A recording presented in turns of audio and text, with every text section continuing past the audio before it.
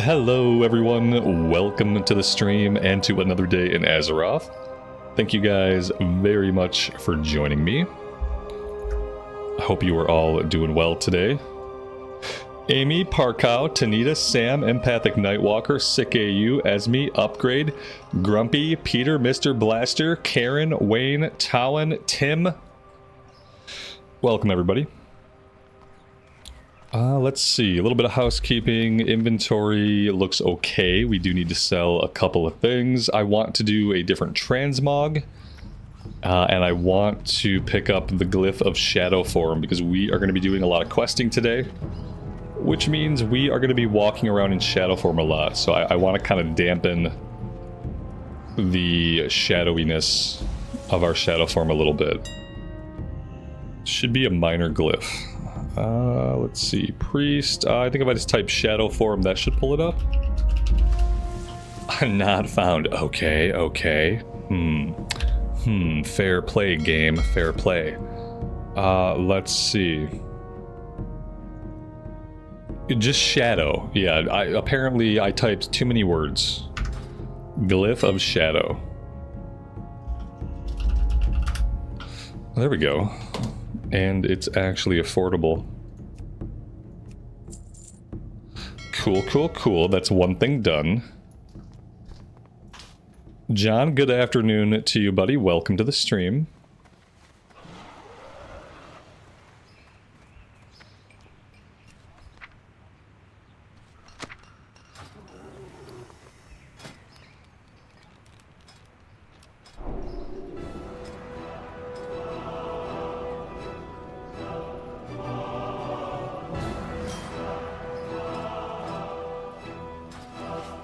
Alright, and now let's go do a different transmog, and then we are going to be off to the Blasted Lands. We are going to gain 3 levels probably really quickly, and then it is through the Dark Portal for us. As soon as we hit like level 60, 61, I think we'll go to Zanger Marsh. A couple people really wanted to see a different Outland zone besides Hellfire, and I can't blame you. It would be good to have a change of pace. I'm not really familiar with the Alliance questing in Zanger Marsh, but we can figure it out.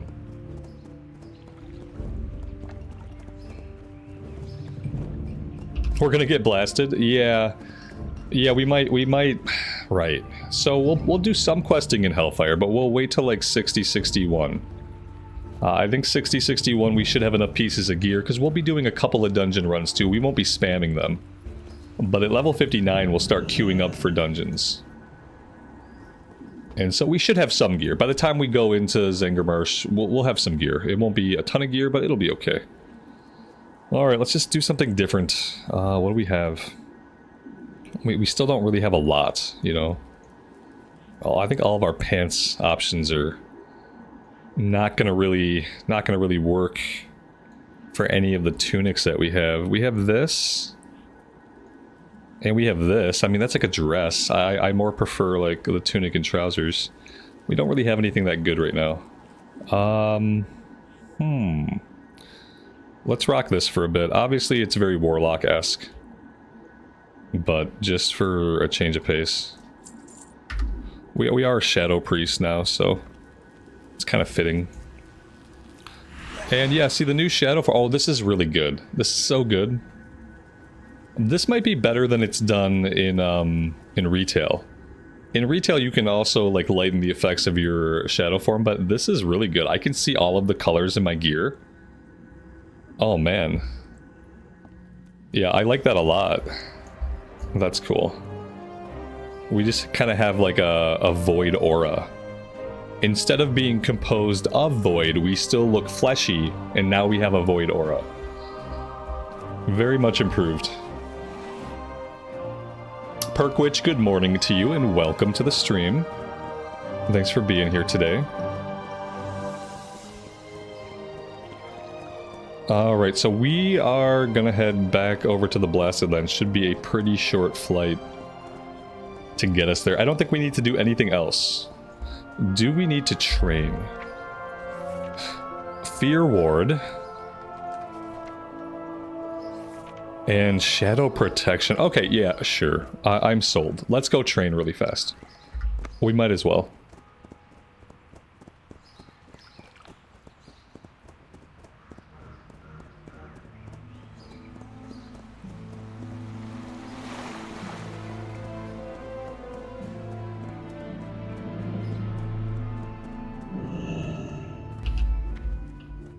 Yeah, the next character that we level, we'll level them in Kalimdor. I said we were going to level this character in Kalimdor, and then we just dungeon ground.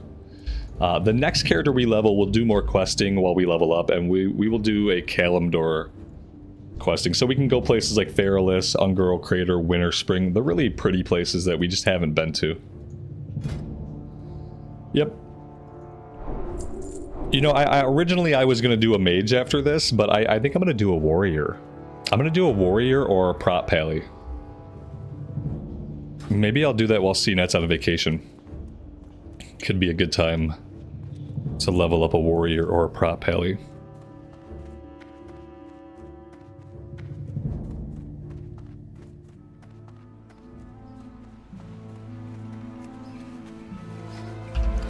I just feel like the mage would be a little bit redundant. You know, we have I've learned elemental on the shaman, and I like elemental on the shaman. So if I want to go ranged, I could do elemental shaman. The shaman is going to be my main. So the more stuff I can do on my main, the better. You know, if I can melee DPS and range DPS on my main, then that's great. And I feel like with Shadow also, like Shadow is a really good spec in Mist of Pandaria, and Shadow seems like it'll be fun to play in a group setting.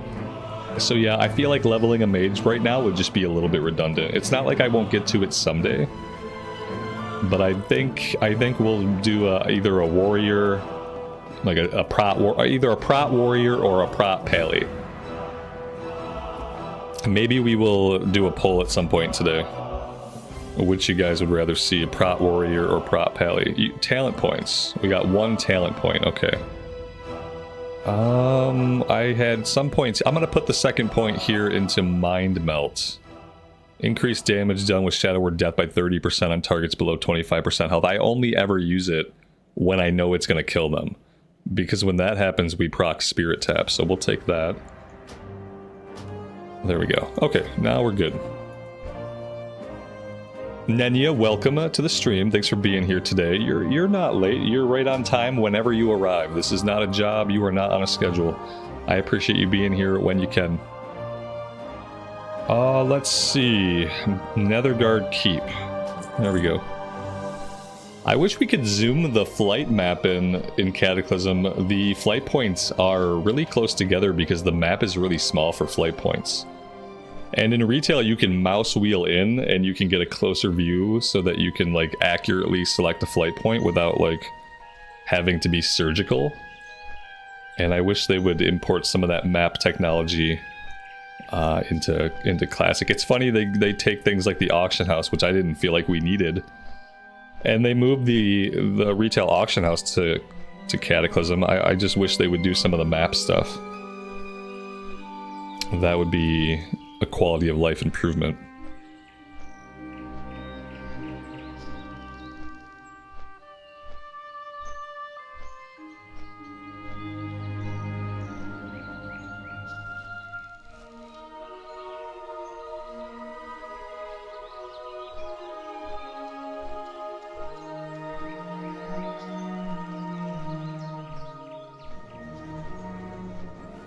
An improved auction house makes them money. I mean, if you factor in the WoW token, maybe. I think very, very slim, though. Like, yes, a better user interface will promote more sales. That's true in like website design. When you have like an online storefront, the smoother it is and like the cleaner it is and the better it works, like the more sales you're probably going to get. I don't know if the same holds true with WoW tokens and the auction house. Maybe at a very small level it does. But I think the association is tenuous at best. The 2 talents I picked up, what's the deal there? Do you mean the one I just read out loud? I think I just talked about it. Yeah. I just read, are you talking about Mind Melt? I just read it and talked about it. Yeah, I don't know what else to do besides read it.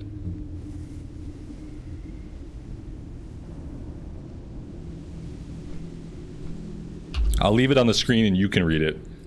And maybe that'll make more. Oh, from the priest trainer. Oh, see, you keep saying talents. You mean abilities. Yeah, talents are in the talent tree, and abilities are in my spellbook. You can't do that to a WoW player. You can't say talents to a WoW player when you mean abilities, because it's just going to cause no end of confusion. Because talents and abilities are two different things. The spells I picked up. So you want to know about the spells or abilities I picked up. We got Fear Ward. Wards the friendly target against fear. The next fear effect used against the target will fail. Could be something to have out. If we see in DBM that a fear is coming, if we're cheating and we're using DBM, and we see that a heal is or a fear is coming, we can Fear Ward the target. If we know who the target is and that the fear is coming, which is a couple of different things we have to be aware of. So I don't know how useful that'll be. And then the other one we got... Ooh, I don't know. Shackle Undead, maybe? Which probably will never come into play.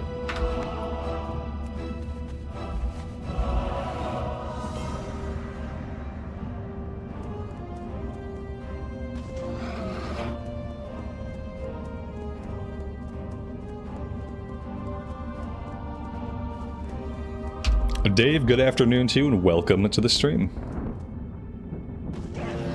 Alright, we're looking for enemies. Questie thinks that there are some enemies here. I'm not so sure if that's true, because I don't see any. This is probably another instance of Questie flat out lying to us, like lying right to our faces. I think we have to get over on the western side of the keep to actually find these guys. What happened to the DK? The DK is on hold. I'm not like... For whatever reason, and I don't know what it is, I'm not super excited about the DK. I don't know why. I know that it's really good, I know that it can probably be fun, but I'm just not, like, really super excited about it. For some reason, I'm more excited for a Prot Warrior or a Prot Pally. I don't know, maybe it's class fantasy. I have the same issues with the Warlock. With the Warlock, I can often acknowledge that it's a good class, but I can't get into the class because I can't get into the class fantasy. So maybe that's what it is. I really don't know. I really don't know what it is, but for some reason I'm just not, like, excited to play it. Does that make sense? I guess that's all I can say. I'm not excited to play the Death Knight, so I haven't came back to it yet. And I think the next character I do is going to be either a Prot Pally or a Prot Warrior, because I'm more interested in either of those two. And yeah, I can't explain why. I know the Blood Death Knight's the better tank. So I don't know. I don't know what to tell you. The thing I have to do first, though, I have to get plate shoulders. We got the back, we got the cloak, we got the chest, we just need the plate heirloom shoulders. And I think I have like 1200 JP or something like that currently on my shaman, so we'll have to take a day between playthroughs and we'll do a couple heroics on the shaman. We'll go elemental for a change of pace. And we'll just farm up the plate shoulders. And then I need leather eventually too, so you know, whatever overflow I get, I'll put it towards the leather set that we'll need eventually for the monk.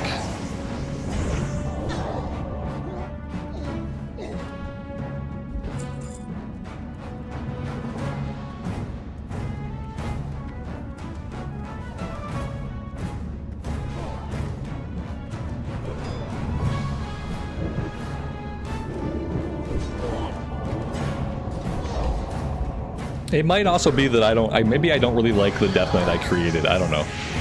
Maybe with the Death Knight, maybe I'll play a little bit of it, like, on my own and see if I kind of start to enjoy it.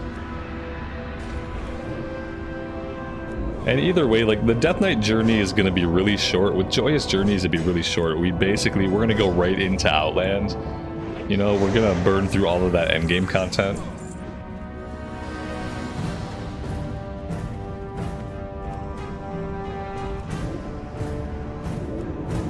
The Prot Pally's also good. Yeah, I mean, all the tanks I think are passable, you know? If I really want a tank, I can make it work on anything. I just gotta figure out which one I want to do, whether I want to do a Prot Pally or a prot warrior.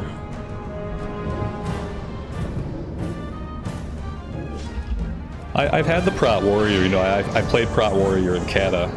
That was what I mained when Cata Classic first came out. I was on my Tauren warrior. So maybe I'll do a Pally. So I never did anything on prot Pally. We had a rep Pally, and I did a little bit of holy healing, but I never did any prot. Let's see. I could go back and turn this quest in now that we're done with it. That's what I could do. You've never seen me play a druid tank. That's because I've never played. You're right. I've never played a druid tank. I think our druid tanks are garbage, basically, right? That's kind of how I think about it. Like, I don't see a lot of druid tanks, and I assume they're basically garbage.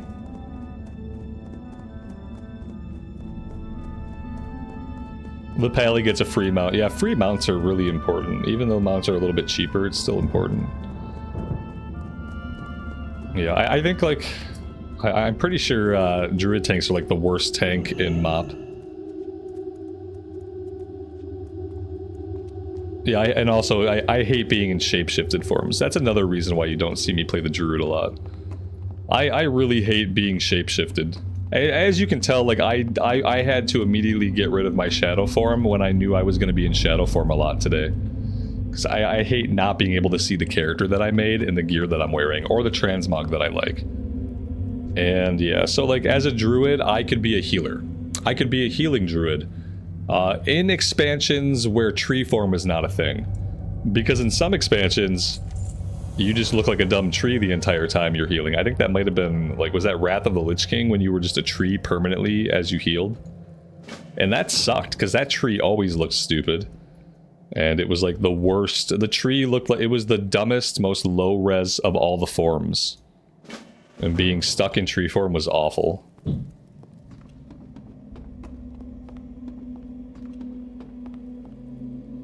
Prot warriors garbage in Cata according to 90% of the community. Ouch. Ouch. Ouch. That's painful. Oh, there's another quest here somewhere that I just didn't see. There it is. Too busy gabbing. Yeah, in Wrath they were good. I feel like by MoP they're probably not good. We can ask the interwebs. Let's see. Let's just do MoP classic tank tier list. Boop boop. Yeah, Guardian Druid's a B rank. You got Blood Death Knight. This is for phase 1. Who knows, guys, what changes they're gonna make? Because they've already been making small adjustments to class balance and things like that in the beta. So, you know, when we look at things like a tier list, like, who knows if this is even going to be accurate, relevant? It's probably going to change from phase to phase. They're all S, A, and B. You can tank on anything. You know, it doesn't... Whatever you want to tank on, you can make it work. It doesn't seem like any of them are complete garbage. Blood DK seems to be, like, your best option for throughput, threat, and like, self-sustain. But it looks like anything will work. Everything looks like it'll be fine in MoP. And again, at the stage we're at, where they're willing to make balancing changes, if something's not performing adequately, they'll adjust it. It doesn't seem like we really have to worry too much, or try to plan ahead too much. Alright, do I have buffs up? No, I don't have any buffs. Let's get all of our buffs, including Vampiric Embrace. Okay, now we're good.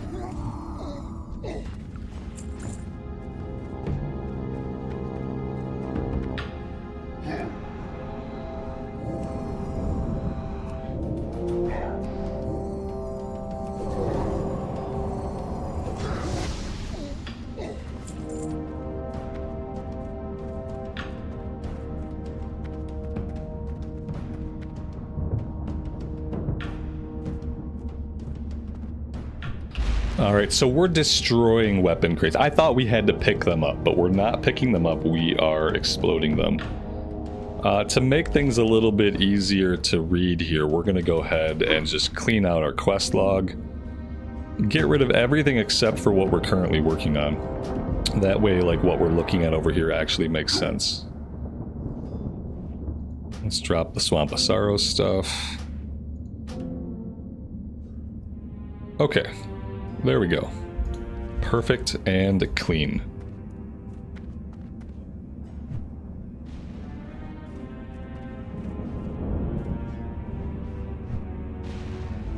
And yeah, for my purposes, any tank will do. I'm not gonna main a tank. The tank is just gonna be an alt for me to play.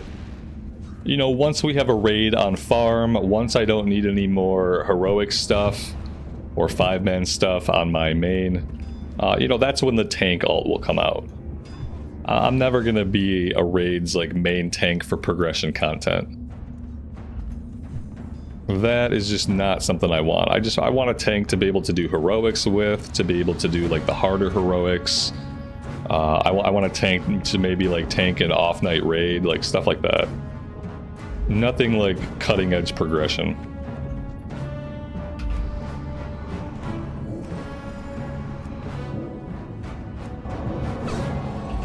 Yeah, John, you saw the post about SOD being over.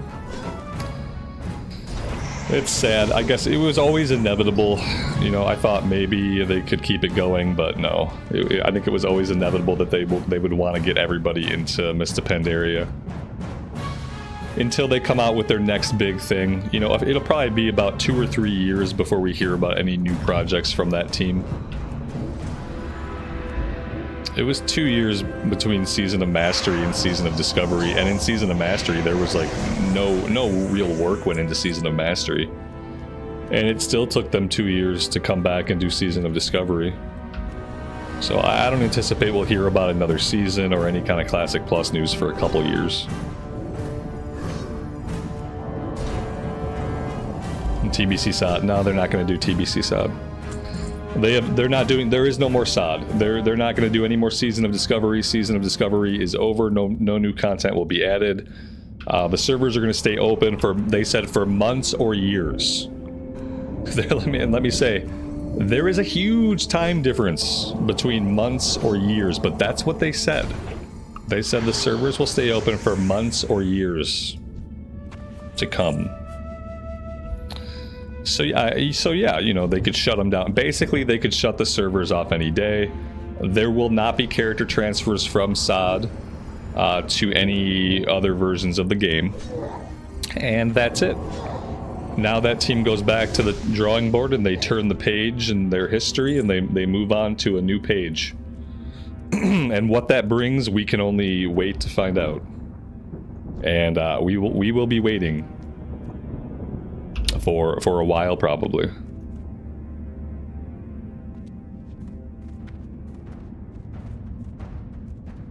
Okay, we need one more infantry, and then we're looking for a captain somewhere that we just haven't come across yet.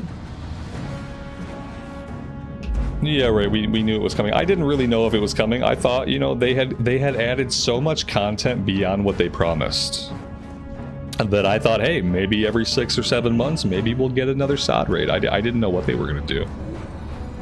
Part of me thought they would keep it going just as like a springboard to get into like a Classic Plus type of situation, but no, they are all done. Completely donezo. 1 second, guys.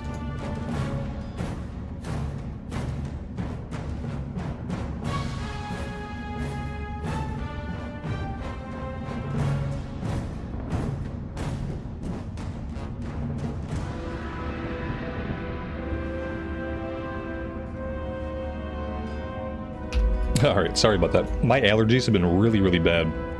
So, like, multiple times. I may have to go off camera to blow my nose, which I just refuse to do on camera.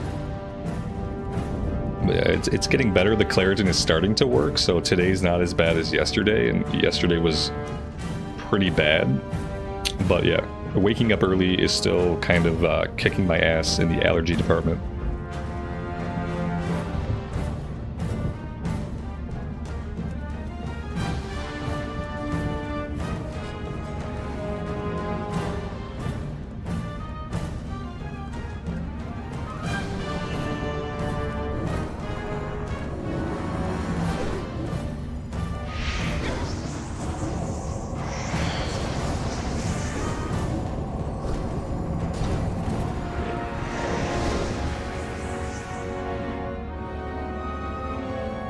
Oh, sorry. Whoever you are, you probably needed that mob, and I just was like, who in the heck is inviting me to group? And I didn't get there in time. That was not a malicious, like, me not inviting them to group so they wouldn't get credit. That was just me being myself and being confused about who was inviting me and what was going on. Sorry about that.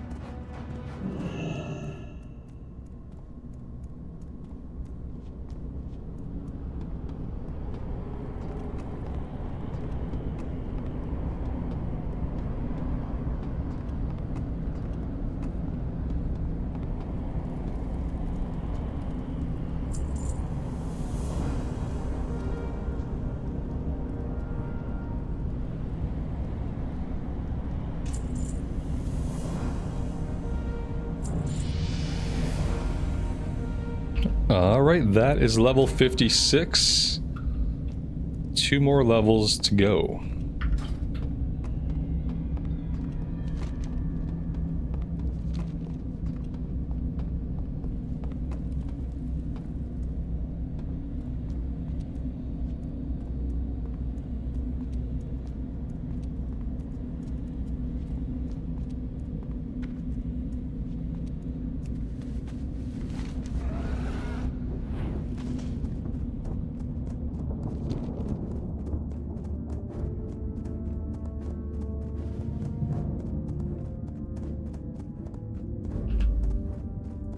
Yeah, see, for me, I want to play WoW in a place where there's going to be new raid content. I'll put new in quotation marks, I guess. So yeah, I'm waiting on Classic Era for TBC. I just can't play Classic Era right now. And retail, I don't know if I'll ever be able to get fully back on board with retail. I'm playing it slowly in the recorded series and just like I'm gonna level up a character and see, but it's looking kind of grim. I thought there was a future where I could get back into retail, but the more time goes on, the less and less I see a way back.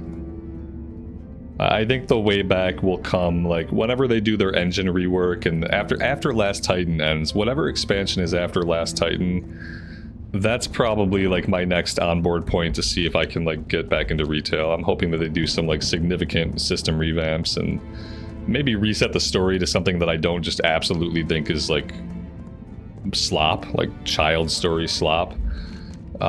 You know, make the world interesting again, make the characters and the events in the world interesting again, and then maybe I can come back and play.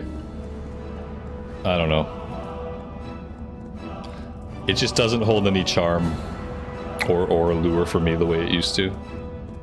It looks pretty. It's like, that's what it is. It looks pretty, but it's just like that prettiness only exists on the surface.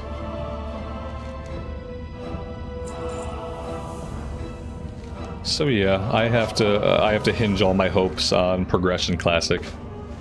Whether Progression Classic means Mists of Pandaria or WoD or Legion, or if it means TBC or Wrath, that's really it. And then once I've done all that content a couple of times, I mean, what do I do then? I don't know. I guess once I've cycled through classic content a couple of times, I hope that there are other MMORPGs that exist that are fun to play. Because from my calculations, in like a handful of years, I'm gonna be out of content that I care about playing, which is not great. Hoping for Classic Plus. Yeah, in a handful of years, I'm gonna need Classic Plus. They have me for about 4 or 5 more years, I think.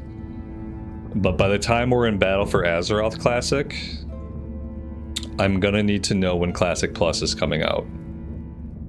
By the time we're talking about BFA Classic. And if we're not talking about Classic Plus by the time we're in BFA Classic, then I don't know what I do. A person can only play hardcore for so long. Oh god. Hello there, how are you? Oh yeah, just run over there. That's fine. Just assault me and run away. We need to free spirits and we need to shoot birds. I could actually like play the game a little bit here.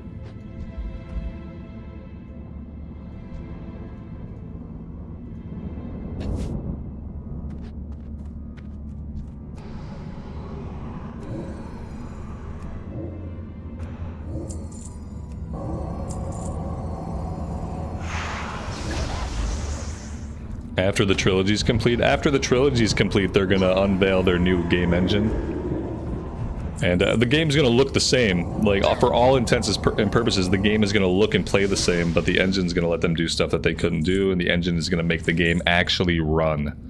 You know, that way when you're fighting a world boss with your mates, the game doesn't slow down to like 1 FPS, and all of a sudden you have 10 seconds of input lag on every ability. You know, they're going to have an engine that can actually run the game they want to be making. And that way, patches won't release full of bugs, open world content will actually be doable, raids won't require a fucking 5090 video card to run at 30 FPS. Like, yeah, the game will just run better and be better. And then we're hoping that with that is some kind of old world remake, so revamping the world and resetting the lore. Resetting the lore back to a point where it could possibly be interesting or sensical or understood by anybody besides a handful of YouTubers who have devoted their entire lives to figuring out what the hell is going on with the lore and keeping track of all of it. Like, we just need a story and a world and a history reboot.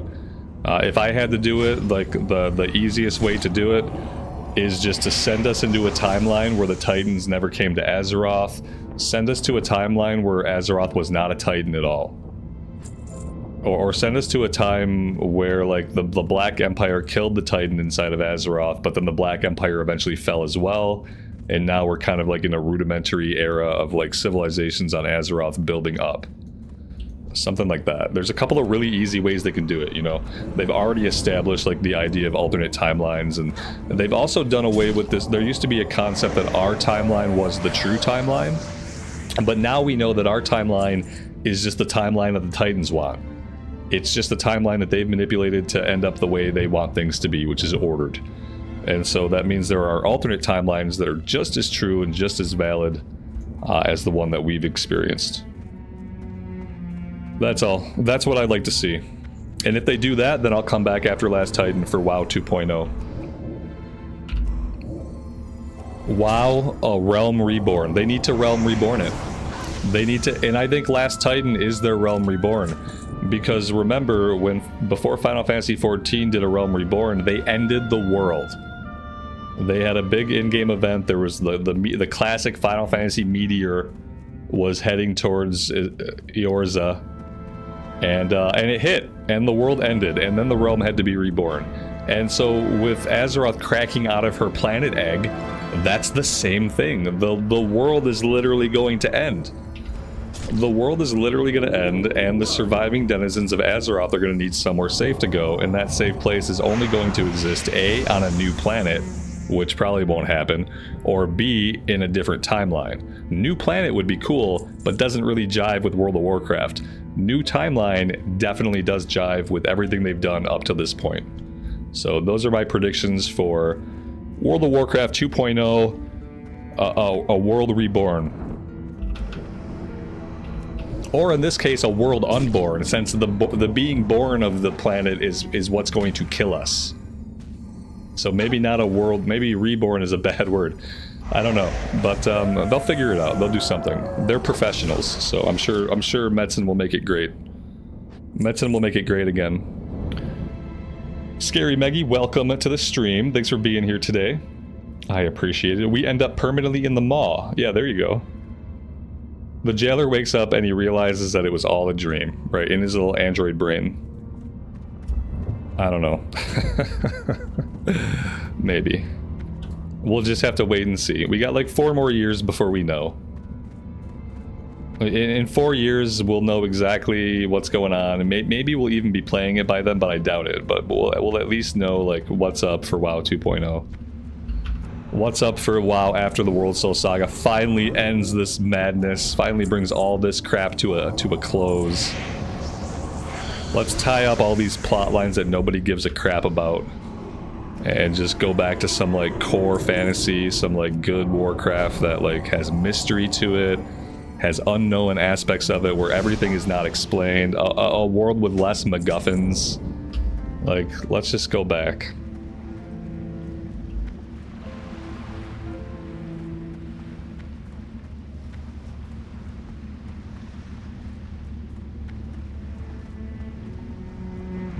Here's their catchline. World of Warcraft 2.0. It's time to come home. That's their poster. World of Warcraft 2.0. It's time to come home.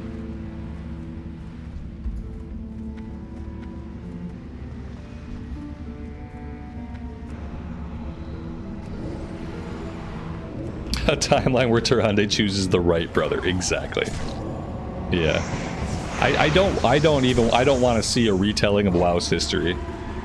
I want to end up in a timeline where things are so different that we don't know what's going on. That's part of the great thing about like original WoW storytelling, is that there was so much mystery and things you had to piece together from individual quests across separate zones, like hundreds of hours apart from each other in gameplay experience. And yeah, if we go to a different timeline where things are significantly different, like if the Titans never came to Azeroth or the Black Empire never came to Azeroth, like it can just be an entirely different lore with an entirely different like cosmological history. I want the entire cosmological history and lore to be different. I don't want to... the Titans are gone. There's no Titans. There's no Void Lords. Like, just like a fresh start, you know? An entirely different timeline where none of this shit ever existed.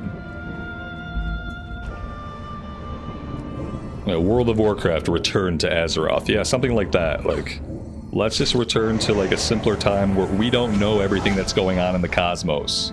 You know, let's go to a time where we haven't been to like the world of the dead. Like, you know, it'll be more interesting for people, and it'll be a perfect opportunity with the system upgrades and a 2.0 system. It'll be the time to pull in new players. Like, that's when you pull in like newer, younger players to the game, you know, like since WoW's average age of a player is like 40 years old now at this point. That's a very high average age. So yeah, that we'll see. Four more years and we'll know what's up. What am I looking for here? Just the same stuff I've been looking for. That, oh yeah, they're in the sky, guys. The birds are above us. You can tell I'm really focused on questing today. Yeah, we've been talking too much, obviously. I'm gonna shut up for a little bit and play the game. That way we actually, like, maybe we make it to Outland like sometime in the next couple hours.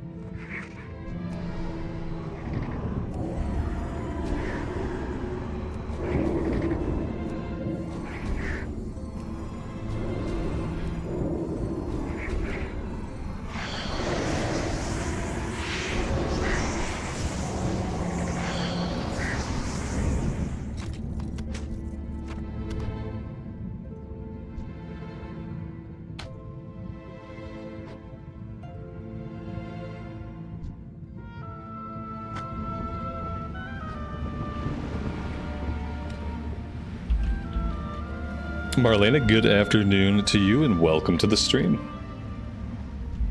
Thanks for being here today.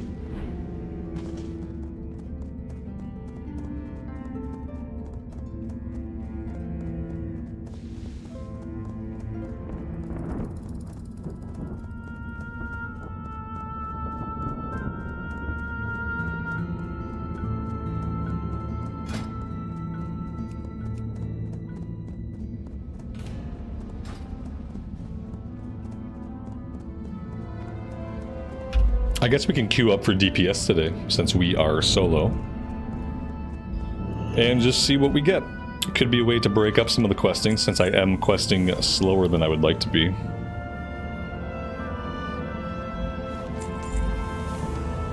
Report to Watcher Mahaba.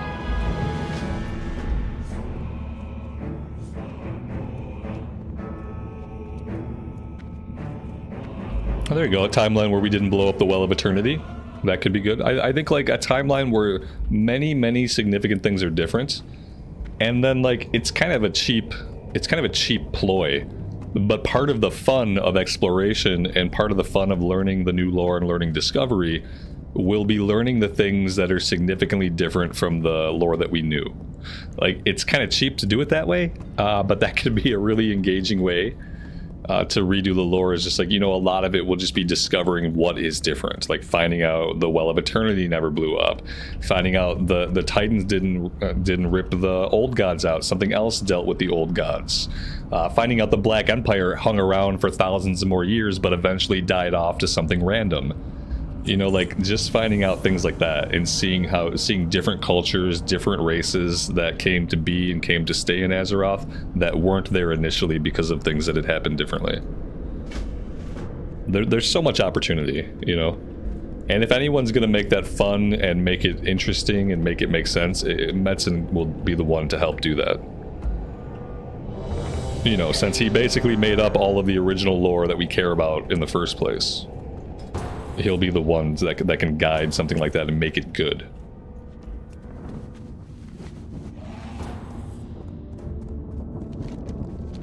I'd love to see a timeline without dragons, a timeline without titans. What else don't I want to hear any more about? There are those things, you know, that you're just sick of it. You're just sick of it at this point. I don't want to hear about titans. I don't want to hear about void lords. I don't want to hear about dragons. Titans, void lords, dragons. Shit I never want to deal with again. I'm so over it. It's so boring and contrived and trite. No matter what they do to make it more interesting or give it depth, it's like it's too late to give it depth because I'm over it. You know, like the time for giving it depth has long passed. Because I just never want to deal with any of that stuff again.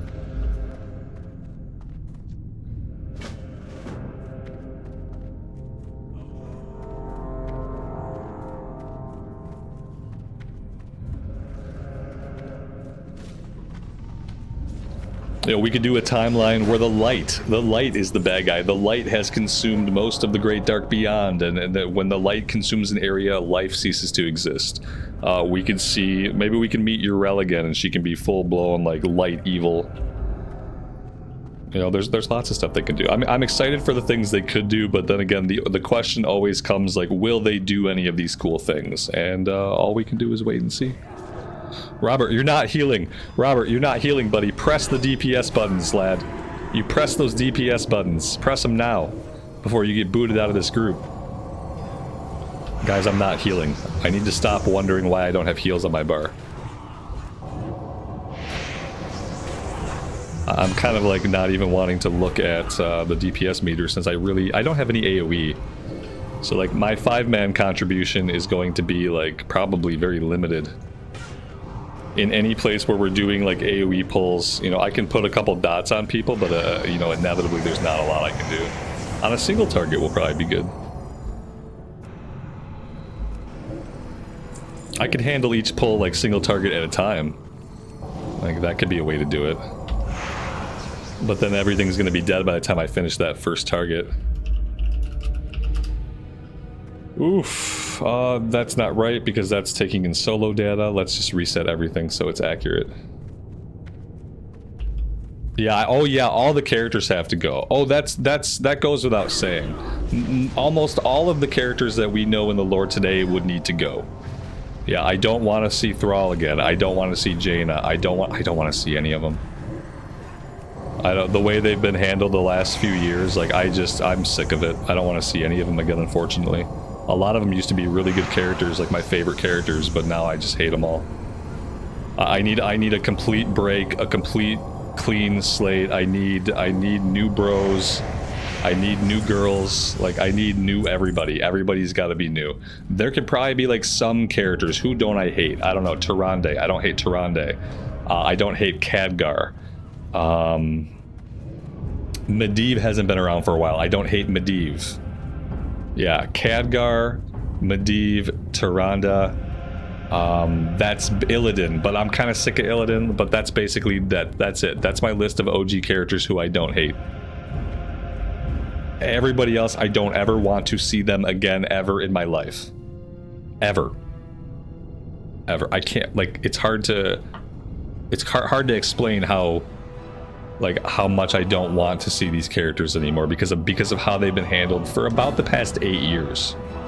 I would say probably for about the past 8 years, the way they've been handled has left me thoroughly disgusted with all of those characters. That's it. Yeah, Khadgar is still awesome. It's too bad he ended up in a wheelchair or something. Like, I don't even want to know. I don't even care. Like, to me, there is no WoW lore where Khadgar's not just awesome and strong and like just an awesome mage guy. It's all I want him to be. Awesome mage guy. Be awesome. Do awesome things.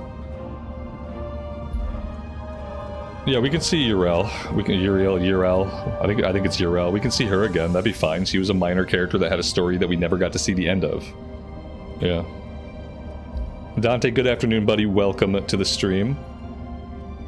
They dropped the city on. Yeah, they dropped a city on him. Yeah, they dropped Dalaran on top of his, and like he broke his back or something. Which, when someone drops a city on you, like if all that happens is you break your back, that's fine. But guess what? We live in a world where people can be resurrected from the dead. We're in a world here where anyone can be healed from like basically any ailment. You're telling me we can't heal his broken back? We can't. We can't put him back together again? The best healers in all of Azeroth? Makes a lot of sense. Makes a lot of sense to have a dude in a wheelchair when you're existing in a world where the most grievous wounds can be healed, where people can literally come back from the dead, etc., etc. He didn't have insurance. Yeah, he didn't pay his deductible. He wasn't paid up, so...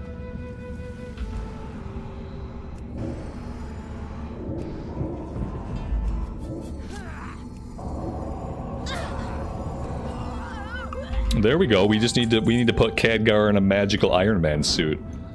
Can't Mechatork make him an Iron Man suit and then he doesn't even need his legs? Stick him in some shard plate and let him go.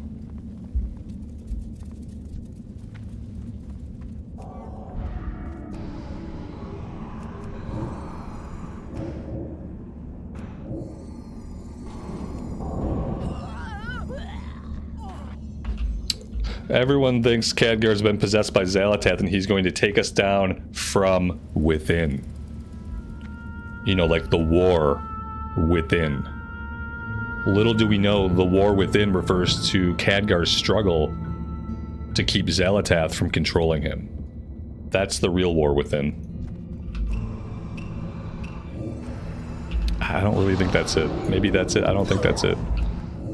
Then again, I know nothing about the current story and I don't care. That's the worst part. That I just don't care.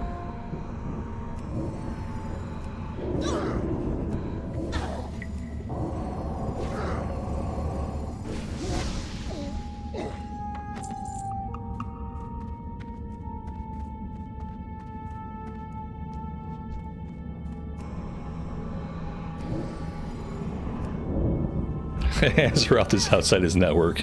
Yeah, there's nobody here who treats him. Yeah, everything here is out of network. Oh, there we go. Okay, we got the focuses. And that's it for now. Let's take that back. There are many races in WoW that could make a solution to Khadgar's. Let's say for some reason we couldn't heal him.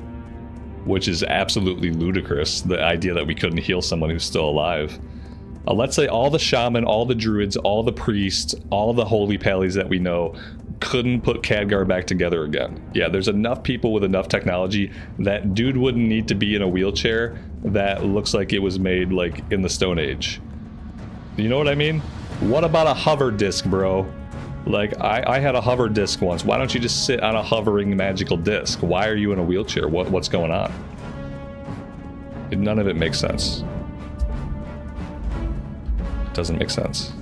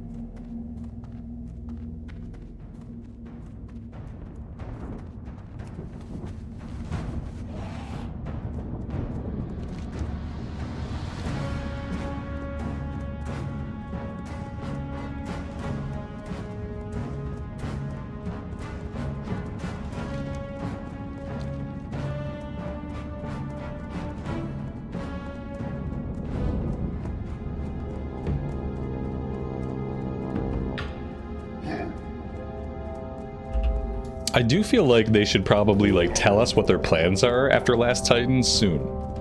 You know how they announced all 3 expansions at once? Well, so now they have nothing left to announce, right? Like they have nothing left to announce. So maybe we will hear about their future plans at a BlizzCon sometime soon. Even if it's something that's not going to become about for a long time, because what else are they going to talk about? They could just give you details about the upcoming expansion, but the big reveal is always finding out something new. So, like, what would be the new thing we learn at next BlizzCon? Hopefully just a little bit about whatever does come next. And give us some hope. A little bit of hope can go a long way.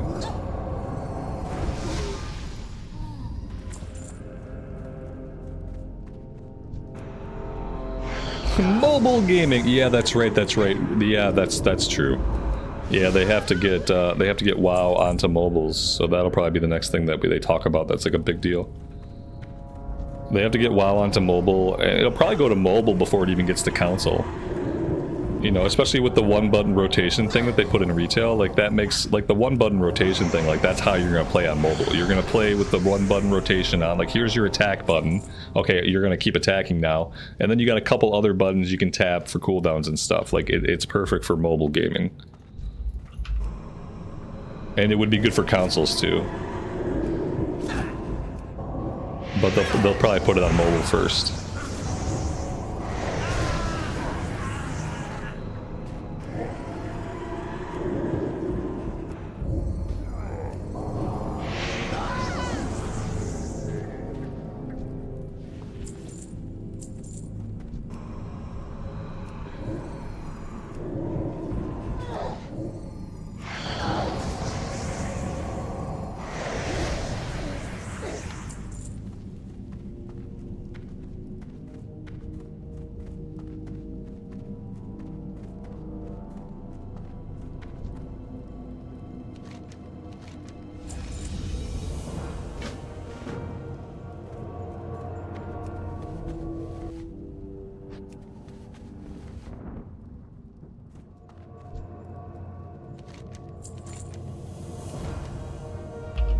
Obtain 9 vials of Snickerfang hyena blood and 9 vials of redstone basilisk blood. And 5 Ashmane steaks from Ashmane boars. Okay, these are like some of the quests we did back in Classic, but less and just reworked. Let's just pop ourselves back in the queue as DPS. Keep that going.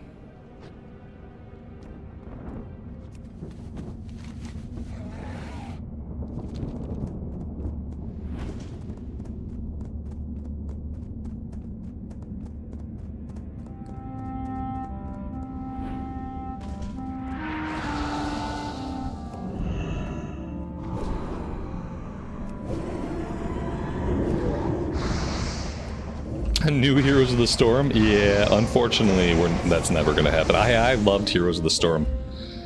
Heroes of the Storm was like the only game that's ever got me to spend money in its in-game shop. I spent some money in Heroes of the Storm. I'm not proud of it, but it happened. And I really loved the game, and I was getting pretty proficient at playing a support role, and I was like able to climb the ranks a little bit in solo play, and I thoroughly enjoyed that mode of PvP. So it was a sad day when Heroes of the Storm was no longer a thing, but I don't think they're ever going to go back or dust it off. And there was a hope when Microsoft first acquired them that we would see things like that happen, because Microsoft doesn't really, like, they don't give up on things as easily as Blizzard does because they have a lot of money. So yeah, there was like an initial hope that we would see a revival of things like Heroes of the Storm, StarCraft, all these amazing franchises that Blizz just dropped. They dropped because they made zillions of dollars and not kabillions and zillions of dollars. Like, they just didn't, there weren't enough zeros. There was an unfathomable amount of zeros, but the zeros weren't enough, so... But yeah, so far none of that stuff's happened since the acquisition, so I doubt that we'll hear anything about that.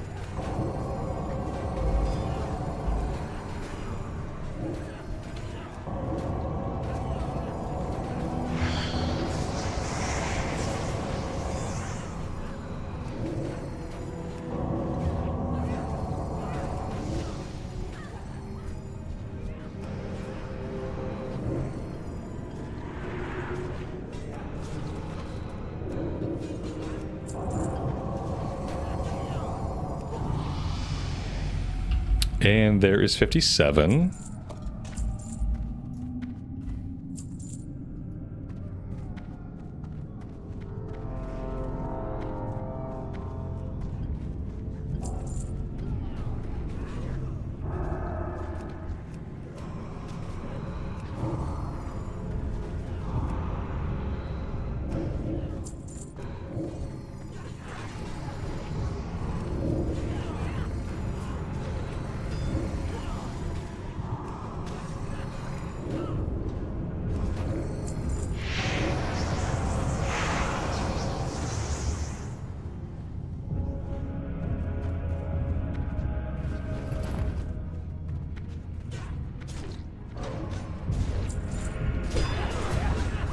This is WoW Classic, because there are many versions of WoW Classic. There is not just one version of WoW Classic, there is WoW Classic Era, and there is WoW Classic Cataclysm, soon to be WoW Classic Mist of Pandaria. And the versions exist in separate periods of time. In this version we have the Dungeon Finder, we also have Draenei and Blood Elves, and cool things like that. We have Worgen and Goblin. Because this is World of Warcraft Cataclysm Classic. This is not Classic Era Classic.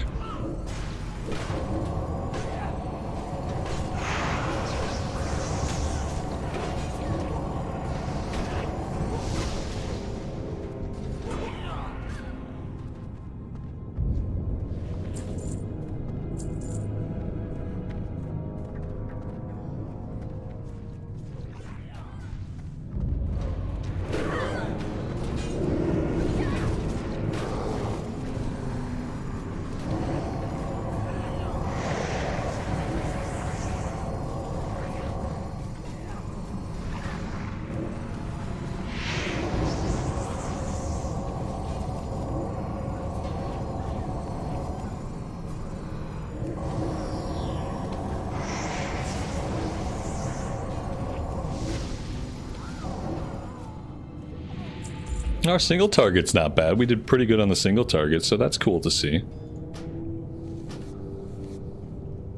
I'm pretty sure that was the... Oh, you know what? Maybe that wasn't the boss we needed to kill for this one. I don't think we got the bonus XP. Yeah, this was not the boss. See, nobody really knows. We come in, we're facing a certain way. Depending on how we're facing, we're supposed to go a certain way. And nobody knows. Now we're going over here, which is, I think this is also not the right way. Maybe it is. There's a mole machine, right? We have to take the mole machine to Guzzler's Alley, or whatever it's called. Yeah, okay, here we go. I saw a quest turn in out in the hallway. We'll have to investigate that when we're done with the run. Yeah, this is the long one. The one that we're in now.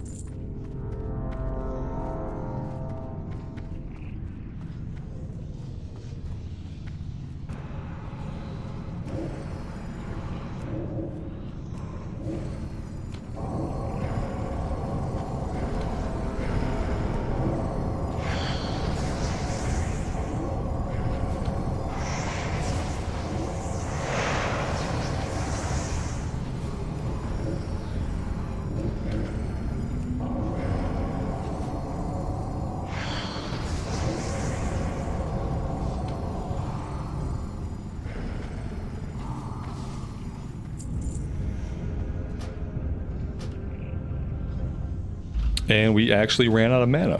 So we're going to sit and we're going to get all of our mana back, and then we will rejoin the group once we can cast spells.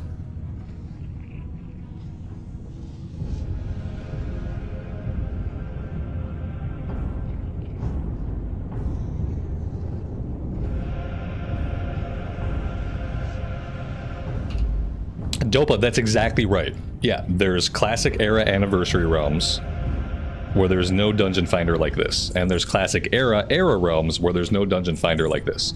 This is Cataclysm Classic, soon to be MoP Classic, and in this version there is a dungeon finder. This is it though. The other versions of Classic, Anniversary, Classic Era, they don't have it. Season of Discovery doesn't have it. Cataclysm onward. I mean, in Classic Era and TBC, you have a looking for group tool, but you don't have the dungeon finder. That's by design. We're playing a newer version of the game, so we get cooler stuff. That's how it works. We get quality of life.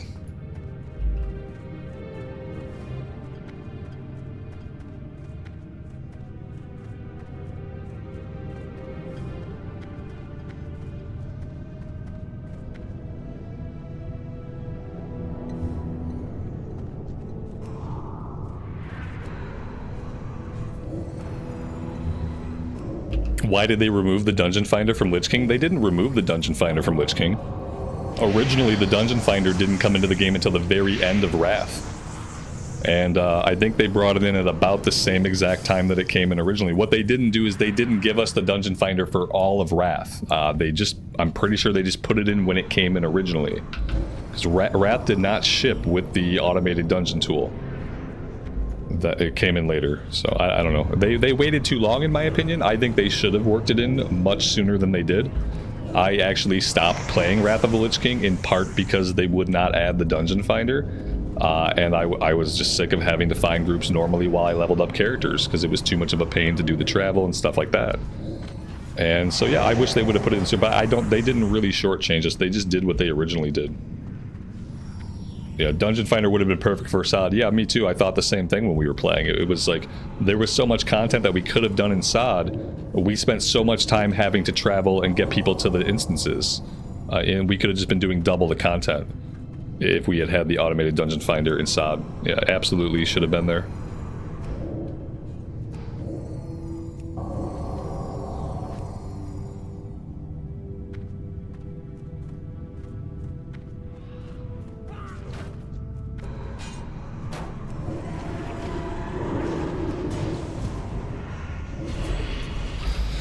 I need a more consistent way to get mana back. That is not a mana potion, that is holy water. That is very sad.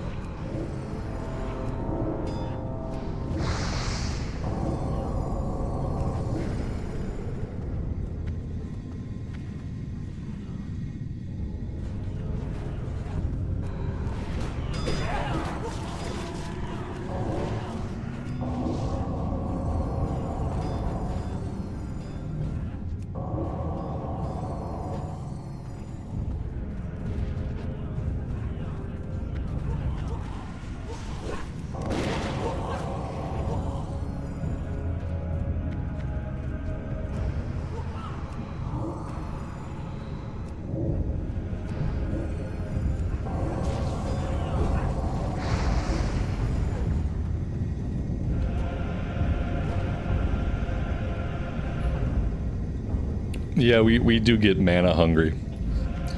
Anytime we can stand and cast for a long period of time, like on a boss fight, we seem to get mana hungry. But then again, I am often not going into these boss fights at full mana because of the pace of the dungeon. We're constantly trying to keep up, and there's not a lot of time for us just to drink.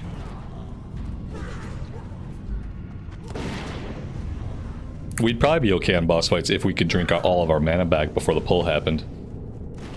But that is simply not the day and age that we live in.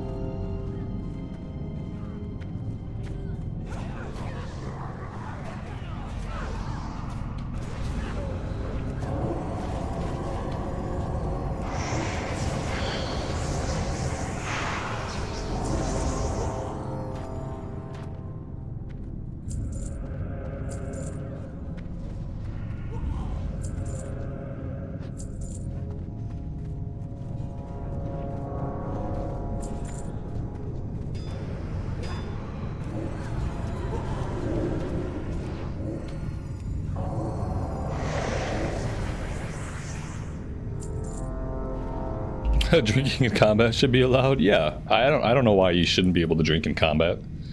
You know, either way, like, I'm sitting out of combat right now. Technically, my group is in combat. I've just had to sit out of the pull, so it should make a big difference. There's probably ways you could exploit it, though, if you were able to drink, because I guess then you'd be drinking during boss fights. That's where it all breaks down. That's where it all breaks down. Yeah, you can drink mana pots. There you go. Yeah, you're allowed to drink. You just can't. You can't drink like a beverage. Nobody's got time for a beverage in combat. How am I liking the demonology warlock in retail? It seems fine. You know, it's always hard to tell when you level in retail. Obviously, the leveling content is vacuous. The button pressing seems like it would be fun. I like the class fantasy of it a little bit, where you have like this entourage of like 100 imps with you. It's not 100, but you know, you got a lot of imps. It's cool, you know, it's retail, so it is what it is. They really need to like go big on this whole like open world difficulty setting thing that they're working on for Legion Remix. They really need a version of retail where you can crank the difficulty up the way you would in a game like Diablo. ESO is working on this technology now too, to respond to people's complaints that their game is simply vacuously easy, and it's true, it is. And retail WoW is the same way while leveling up. And some people are fine with that, like that's fine some of the time. Some people like to have that just like casual leveling, there's not any challenge, and so that's the base difficulty, right? And then beyond that there should be like 5 levels of difficulty leading up to Nightmare. And that way we can play on Nightmare, and the mobs can be more challenging, we can have to think about the things that we're doing more, we can, we'll get better rewards, but also the content will be a lot more challenging. Yeah, it looks pretty. That's all retail. Retail's very pretty.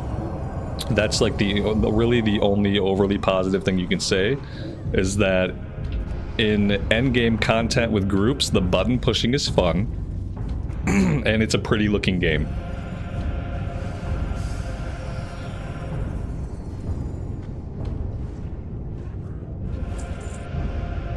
fun button pushing in groups, pretty game to look at. But yeah, the solo content while leveling up just needs to have a difficulty modifier on it. Because like even though we all know like leveling up is not the game in retail, like it's not the game. You know, the game is at endgame. Even though that's true, it could be part of the game. It could be part of the game if it had a difficulty setting. Because then you can crank that sucker up. You could be in for a real challenge, and you could get rewarded thusly. So yeah, they're gonna do that for Legion Remix, and I hope it works out.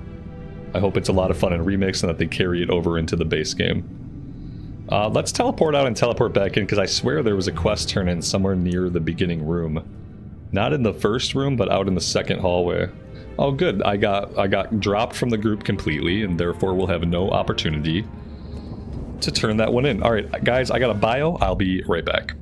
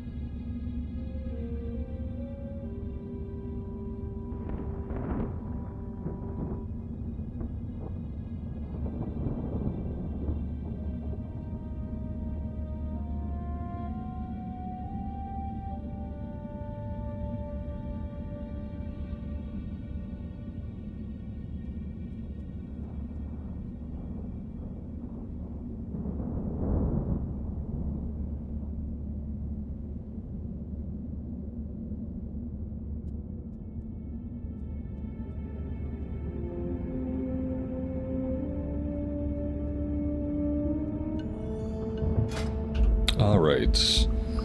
We are almost halfway through 57. Realistically, a few more quests should do it for us. I don't even know if we'll necessarily need another dungeon run.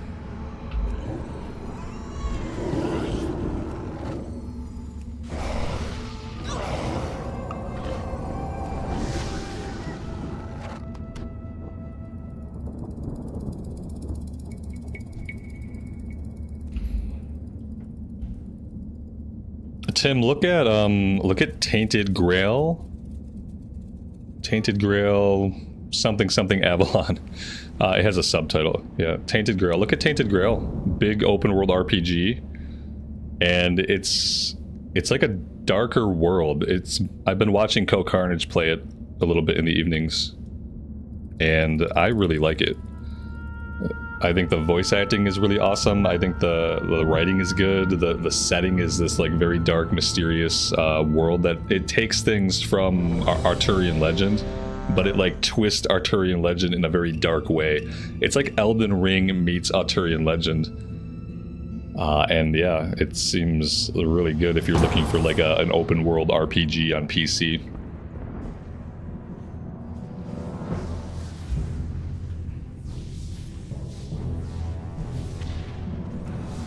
Sorry, that's just my 2 cents. I know chat probably has some good ideas too. But that's what I saw recently. It's like, man, that looks like a fun game to dig into. It's a game where I could literally talk to NPCs for hours and like be happy just listening to the NPC dialogue, because like the way that the dialogue is written and the way the dialogue is spoken, it's so like natural feeling and good.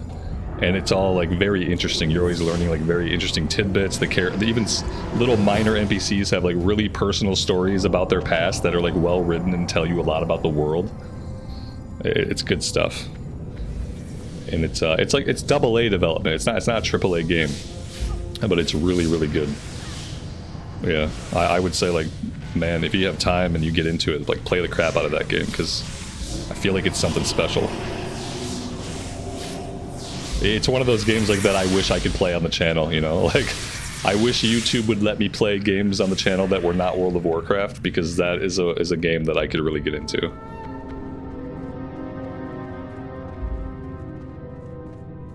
The world is just like very, very intriguing to me. It's the kind of game that really like wants you to, it makes you want to like explore every nook and cranny, talk to every NPC. Masterclass.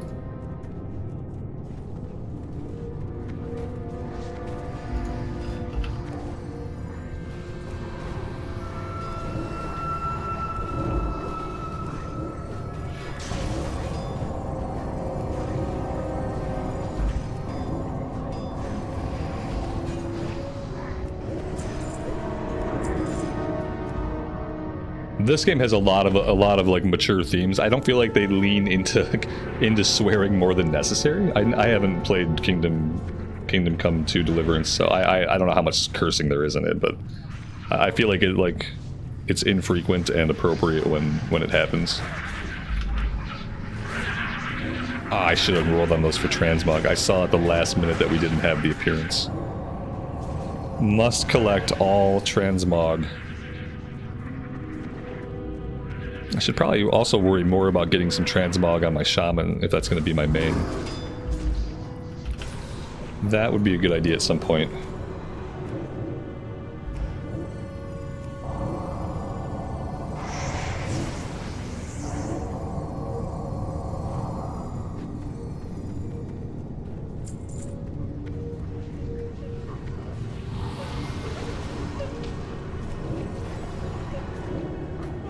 And we are again. Oh, I gotta just sit and drink more often.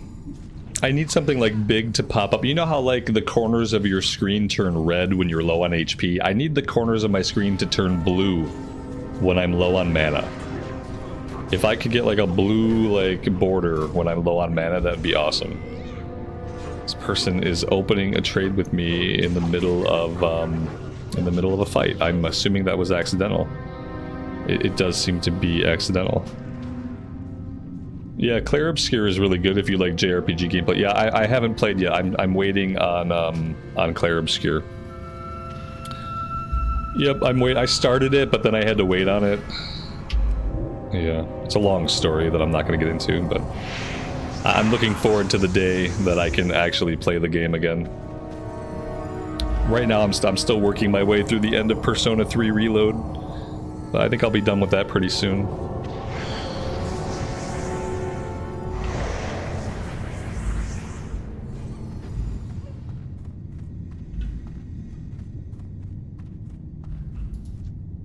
Almost every conversation and ambient NPC dialogue dropped the F-bomb in KCD2.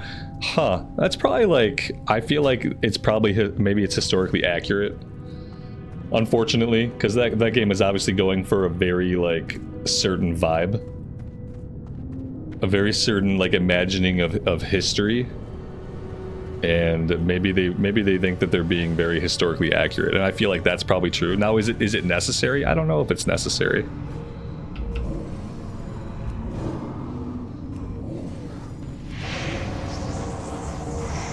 Like The Witcher 3 created that kind of vibe where like it was a believable medieval world, but like, you know, people weren't cursing like every other word. There were some F-bombs. I feel like F-bombs are better deployed tactically for major impact.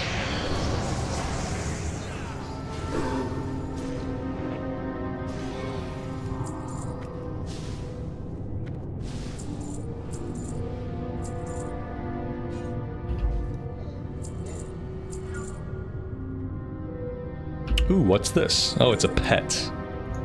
I'll take a pet. We will not take the pet because somebody else really wanted the pet. So, they rolled a 97.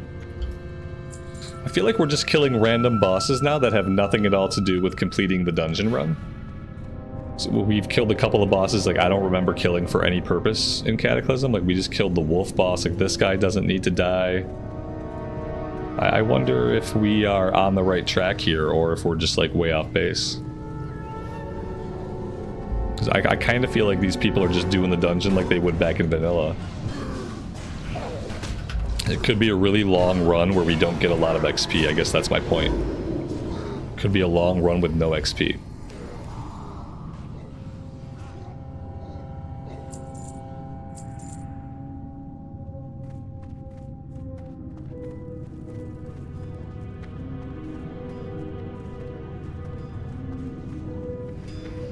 Did the individual bosses give good XP? I mean, not really.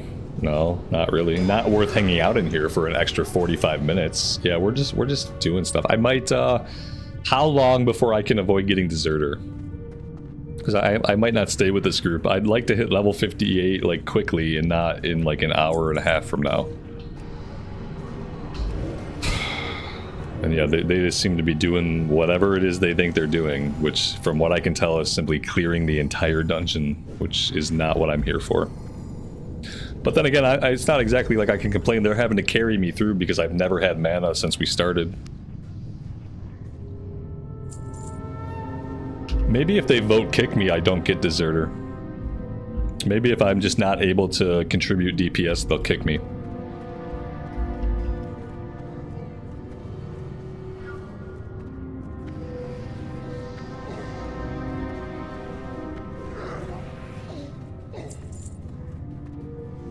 Is it lower Blackrock?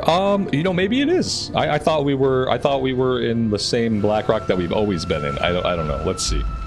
Oh, okay, this is the Spire. Okay, okay. I thought they took a different way just through Blackrock, like randomly from like detention block area. But you can see how much I've been paying attention to the run. When you don't have mana and you can't press buttons, it's very much easy just to detach entirely from what's happening. I'm gonna stop right here and try to drink and see how that goes.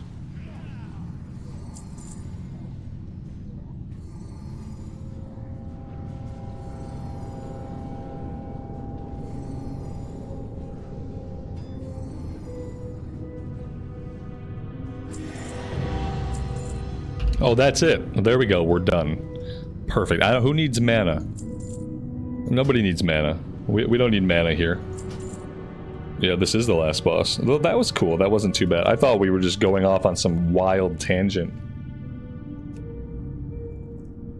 I don't know these dungeons. Last time, we stopped doing dungeons last time after we got detention block for the 50th time in a row. So I didn't stick around in the queue long enough on the shaman to get any of the other dungeons. We're not going to queue up for any other ones. Let's try to just like finish this quest. And I feel like if we finish either of these quests, we will hit 58 and we can get ourselves right through the Dark Portal.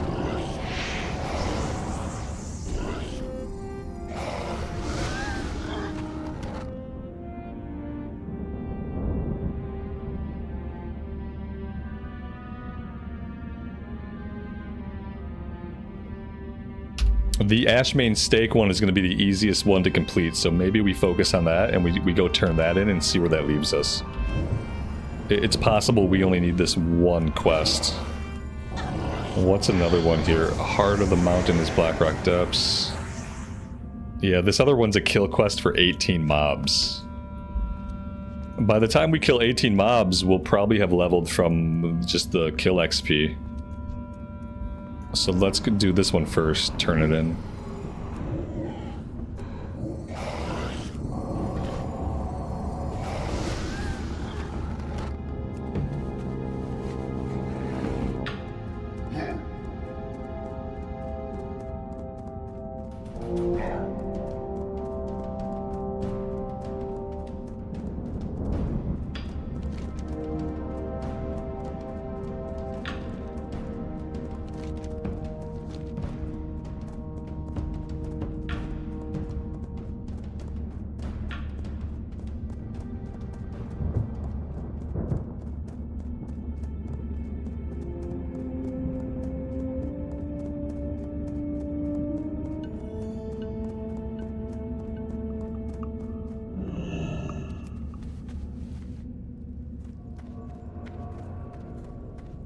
I don't think it's going to be enough, but we're going to be really close.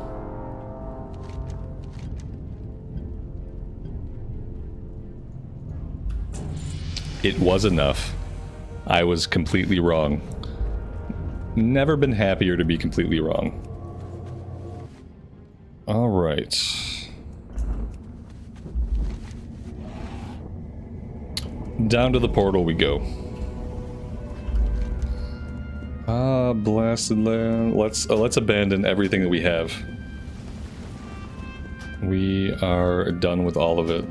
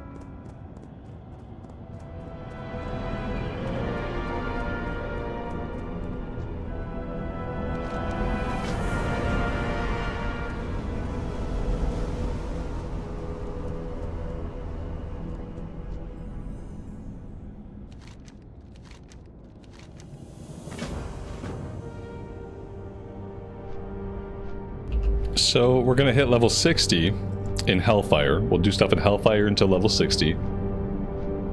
Then we'll go back to Stormwind and we'll learn flying.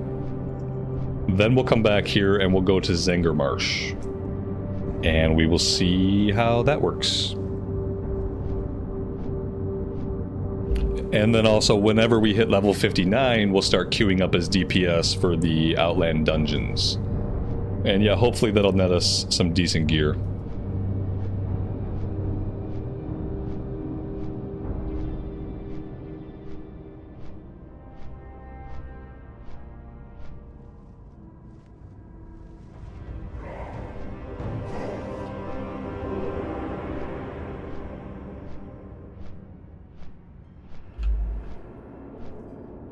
Yeah, upgrade, sure. Yeah, if you want to, absolutely. Whenever we hit 59, you can just invite me to a group, and we'll do a couple. At least until I hit 60, then I'm gonna peel out and go train my flying and stuff. Probably be like 2 runs of ramparts would get me from 59 to 60.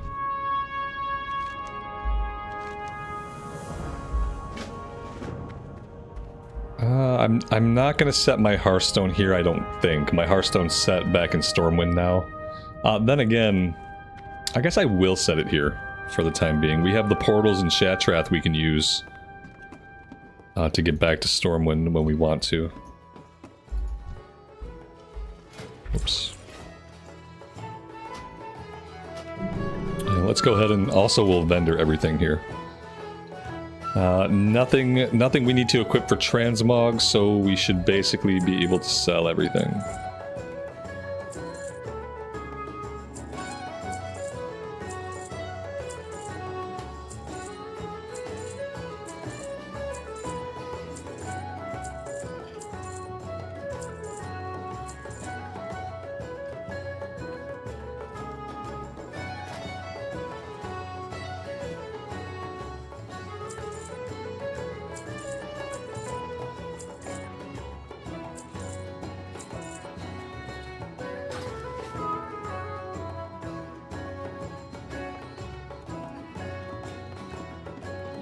Oh, that's right, they have a flight trainer here, don't they?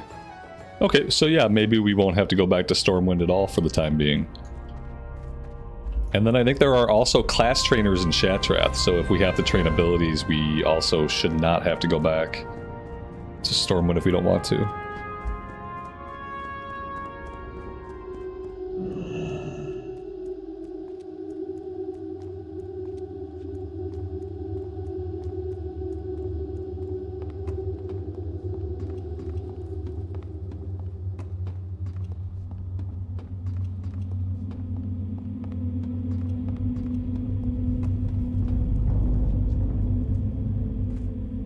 Seems like we broke something.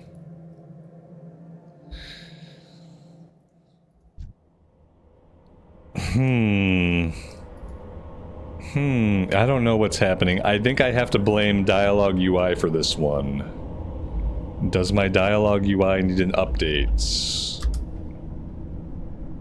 If I have to turn off Dialogue UI, that will be sad, but I'll do what I have to. There are no updates for Dialogue UI. Okay.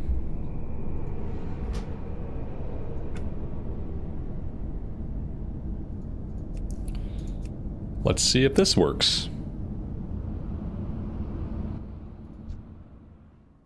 This guy is just broke. Okay, I give up. He's broke. He doesn't have a quest.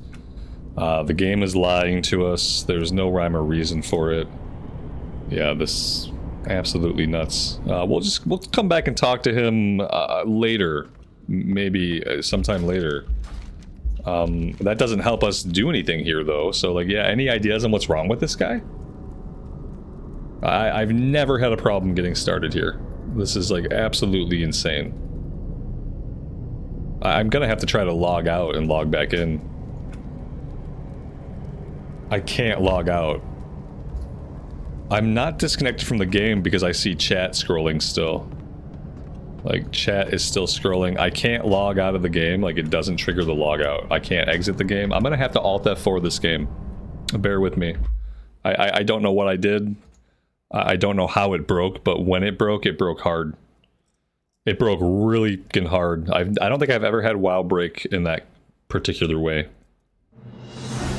So, yeah. Fingers crossed that that doesn't have to happen again.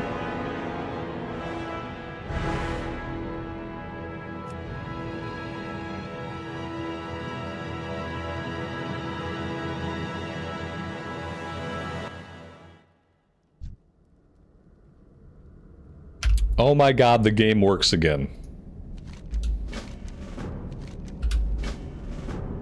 JP, that happens to you all the time in Cata? Okay.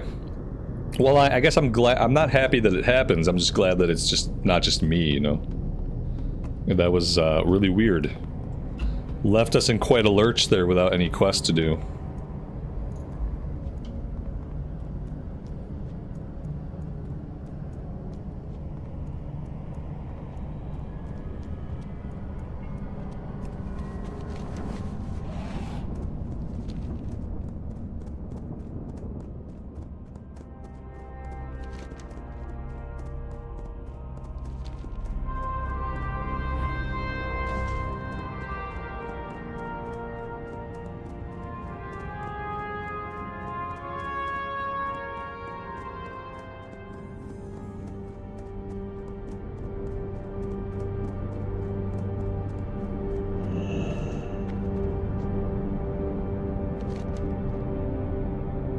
Alright, 8 pieces of metal, 8 pieces of wood.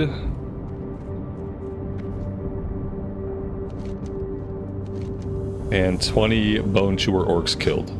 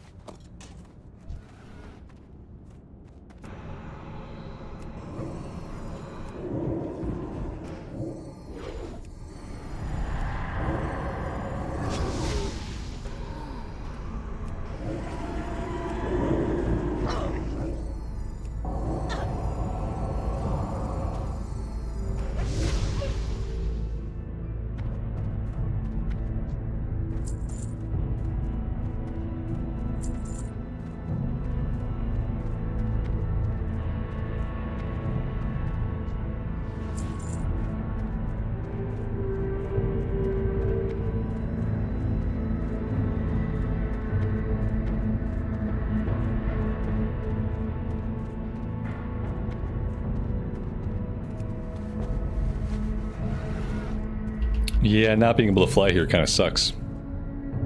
Not gonna lie.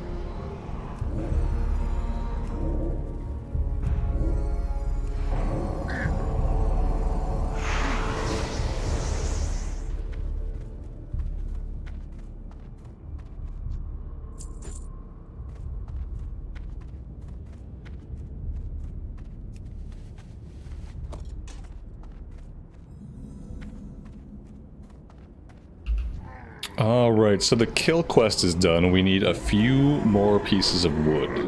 Oh wait, no, the cube... It's not done. For some reason I thought I saw the quest complete. Unless Questie is just not cooperating now either. Pretty sure I did see the quest complete. Reload after reload. Or not. Okay, okay. Yeah, I thought it was over, but it's not over.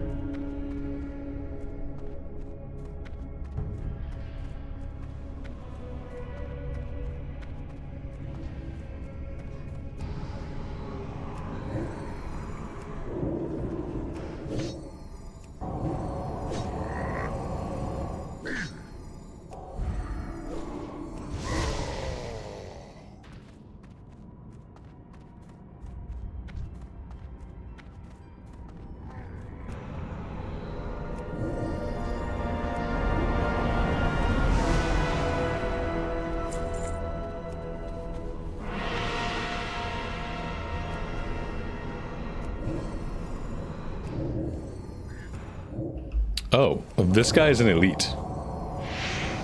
Did not realize that.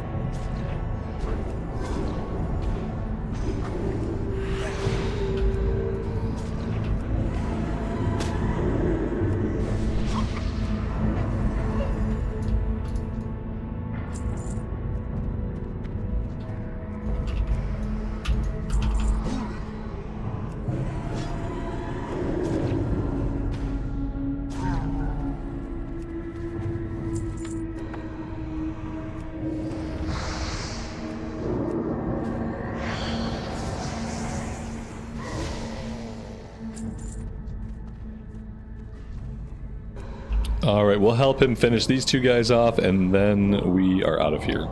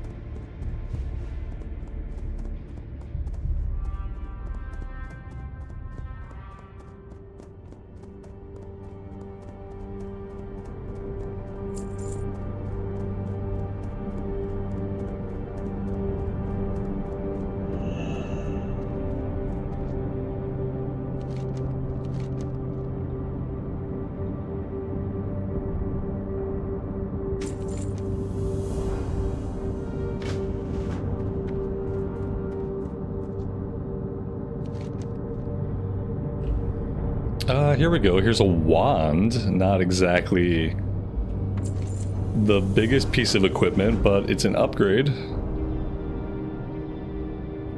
So we'll get that equipped.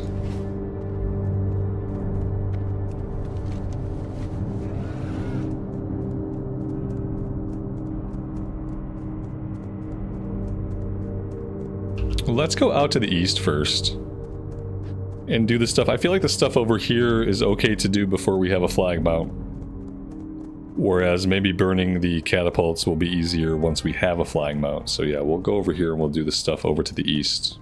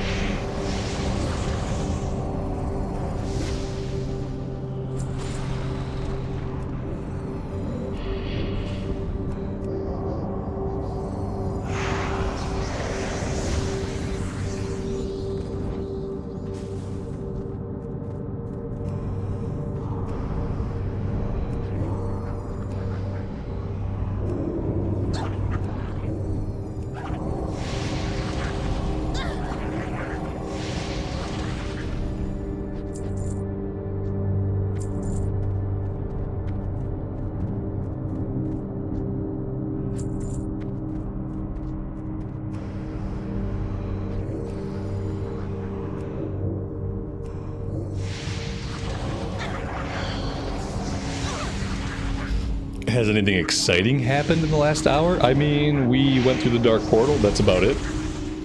We are now officially into TBC content, and I guess that's pretty exciting as far as that goes.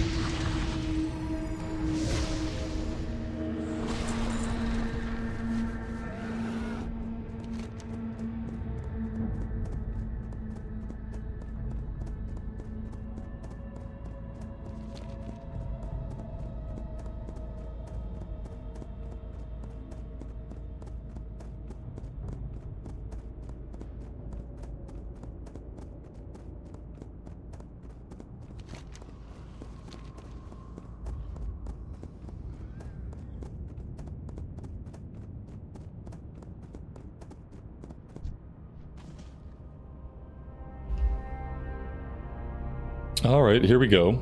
37 stamina, 13 spirit, and spell power by 44.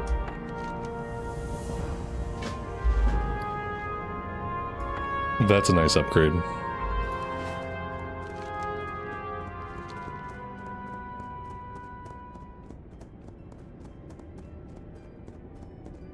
But zoning in here with weak gear, we didn't feel very weak.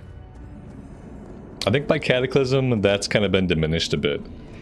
I know that in actual TBC, if you come here and your gear is really, really, really bad, it's a hard first couple of levels as you gear up. We're going to get to experience that again in the Anniversary Realms next year. Like how hard it is to actually come here back then in trash gear.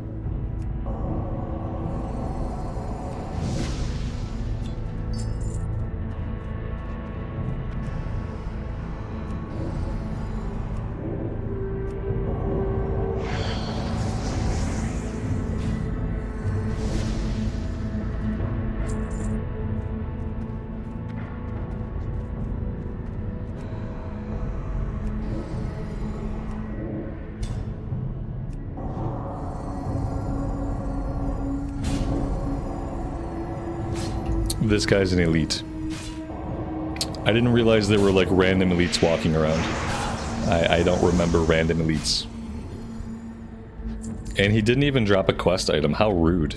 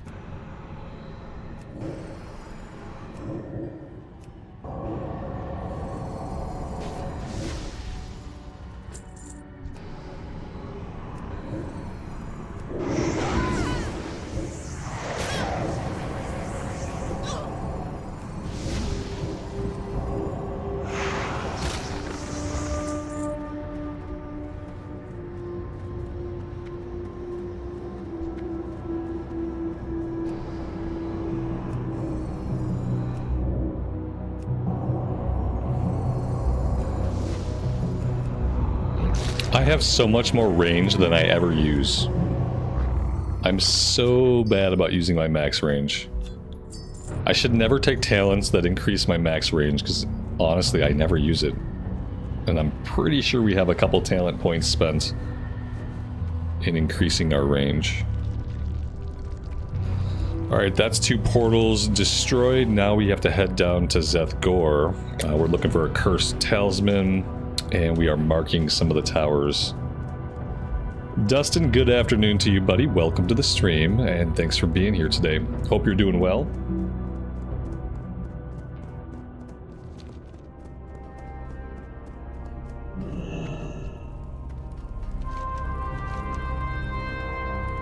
There we go, there's a helmet upgrade. 36 stam, 20 int. And here is the bombing run. Bombing run part 1. We can't equip this though, except for, yeah, we can't equip, that's right, we have heirlooms. So, it's Transmog and nothing else. Let's go ahead and just do the bombing run really fast. Actually, no. Let's do the Zethgor stuff.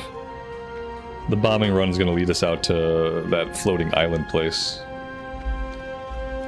And I'd rather hold off on that.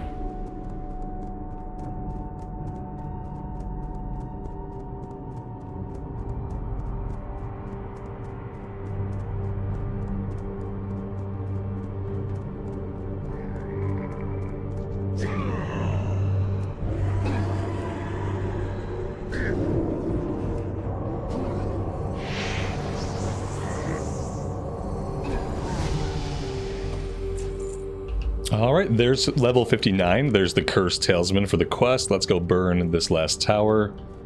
And upgrade if you're still around, buddy. If you want to tank a couple runs, go ahead and toss me an invite. Otherwise, I will queue up on my own.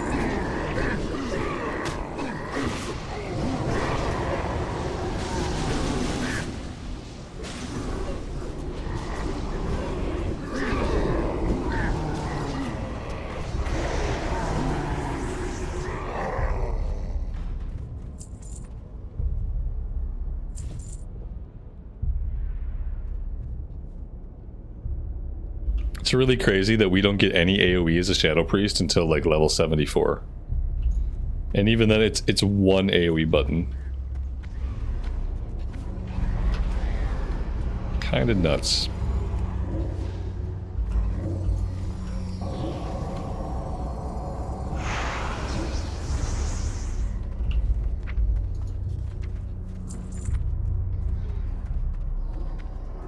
Yeah, Mindseer, level 74.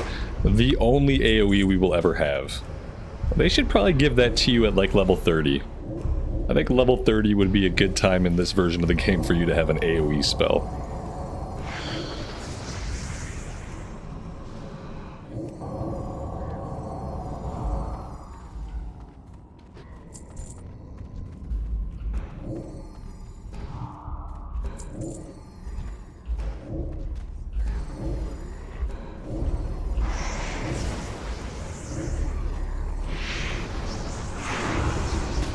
And when I try to spread my dots around, I go So there's not really a lot I can do to damage multiple targets right now.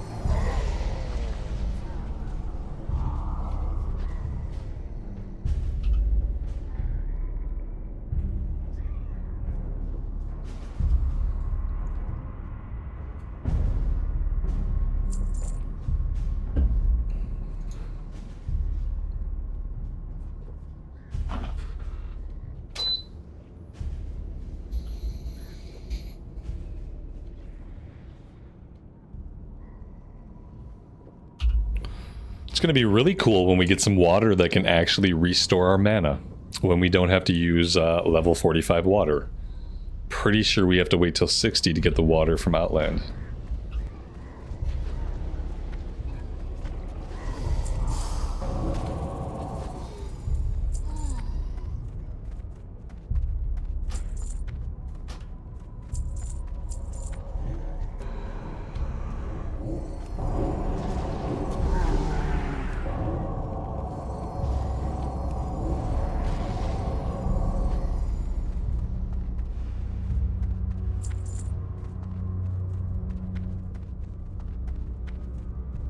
Why do the boxes sparkle? Because they're probably for quests. I mean, why do any objects sparkle in this game? Typically because I need them for something, right? More to the point, you could say, hey, Robert, loot the crates. The same reason everything sparkles. There we go. And then I need to loot the boss. Yeah, getting these quests done is probably more important to me than trying to compete with anybody else in this group. There we go, there's the hand.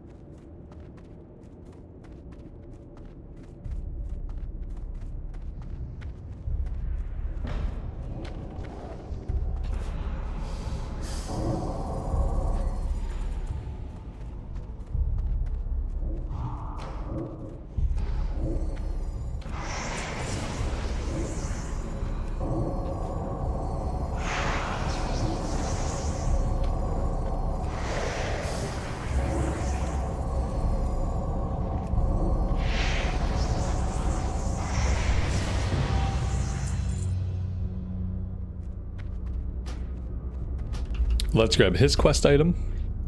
There we go, no quest items left behind.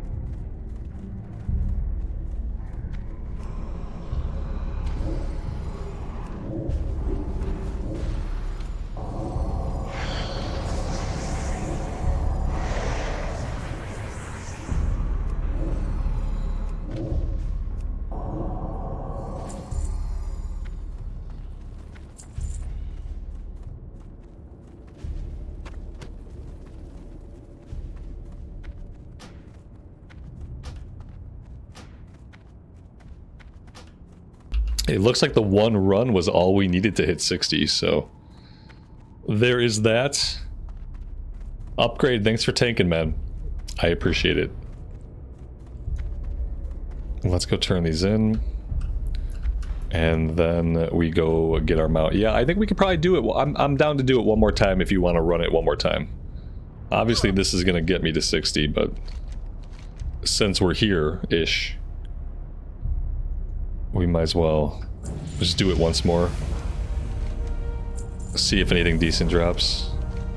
If you want to. Yeah, let's do one more run. And then I'll go grab flying, and then I'll go back to questing out in Zanger Marsh. For now, we're working on Cursed Talismans. And then I probably have to train level 60 stuff too, although there might not be anything great to train at level 60. Sometimes in Cataclysm, there's not. And I don't think there's anything that I'm excited about until level 74. Mind Soothe, I don't care. Nothing in Holy. Mana Burn, I don't care. Yeah, I don't care about any of that stuff, so... The next time I train will probably be at level 74, so I can get Mind Seer.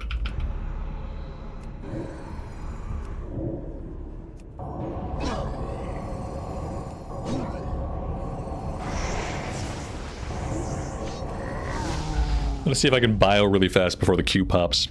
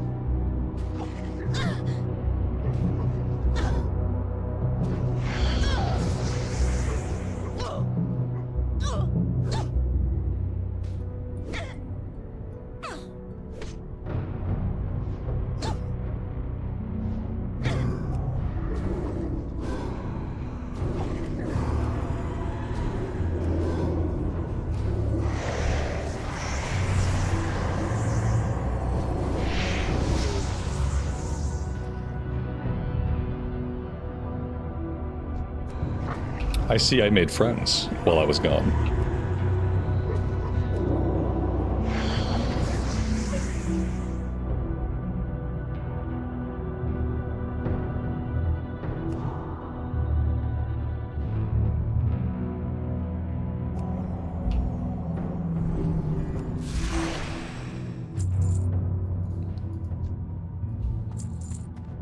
Obviously, it's not the safest area. I would never have gone AFK like that in hardcore, buddy. Yeah. Yeah, obviously there are things I'm going to do here that I would never have done in hardcore. You can't go AFK in the middle of a field. Are you crazy? Are you crazy?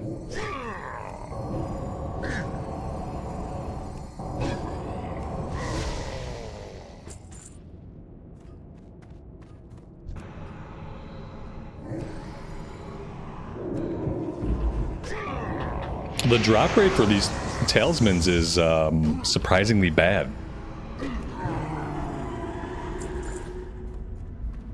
Like, I'm kind of thinking maybe I just get on my way. Maybe we just go get flying really fast and we can start heading over into Zanger Marsh. Can I do Zanger Marsh at level 60, or do I have to be 61? No, it looks like everything is available to me right at level 60. Alright. Of course I do, obviously. Yes, I say a true thing every time I do the quest where the thing is true. That's true, yeah. I'm sure there's a lot of that throughout my history, of saying the exact same things at the exact same quest, because it's true. It's going to be true every time. Journeyman riding. expert riding, and we're broke. I need to send some money over. My dwindling supply of gold. Very dwindling. Ugh, yeah, I'm not going to be able to afford many more alts unless I find a way to make money. And maybe when we do the Prot Warrior or Prot Pally, maybe they will be a miner and an herbalist. And we'll just mine and we'll herb between dungeon queues. Maybe we'll do it that way. I don't know. I don't know what we're going to do, but we need to find a way to make money. There's a mailbox here? Okay, I'll take it.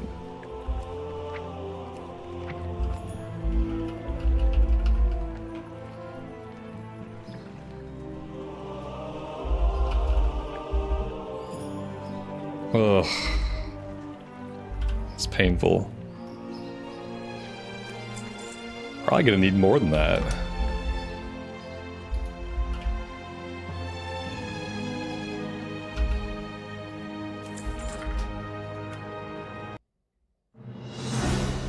Is Ramblehoof gonna be a Draenei tank? No, I'm not gonna. Probably not. I don't know. That's funny though, because they both have hooves. Yeah. Back to the priest.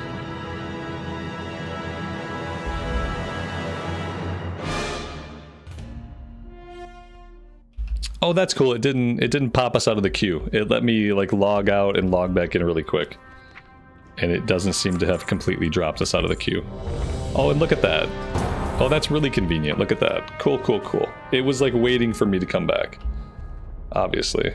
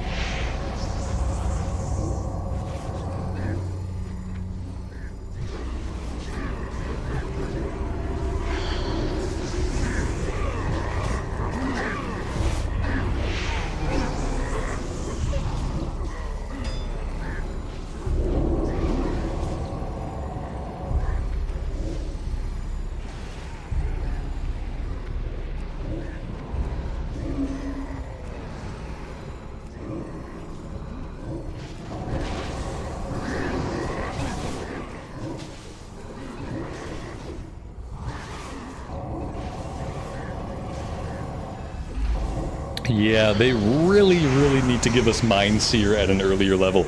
If we had Mindseer right now, like, we wouldn't be going like this, because effectively we would just be spamming one ability. Instead of trying to spread around, like, my damage over times, which seemed to cost a lot of mana, we would just be spamming Mindseer, and then everything would be fine. Yeah, not having it really blows. Not a lot I can do. I mean, it's kind of fine because, like, and because of this, I probably won't do a lot of dungeons on Shadow until we hit level 74 after this. I mean, I could heal him. I guess I might have the gear to heal it. I kind of worry about stepping into these, like, without any gear as a healer, but we probably could do it. It would probably be okay. But I think I'm going to primarily focus on questing for a little while.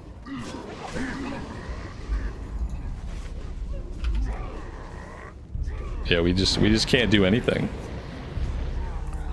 I'm fine just to follow along. It's okay. It's free experience at this point.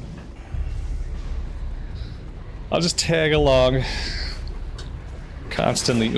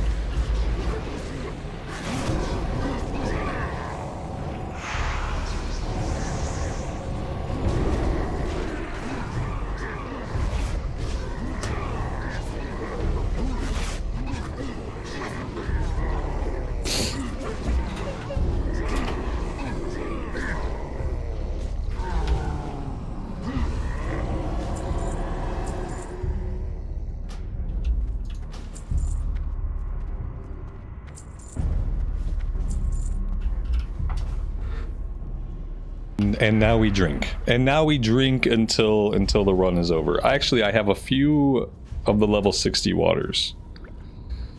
So next time we have the drink, we'll hit one of those. And also, I should buy a bunch of those from the innkeeper before we do any more questing. Because that might actually get our mana back. In a quick period of time.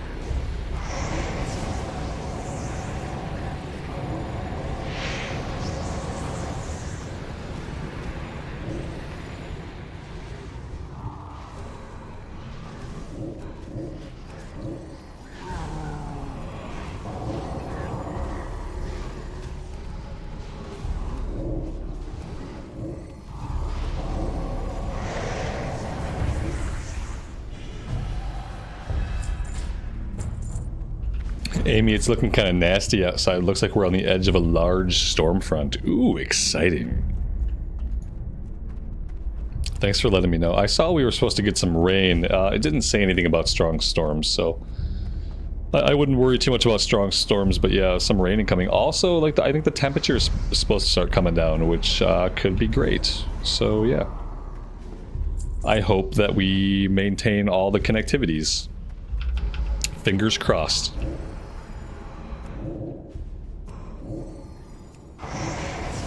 And chat, since I might lose connectivities, this is a good time to talk about something very important to YouTube. And that something is whether or not you're leaving likes on the VODs and videos of your favorite YouTube creators. Because leaving a like is literally the best way that you can help out any creator, but especially smaller creators, mid-sized creators.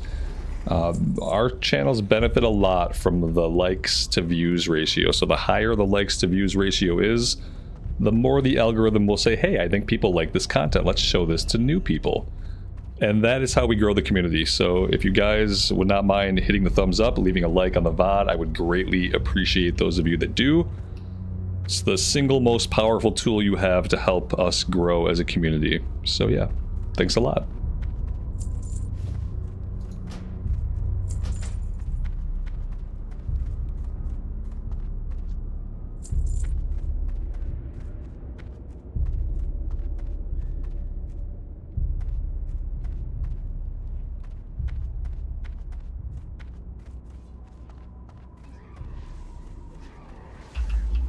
Yeah, yesterday it felt like 90 degrees here. It was really only like 86 degrees, but it felt like 90 degrees out in the sun.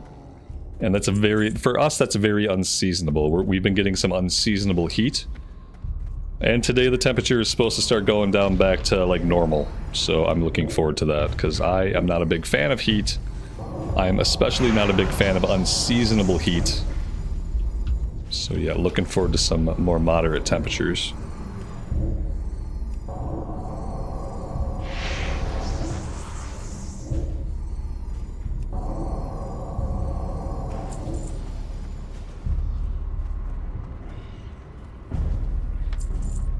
Wow, that almost got us to level 61, which is absolutely crazy. That's going to be the last one for me for now. I am going to do a couple things and get back to some questing. Upgrade, thank you so much, man. I appreciate you coming along for those. That was really quick, really painless. I didn't have to do, like, really anything, so yeah. Much appreciated, man. And we can fly! We can fly now, chat. Let's fly ourselves right on out of here. Is there anything I want to do? I did want to grab some water, but I think I should be able to do that when we get into Zanger Marsh. Let's hope they have some kind of inn or something going on over that way.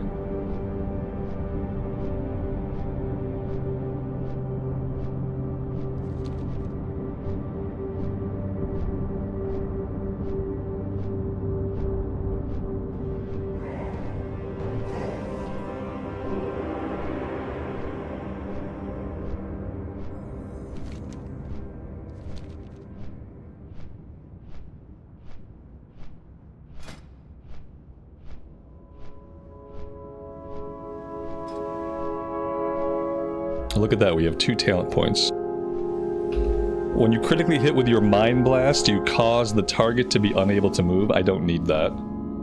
Masochism. When you take a damaging attack equal to or greater than 10% of your total health or damage with your Shadow Word Death. Oh, okay. I'm not damaging myself with Shadow Word Death. I'm trying not to do that.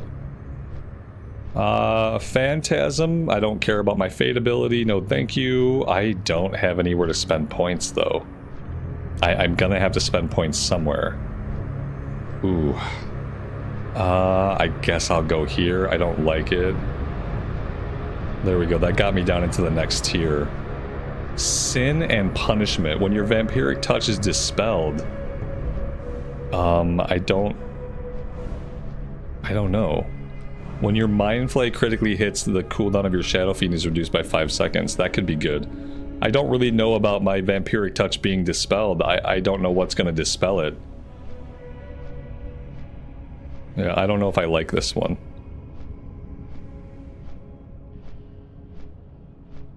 I don't know if I like that one. When you deal periodic damage with Shadow Word Pain, you have a 4% chance to summon a shadow version of yourself, which slowly moves to the target. Yeah, we want this. Let's go into Shadowy Apparitions next. I know we want that.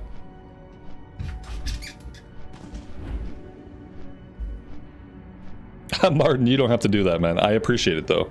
I mean, I wouldn't stop you if you did. I haven't bought one yet. I need to get a WoW token. I think I'm gonna wait until Pandaria, like until at least pre-patch comes out to do a WoW token.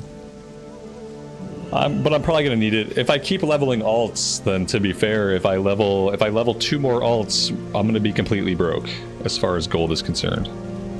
Yeah, I think I have the gold to support like the next alt and maybe 1 alt after that, and then we're done. We should be done though anyway, although, you know, it can't be guaranteed that I won't level up basically every class that I like. I want to use the Joyous Journey as effectively as I can to rebuild my roster of characters that I kind of lost by coming over from US to EU. But yeah, the gold is an issue. I didn't have any gold on my US account either, to be fair. That's like one thing I didn't lose. I didn't lose gold. I was completely broke on my US account, just like I'm completely broke on this account. So that's the good thing. It's not like I had like hundreds of thousands of gold that I left behind. I literally had nothing. I was in a worse place over there as far as supporting alts than I have been here. If you can believe that.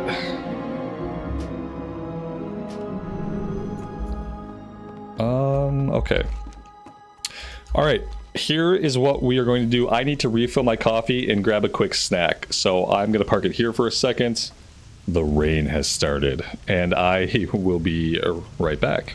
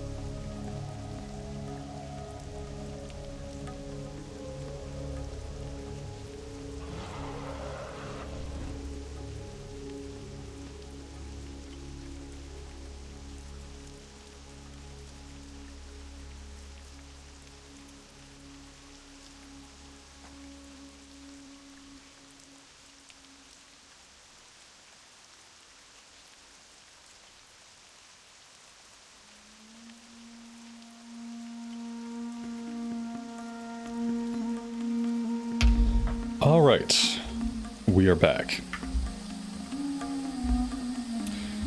I did realize that we're probably going to want to do a couple of randoms after we open up new dungeons. We'll want to do each dungeon at least once on random, preferably, so we can get the quest done and the bonus XP. Yeah, we'll wait until we open up like Underbog and Slave Pens and Blood Furnace, and once those are all opened up, we can kind of queue up as we get some quests done. Alright, everything we have right now, most of it's leading us to the south, so let's go south first. I am going to go ahead and we'll just drop all the stuff in Hellfire to keep the log clean. We're not going to go back to Hellfire. There we go. Alright, let's mount up.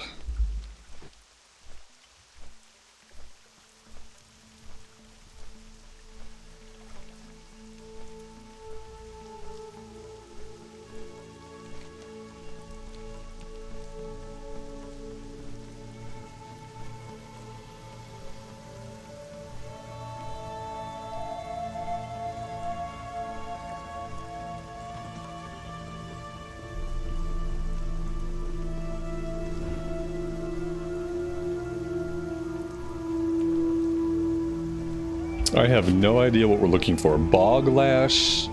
We're looking for oracles, seers, and witch doctors. And then we also need unidentified plant parts. Not sure where those are coming from.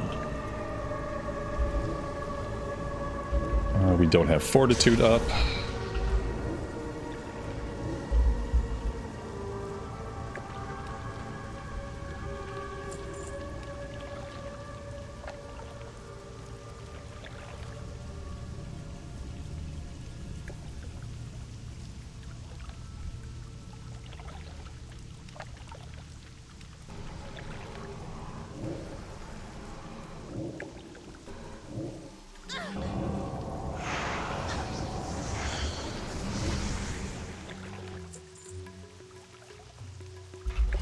The unidentified plant parts take a while. They're scattered throughout the zone. Are they just off of random mobs? Is that what it is?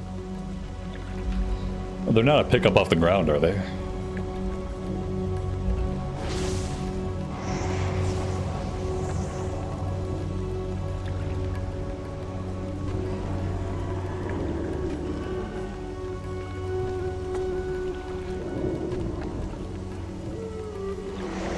They're on the ground and from the mobs. Okay, I don't know if I've ever seen them on the ground. Maybe I just don't look around very hard. We'll see if we just start getting them as we kill other things and do other quests. I won't go out of my way to get them specifically unless we just don't get any. How much longer am I streaming for today? I don't know. Yeah, we'll see. I just took a little break, so a while longer. Depends on how the stream goes and how questing goes and how I feel. We have an escort quest here. I would rather wait until we complete the kill quest to do that, if it's available when we're done.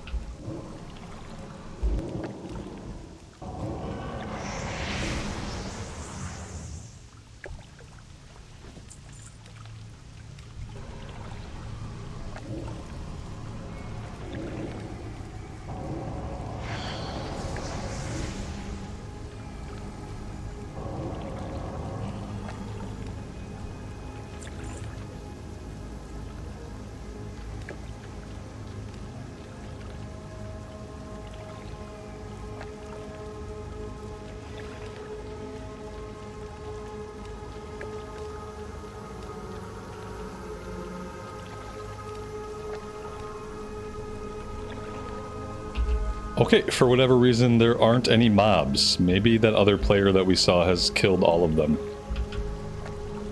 I'm assuming at one point there were mobs in the buildings and whatnot.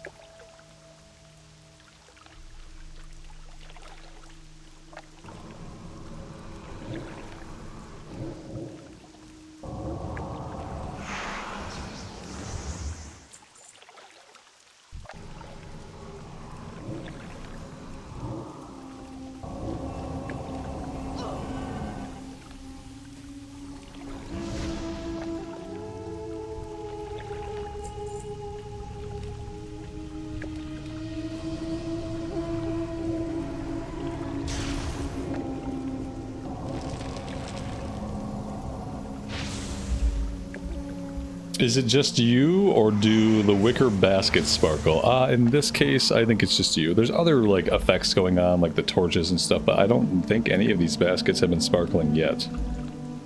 It doesn't mean that we won't get a quest for them, but right now they're inert.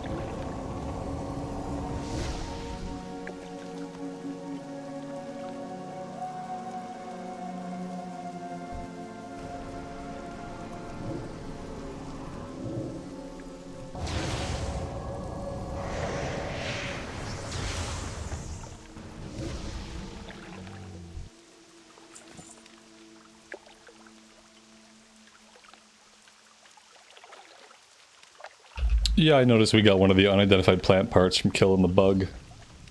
Even though the tooltip does not indicate it, but yeah, they seem to be just random. I'm not going to worry about collecting them, and I'm hoping that when we're doing other quests, we'll just be getting them passively.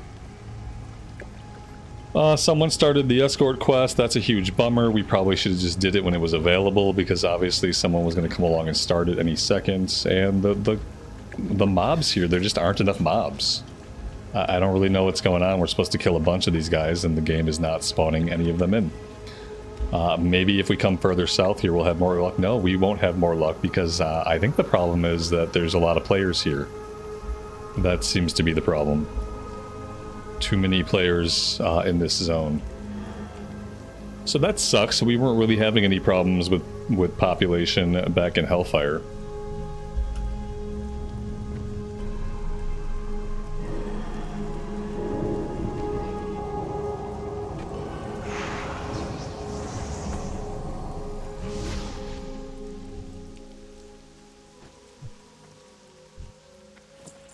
I don't really want to go up here. I feel like there are named guys up here that we need later on. I don't think going up here now is going to be very purposeful. Yeah, there's eventually a named guy that spawns up here. That's who this person's waiting for. It's great because they're like obviously a max level character. For some reason they're working on these quests. I love it when that happens. Alright, this person is going to pull everything, so nothing left for us to tag. I don't know. Maybe we will just stay in the queue as DPS and keep queuing up for dungeons, because if it's going to take us a long time to get any of the quests done, I would like to keep earning experience. I don't like it when we can't get objectives done and we just kind of come to a dead stop.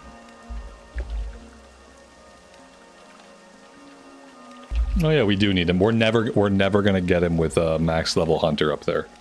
So we're going to have to wait on him anyway. There's no way we'll be able to tag him. So we'll go back up there when we finish the other portion of this quest, if we find the guys to finish this portion of it.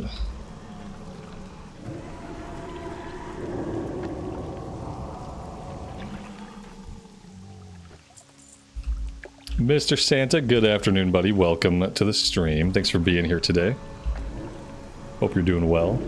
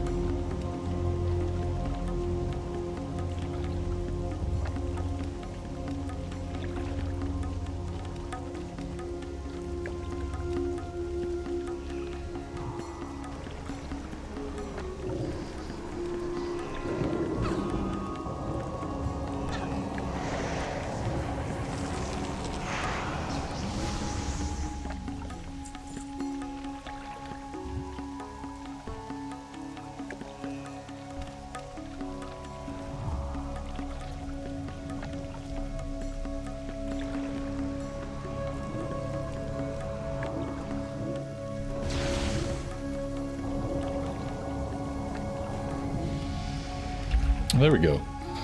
Let's leave the queue and go back in. I believe that now we can get Blood Furnace. Yeah, we can get Blood Furnace now.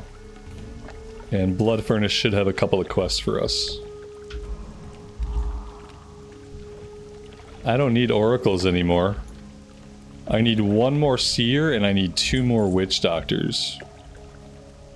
We saw witch doctors when we were going up the stairs to the place with the named guy, so maybe when we head that way we'll find some more. But the other guys, the witch doctors, they seem to be rare spawns. I haven't seen very many of them at all.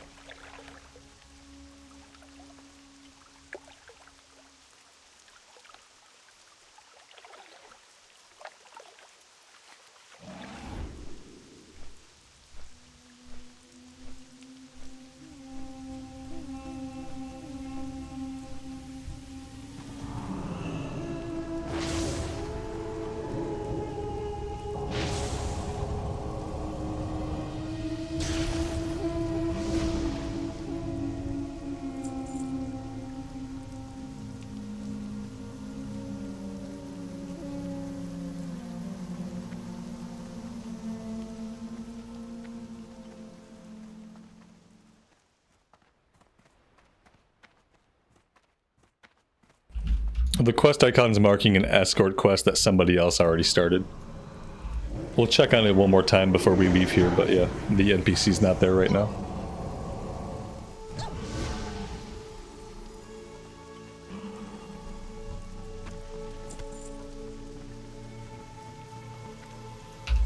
We don't have any named guy, we also don't have any body, so maybe we should hang out here and wait for him to respawn.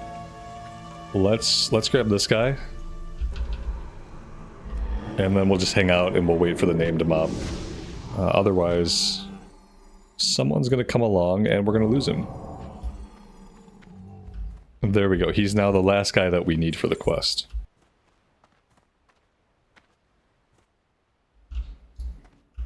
Leah, good afternoon to you and welcome to the stream. Thanks for being here today, hope you're doing well.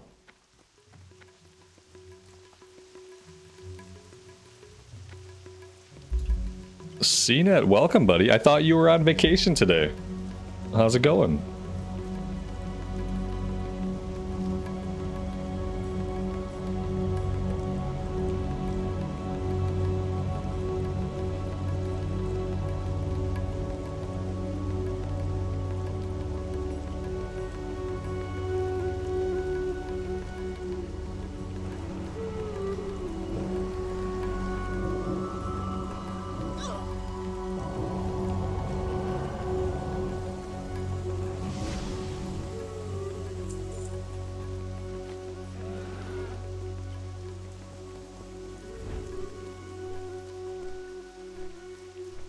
Alright, let's double check on the escort quest.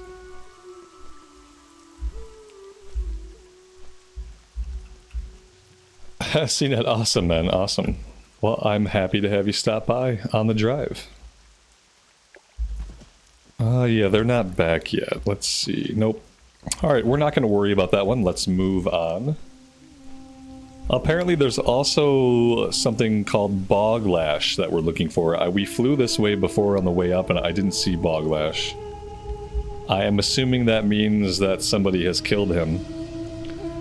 And that people are probably killing him over and over and over again. There he is. Is he an elite? He's not an elite. Okay, let's tag him.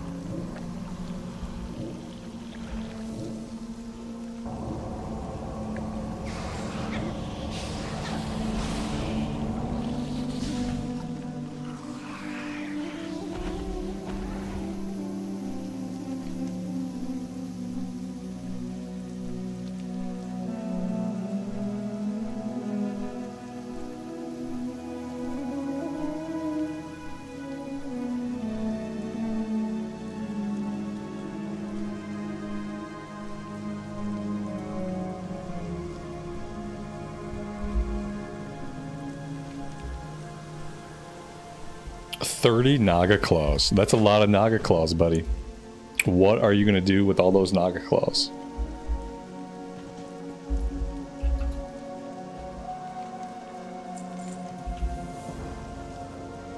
Look for Achaean's belongings inside a cave south of Umberfin. Return them. Okay, I remember that one. I remember the cave. / Slay 10 marsh dredgers and 10 marsh lurkers. Alright, a kill quest.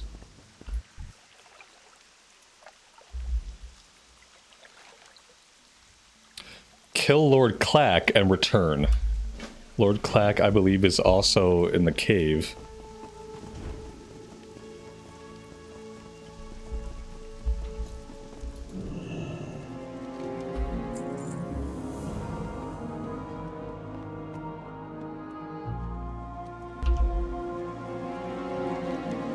Investigate the cause of a water depletion on Brothen Lake, and then return.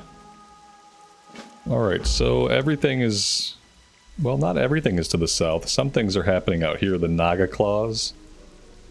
We got Nagas over here, Naga up here. And we also have a named guy up here. And then to the south we have all the stuff back in the cave. Let's go do the cave stuff first, and then we'll do the Naga stuff.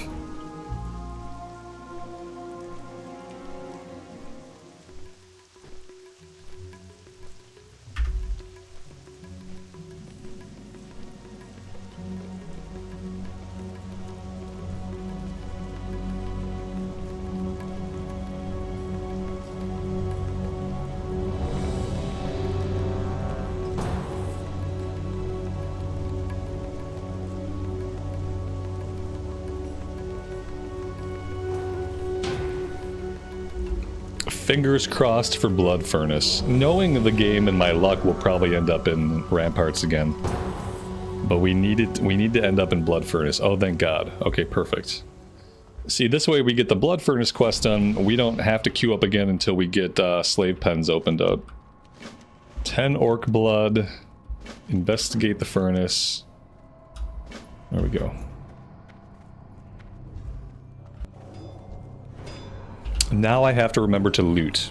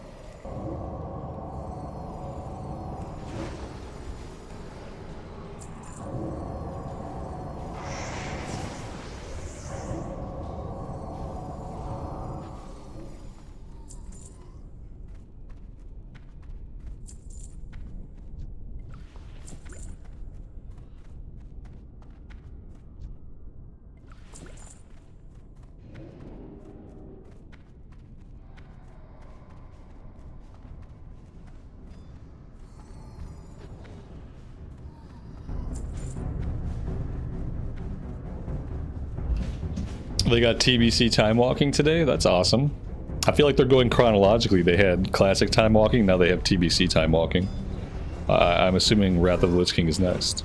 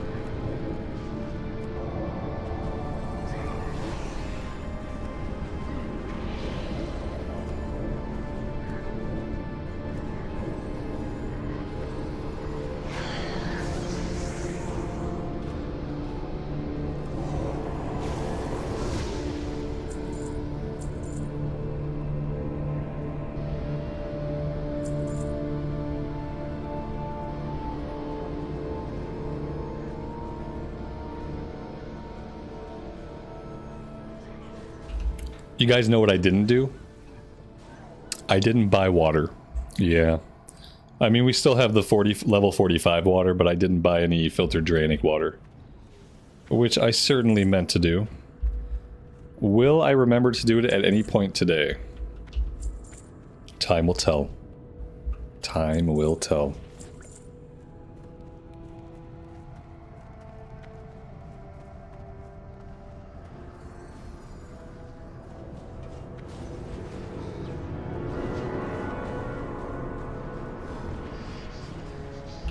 Yeah, I know there were changes coming to time walking. They were planning to make some changes to time walking so people couldn't use it to level up. Or that it wouldn't be as attractive a way to level characters. Something like that. I watched a Bellular video about it. But since I don't play retail, when I watch videos about retail, I only have like surface level understanding of what he's talking about. But it seemed like he was trying to say that they were going to make time walking changes in a new patch that were going to make it so that you couldn't really use it to level up characters, something like that. But yeah, I don't know the specifics. Okay, let's just run into all the mines. Perfect.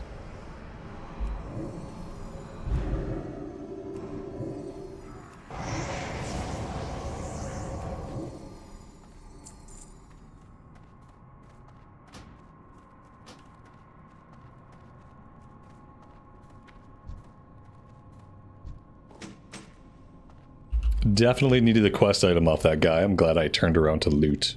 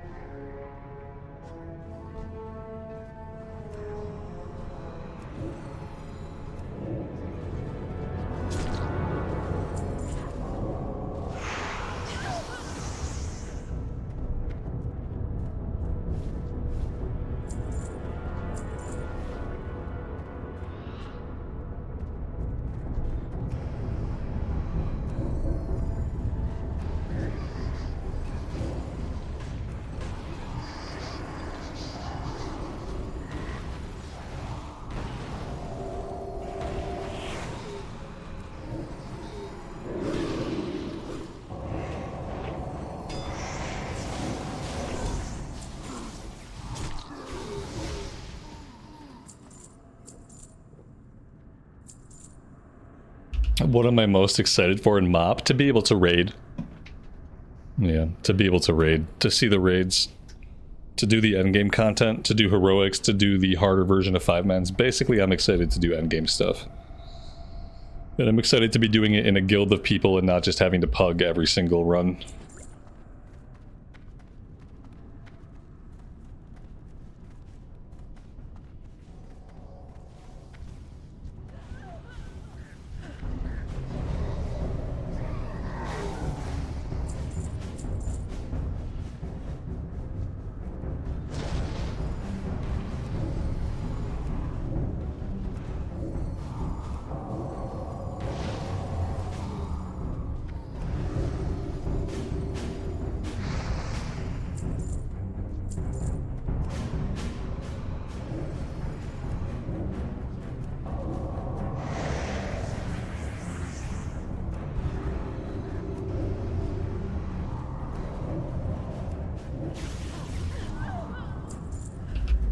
Oh, I will never have a guild again.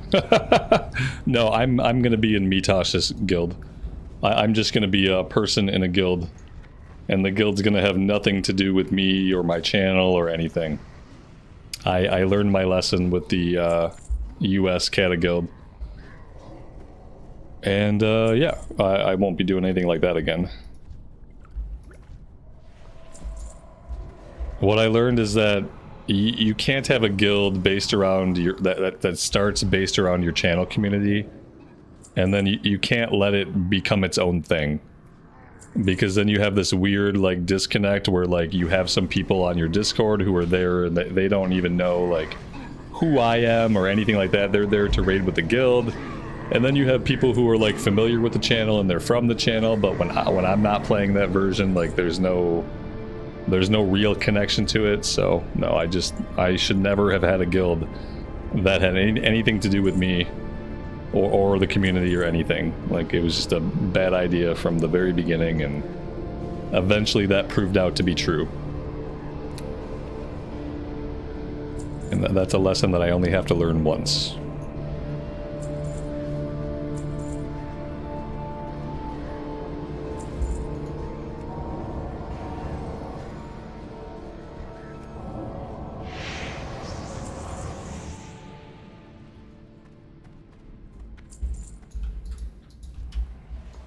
Basically, like, what I learned was you can't guarantee that a place is a no drama good place to be when you're not actually like playing with those people.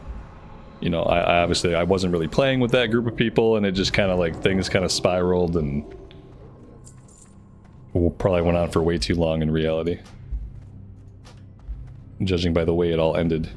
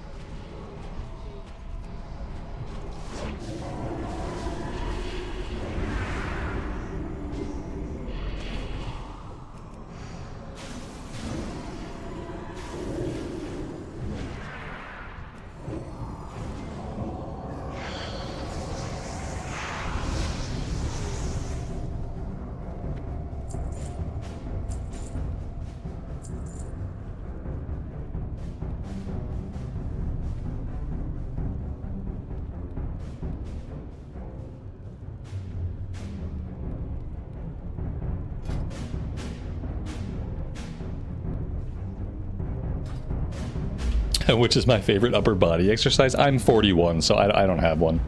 My favorite upper body exercise is the one that I get through and I don't get injured. Yeah, every time I get through a workout, I'm just happy that I'm healthy. I no longer have a favorite. It probably, like back in my 20s and 30s, it was probably just bench press. But I don't get to bench press heavy anymore, so nowadays I don't have one. These days working out is just something that I do because it's a habit. I don't really do it because I'm like super passionate about it. I just have 20 years of ingrained habit that is basically impossible to break. We're gonna teleport out and teleport back in. I want to make sure that we actually, yeah, we completed all the quests. Let's quickly teleport out and teleport back in before we don't have a group anymore. It is a random question though, for a WoW stream.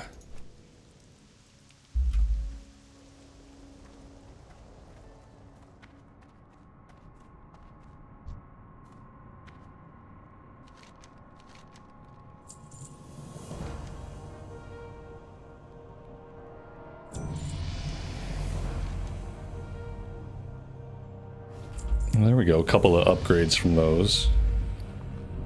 Let's go ahead and equip the neck. That was an upgrade. We have a couple of things we need to equip for Transmog. So let's get those swapped in and swapped out. The pants can go on and stay on. And that is it. Let's go ahead and do this. I don't think I need to queue up. Well, you know what? Maybe we'll be in the queue for slave pens now. No. Okay, I'm just gonna leave this one. I really don't want to do more until we can get slave pens or underbog.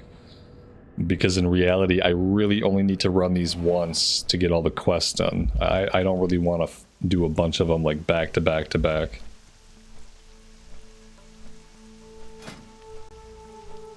Oh, we got slave pens. Let's wait until we hit 63. If we hit 63, maybe we'll also open up Underbog. And that'll just be less chance that we get ramparts again.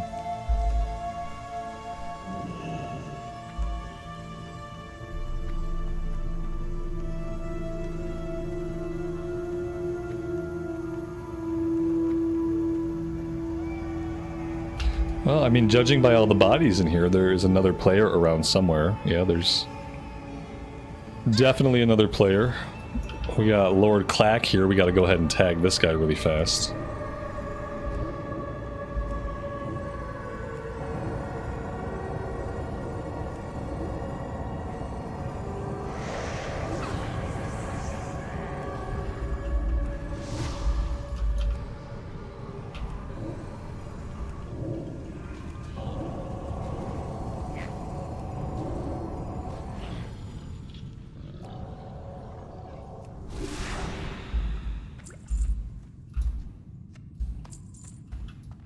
And then we have to find somebody's belongings down here too. I'm not 100% sure where the belongings are at, but I felt like they were on the bottom level where the named guy was.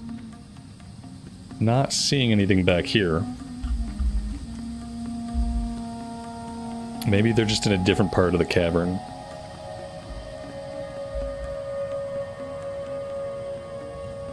Am I going to try out Monk? Yeah, we're going to level a Monk when the pre-patch comes out. Mm-hmm.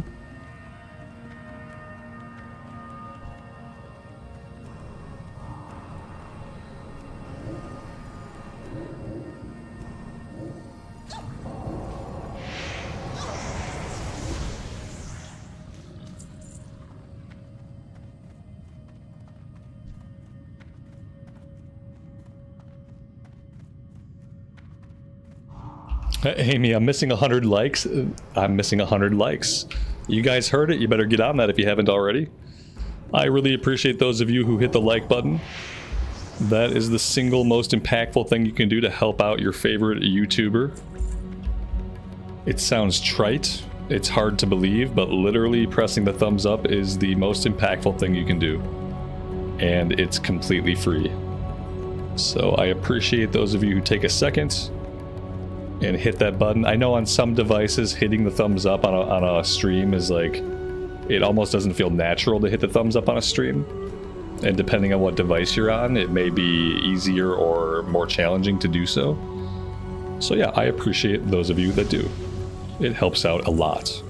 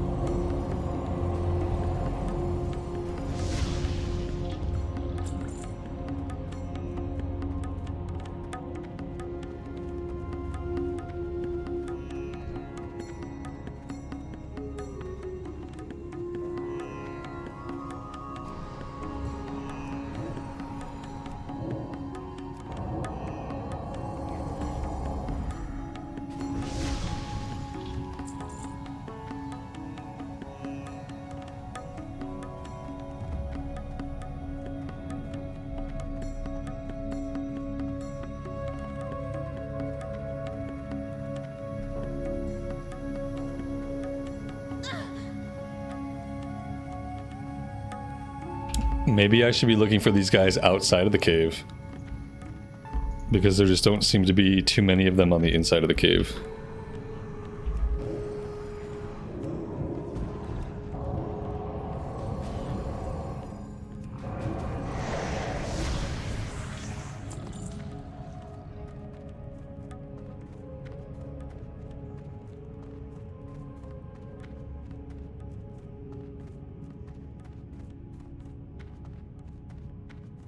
How long have I been playing WoW? Since vanilla.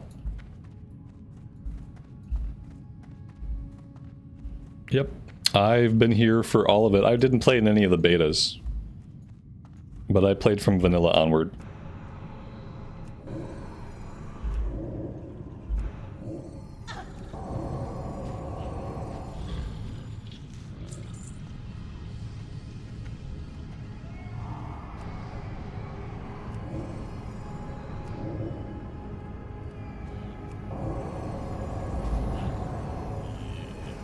And I'm an old person, so I actually played in vanilla. A lot of people say they played in vanilla, and I think a lot of times people mean like they watched their dad play in vanilla. But I was like in my 20s when I played in vanilla, so I've got to experience all of WoW history as an adult. Not necessarily like from a maturity perspective, but from an age perspective. I am old enough that I have experienced all of World of Warcraft as an adult. And yeah. It's been quite a journey.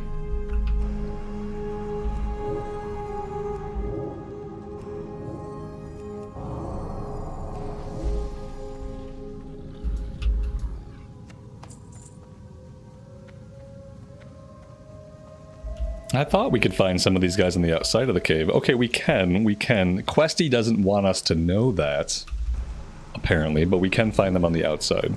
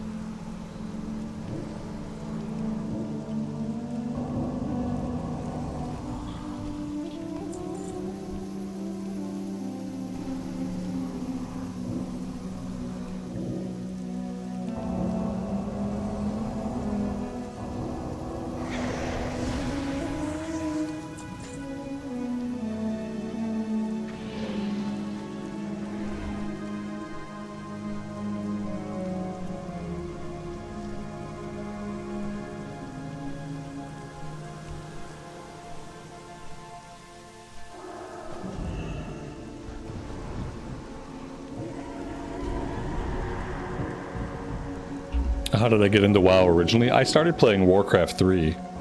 You know, I'd also played Warcraft 2 way back in the day on like a PlayStation. But I started playing Warcraft 3. And then my friend got into World of Warcraft first. He was in one of the betas, I believe, and started playing like right on day one. And then eventually he got me into it. Because he knew I love Warcraft 3.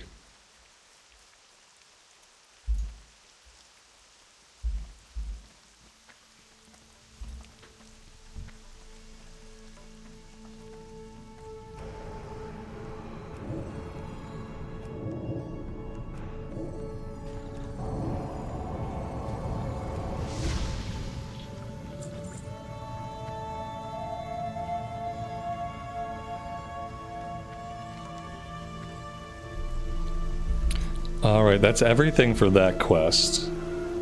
I feel like we should go turn this stuff in before we do the Naga stuff, although we do have to investigate the lake. Let's head over here and get whatever this ping is. Umbrafen Lake investigated. Maybe we could just kill Naga as well, like while we're here. Let's just see what that's like, see how tough these guys are.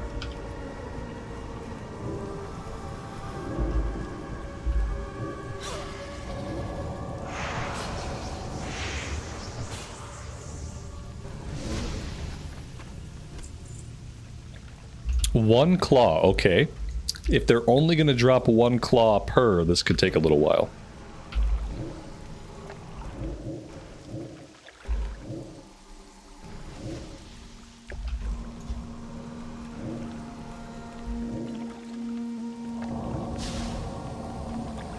And we are out of mana.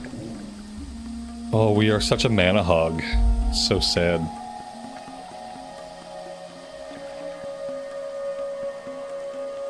It's my favorite zone in Outland. It changes over time. You know, my favorite zone used to be Nagrand. These days, I don't know. I like the zones I don't spend a lot of time in. Terrakar is nice. They're all pretty good. The only one I don't really like Netherstorm, and I don't really like Shadow Moon Valley. I don't like the ones that have like the surface of the moon type look.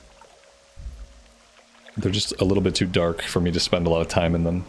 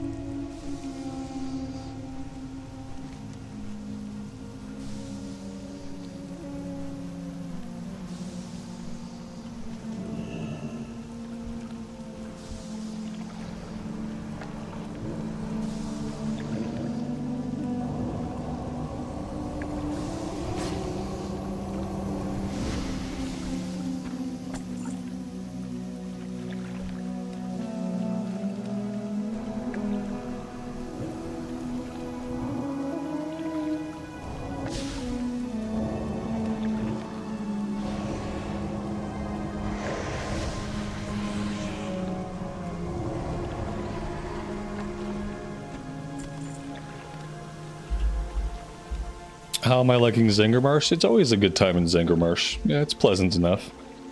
I mean, if you don't mind the perpetual rain, it has a really nice color palette. And so far the questing has been okay. Good visual change of pace from Hellfire Peninsula.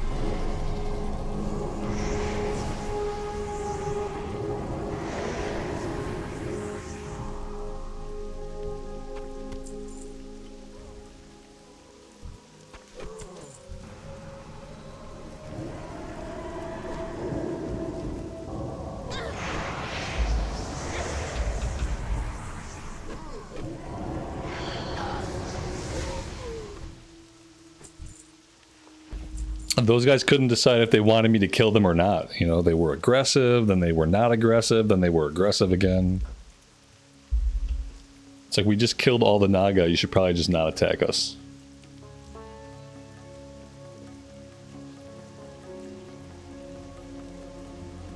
I'm not sure about this 30 Naga Claws quest. Maybe we should work on some of the other objectives where there are Naga.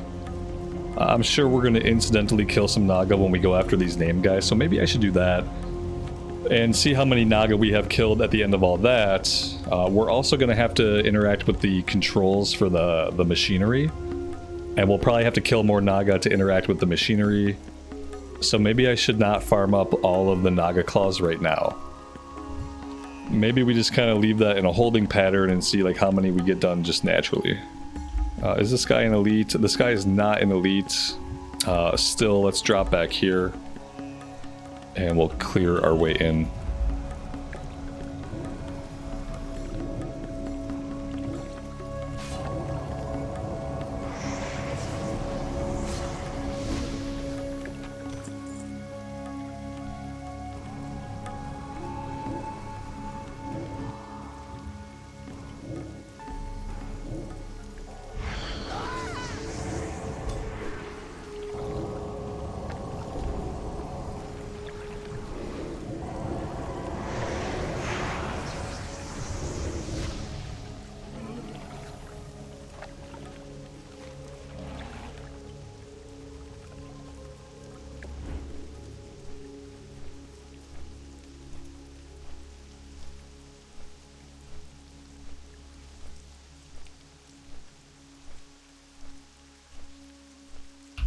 Maybe we should make a quick stop back in town.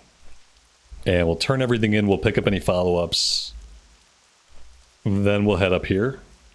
Maybe we'll stop at Telrador and pick up everything. That's the thing about TBC, is they're willing to throw a ton of quests at you all at once. So it can kind of get overwhelming because it fills up the map with objectives really fast. But we should probably stop up here and grab everything. What do I think about Nagran? It's a good zone. It used to be probably one of my favorites.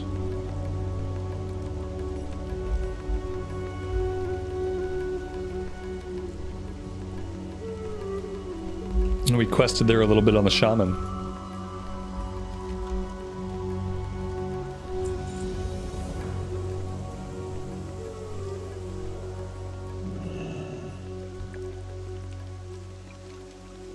Draining water. Yes, thank you. We will buy some water.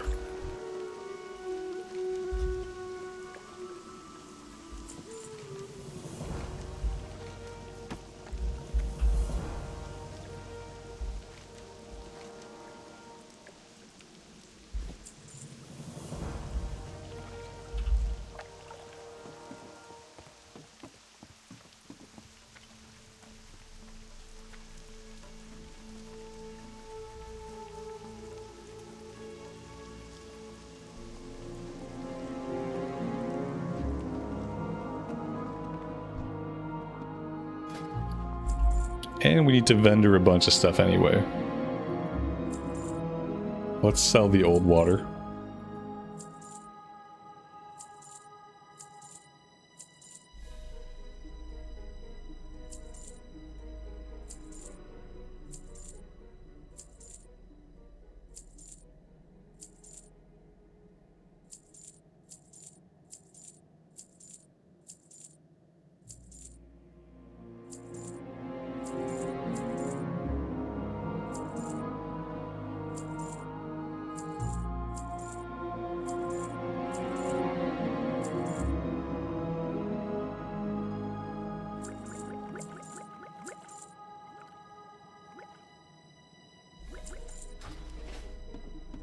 There we go.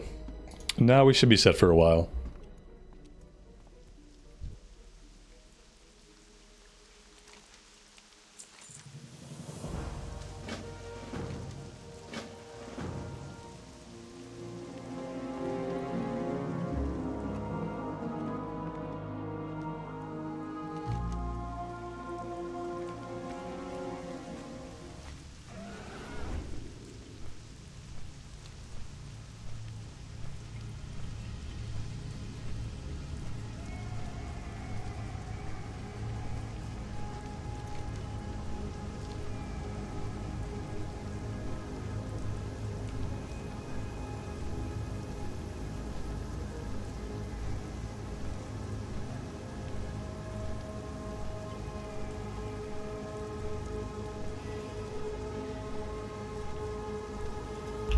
It is nice not having to wait for the elevator. That's nice. And now we have to pick up a dozen quests. Alright, let's see. Let's go to the stronghold. That's a Terracar Forest breadcrumb. We'll hold on to that one. The Deadmire. Bring a Deadmire soil sample back. What else do we got?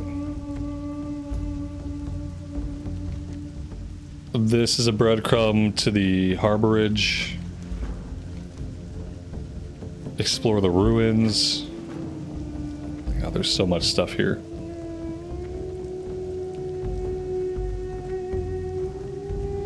I don't think anything is up that way.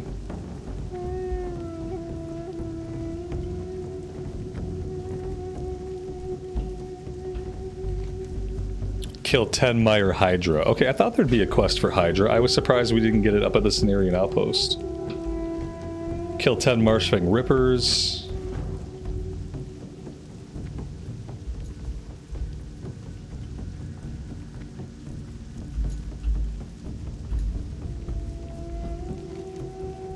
Collect 6 fungal spores.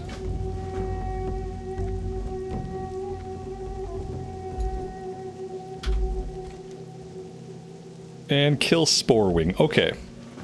Now we have everything. We need to also grab the flight point before we just forget to do that.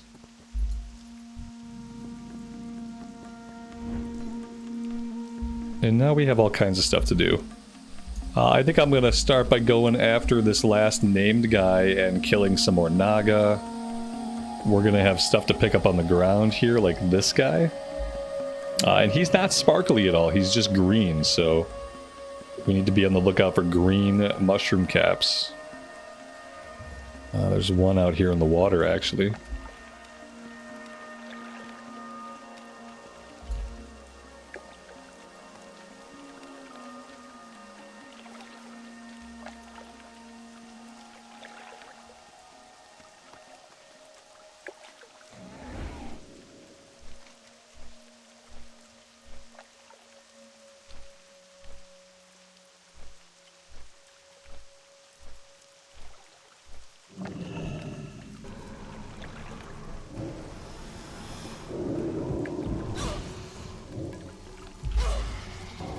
Mr. Santa, have a good rest of your night. Take care, and we will see you next time, buddy.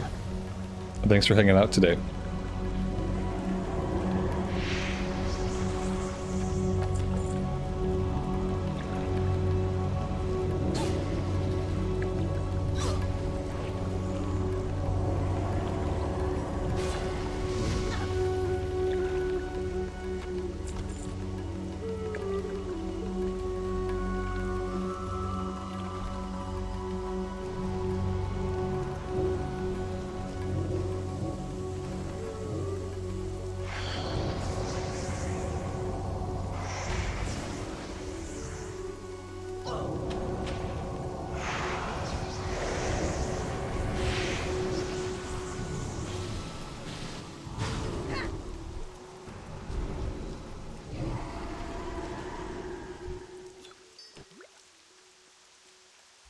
We are stuck in place for 5 more seconds.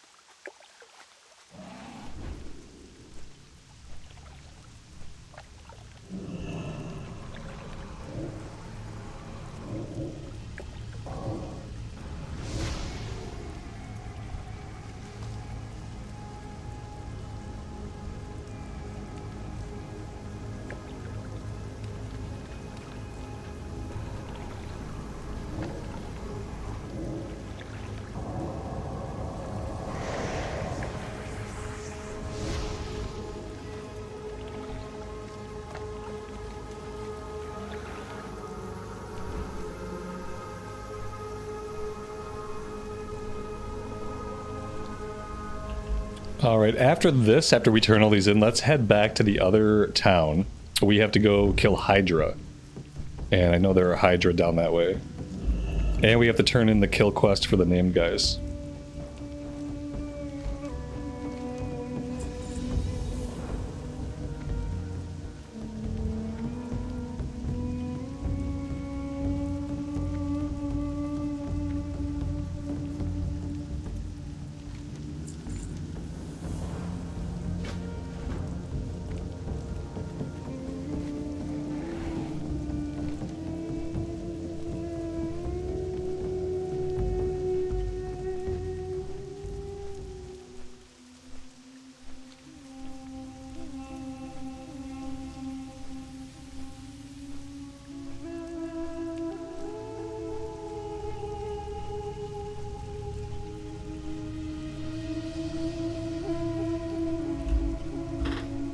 Esme, congratulations, you just got a profession to max level for the first time ever.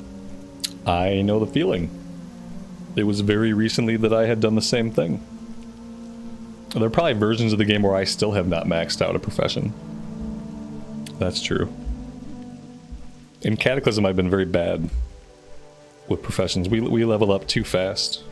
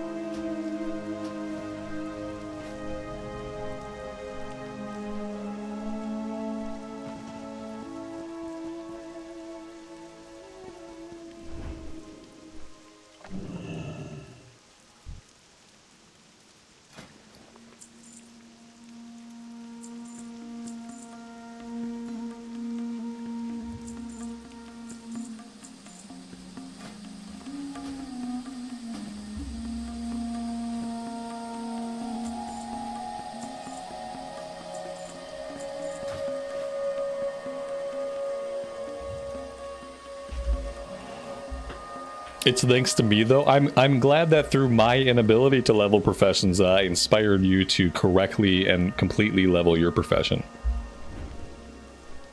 Just, you're taking Kata slower. I thought we would do that, and, you know, with Joyous Journey, it feels like it's impossible. We did okay on the Shaman. On the Shaman, I kept professions going for a little while.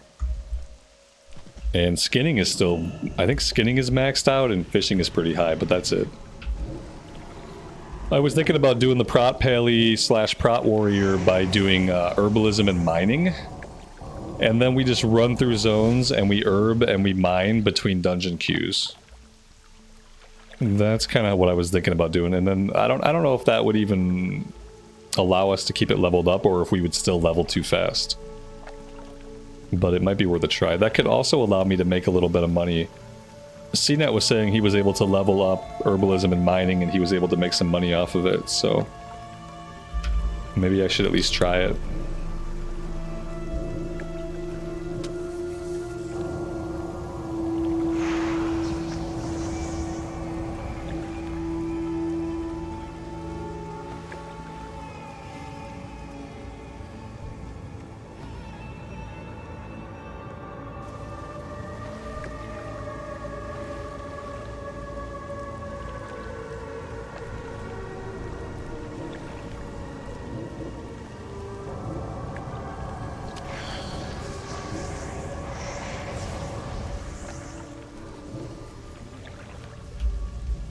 Yeah, you're not doing dungeons.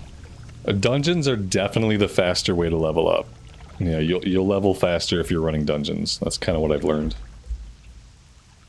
If you're just doing questing, then it's not quite as speedy. Although I still feel like questing you can out-level zones. If you're not careful.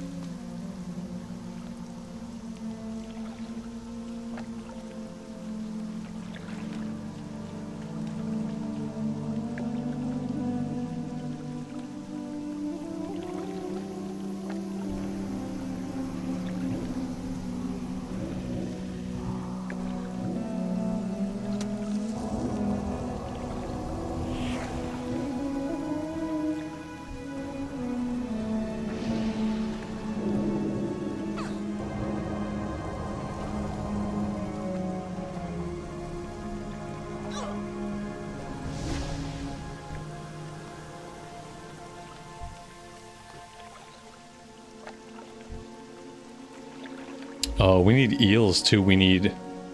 Yeah, we need Hydra and eels. Okay, I forgot about the eel quest that we picked up. So we are going to have to get into the water here, unfortunately. We know how much I love underwater combat. At least we have a lot of breath in Cataclysm. Having a lot of breath helps out a little bit.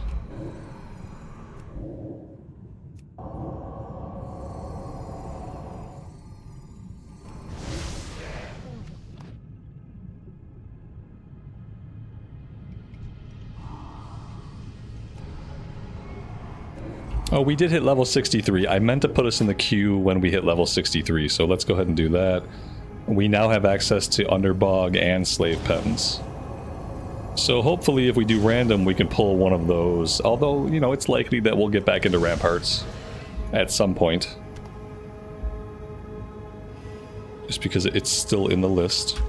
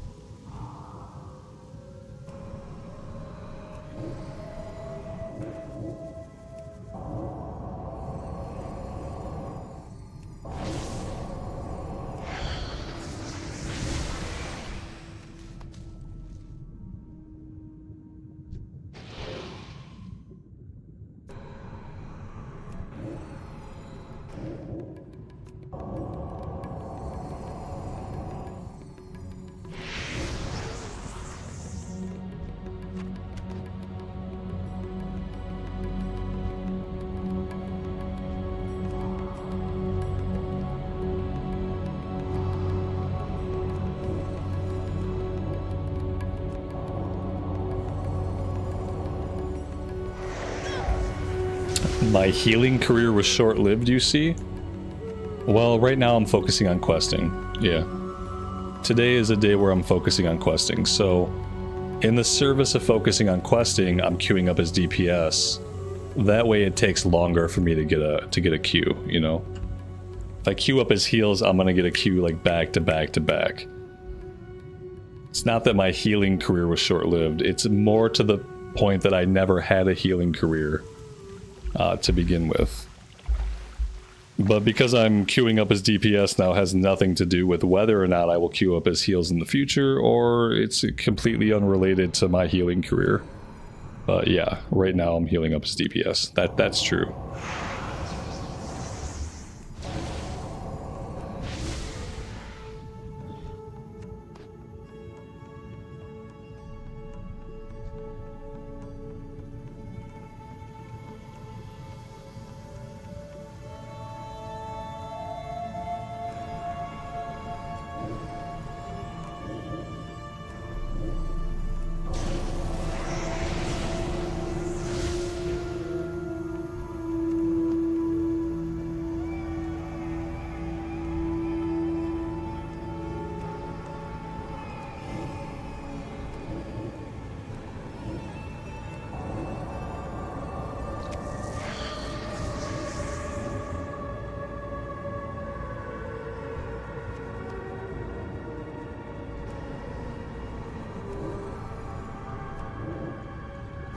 Guys, did you know that once you stop doing something for a short period of time, that means you'll never go back to doing it? Did you guys know that?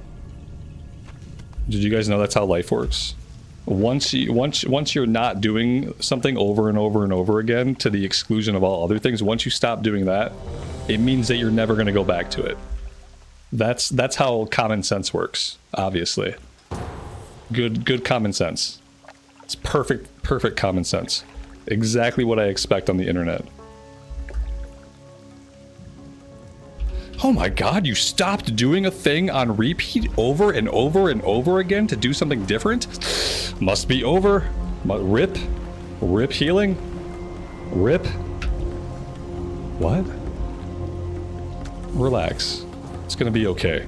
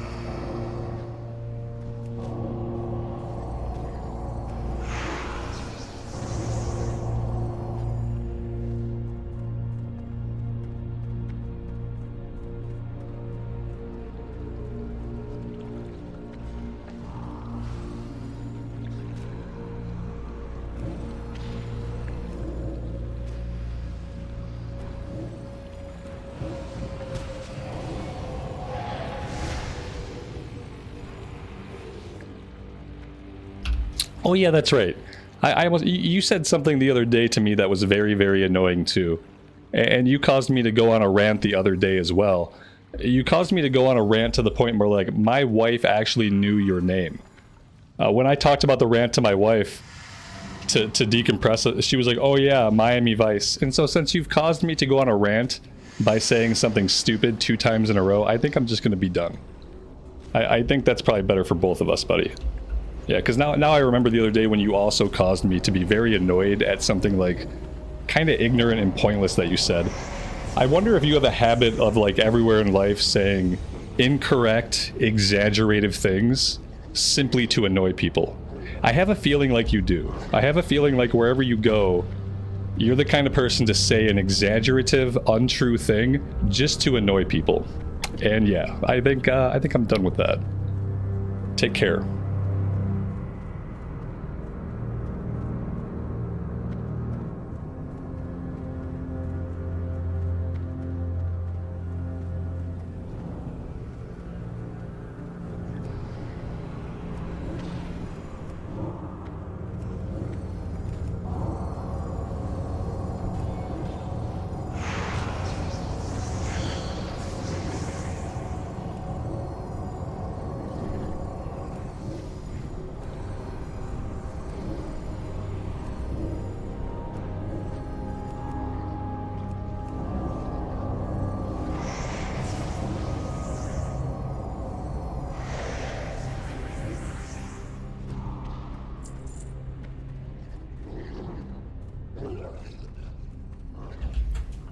You wish you could ban stupid people in real life like that? You can. Give them a really nasty look. Give them a really nasty look and don't say anything back. That's how you ban people in real life. If someone says something absolutely fucking stupid to you, or they say something ignorant or uncalled for, just give them a flat look and don't speak to them. And that's like a surefire way to make sure that a person doesn't talk to you again. And just no matter what they say, just keep staring at them until they walk away. It's a guaranteed way to make sure someone in real life will never approach you again. Just don't speak. Stare at them and say nothing. And eventually they're going to get really uncomfortable. They might say some more things. They'll probably say a little bit more. What? What's the matter? Didn't like it? And just keep staring at them. And eventually they'll walk away and they'll never engage you again. Yeah, it's like a blank stare and no verbal response is real life's ignore button. If you want to put somebody on ignore in real life, that's how you do it.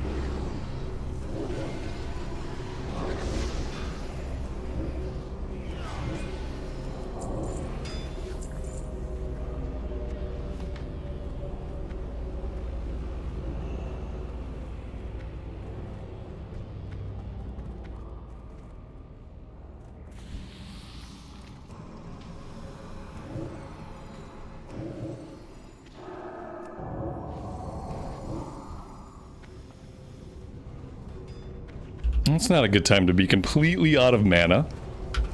Okay. We will do what we can. Not that we're doing a lot to begin with, that's true.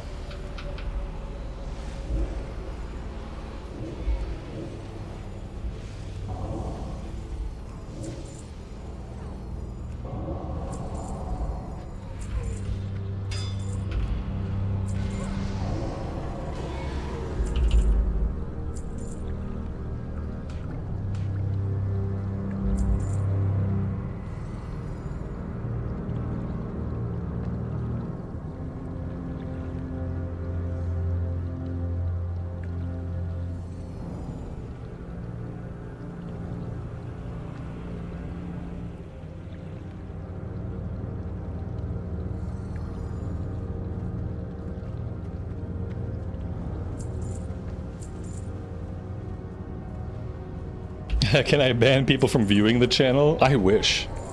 No, I just don't ever have to see them again in chat or in comments. I can't stop them from being here, I don't think. I don't think that's how it works. I don't know, I've never been banned from my channel, so I guess I don't know. But no, it doesn't stop them from hanging out, I don't think. It just makes it so that I never have to hear from them again. Which I really appreciate, because there's only, like, so many chances I'm going to give a human being before I just can't hear from them again.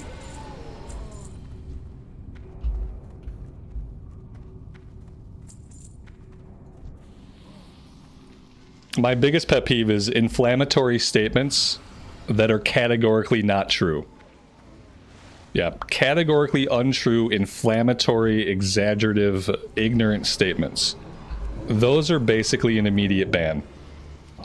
Especially if you get me to talk about it. If you get me, if it's so ignorant and just off base and wrong that I call it out, that's almost like certainly going to be a ban. Sometimes I give people a couple chances, but if I have to address something you've said twice, and it's the same kind of bullshit, then you're probably gone at that point. And sometimes I let people know when I ban them, and I tell them, like, you're gone. Sometimes I just ban people and I say nothing about it. It really depends on what it is. Yeah, it wasn't. It was probably something that already needed to have happened. It should have happened last time. But it didn't happen then, so it had to happen today.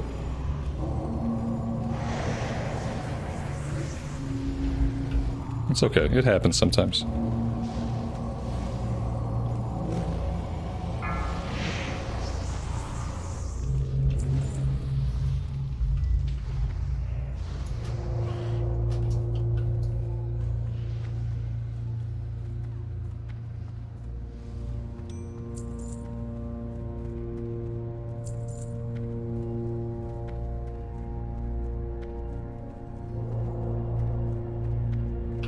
I haven't really been paying attention to make sure I'm getting my quest done.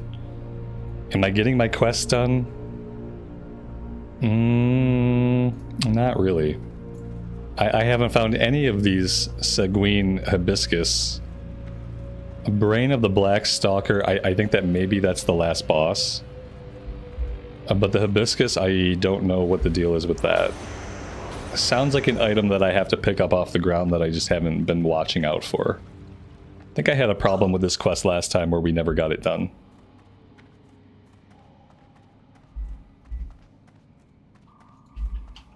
It wasn't even rude. It was just stupid and incorrect. It was inflammatory and dumb.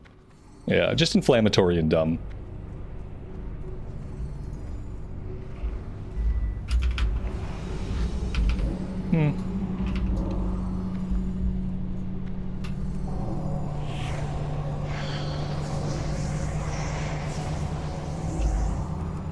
It reminded me of something a little kid would say. I guess that's over forever. Oh, you're not healing right now. I guess healing is over forever. It sounded like something a little kid would say, and it was just like really annoying. Like I have a little kid already. I don't need little kids in chat.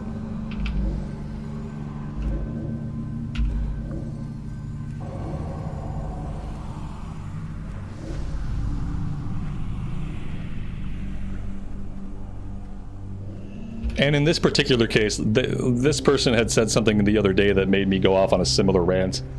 And if you're making me go off on rants too much, you have to go. I can't be getting triggered by the same person multiple days in a row without there being a consequence. Trigger me once, shame on you. Trigger me twice, shame on me for not kicking you the first time. That's kind of how I look at it. Like, I don't want to be triggered. You guys don't want me to be triggered. And so if you've triggered me twice through something you've said, I guess that it just means there's an incompatibility between us, even if the intent is not malicious. If you've triggered me twice, we have an incompatibility, which means you either have to go back to being a lurker, or you're probably going to get banned if you keep speaking. And it doesn't happen often, but it does happen.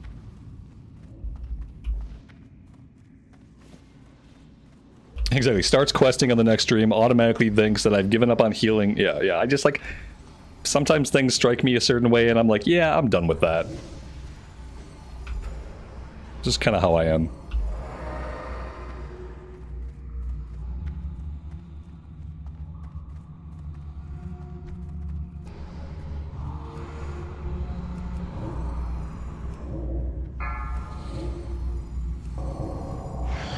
The brain is off the last guy. Okay, awesome. Thank you.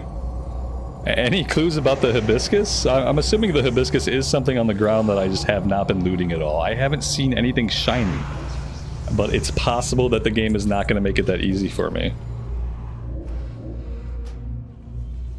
Maybe we're looking for non-shiny pickups.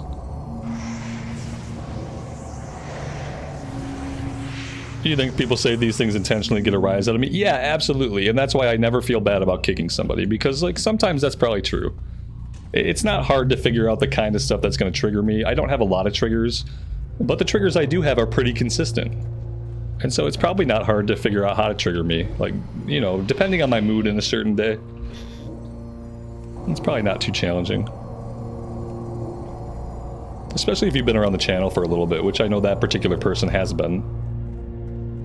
That particular person has been around the channel for quite a while, and that's why I know that they know exactly the kind of statements that are going to tick me off.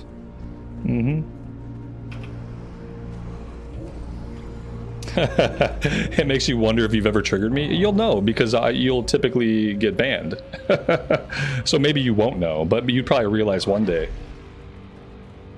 No, most people don't trigger me. Most people can say things. You can say something that's wrong. You can even say something that's ignorant. You just can't be inflammatory, wrong, and ignorant at the same time.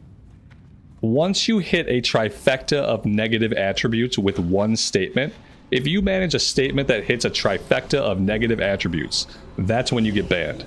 Because that means you said something dumb and ignorant and inflammatory, or like some combination of stupid things. It takes a combo. You can be just wrong, you can be just ignorant, you can be just stupid. When you combine all of those things together into one statement, that's when we part ways.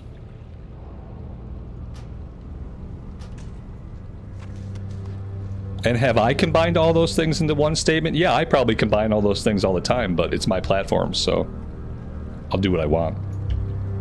Alright, I looted this guy. Is that all I needed? I didn't get the hibiscus. And so that's okay. I never saw a hibiscus.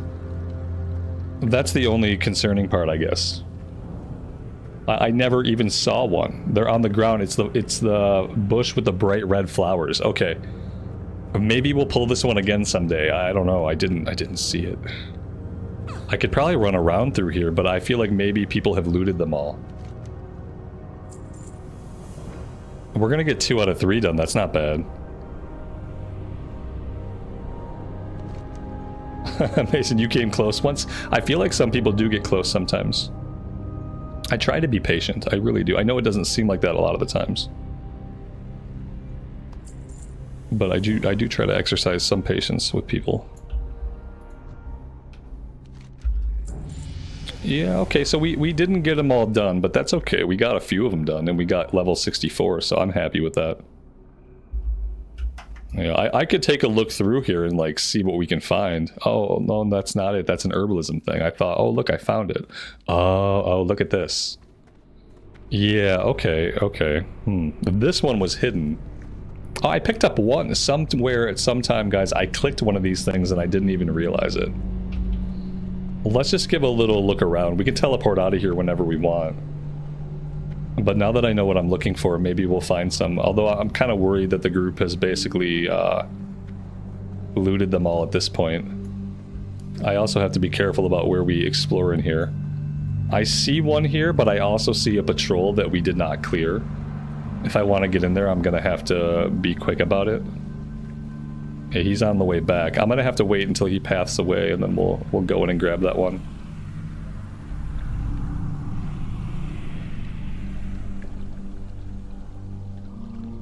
You gave me bad advice. You can give me bad advice, and I can get irate about it, but I probably won't kick you for straight up bad advice. Ooh, there's one over here too. Okay, no matter where I look and I find these things, I see mobs nearby.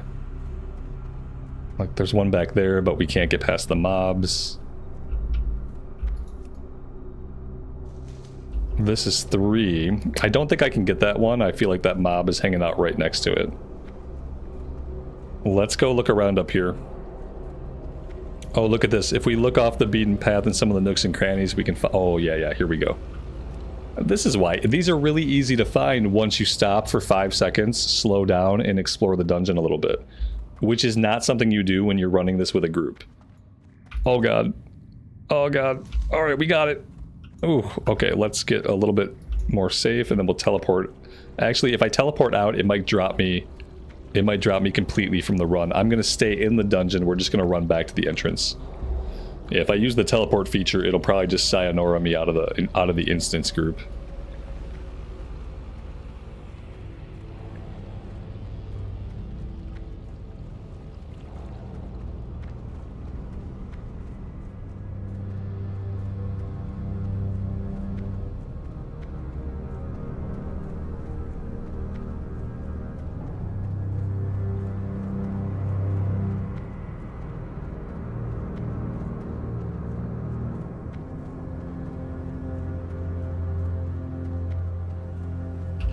That one's a repeatable quest. It doesn't give XP every time, though, does it? That'd be kind of broken.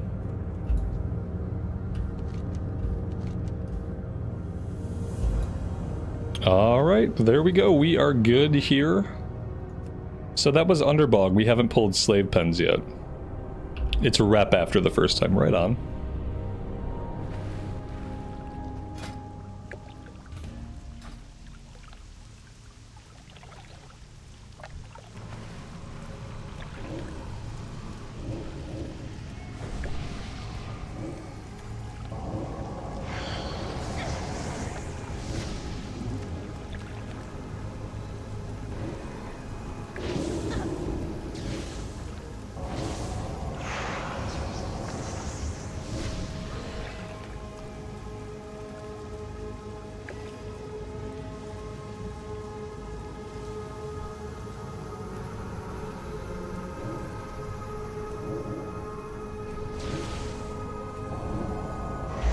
What's my favorite dungeon from TBC? Manitombs is really good. Botanica is really fun. I probably have a couple others if I had done them recently. I could probably think of a few more. But yeah, Manitombs comes to mind. Botanica comes to mind.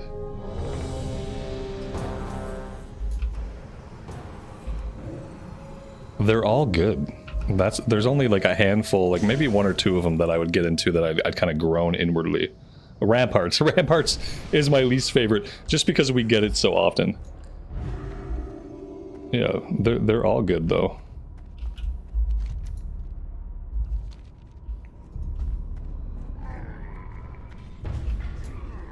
I feel that way about most dungeons. I feel like dungeons are like a thing where Blizzard mostly does well. Even if some stuff in the expansion isn't good, like with Cataclysm, there's a lot of stuff in Cataclysm that I think is like kind of garbage content. But the dungeons are good. And the raids are good. And it's just kind of something they always nail. Even if I don't necessarily like the questing or like the quest zones, the dungeons are typically always fun. Now that being said, the heroic dead mines in Cataclysm is the worst dungeon that has ever been created. And I wish it would get deleted from the game, but besides that, they're all pretty good. Yeah, a lot of the zones are bad. Like, there's not a single zone that got better after the remake, so There's a lot of things in Cata that I really don't like that they did, but they did most of the 5-mans okay. With the exception of destroying dead mines.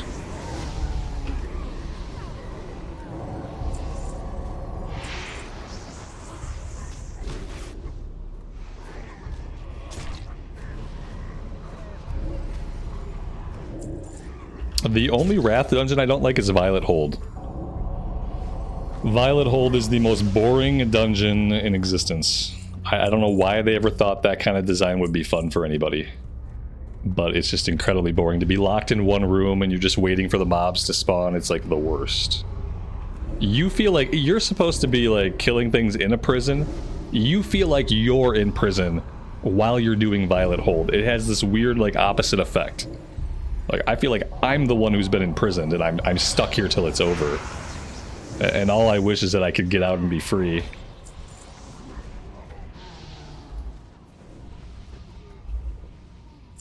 Yeah, Deadmines shouldn't have been. I'd love to see a heroic like Deadmines that was original Deadmines, but heroic. I don't feel like they needed to go back and do anything in Deadmines. Shadowfang Keep, you know, they changed some stuff in Shadowfang Keep, I think, but I don't think they changed even nearly as much as what they changed in Deadmines. And Shadowfang Keep remake is okay. Like the heroic version of Shadowfang Keep is not bad. The heroic version of Deadmines is god-awful. And I want a heroic version that's like the OG version, but heroic.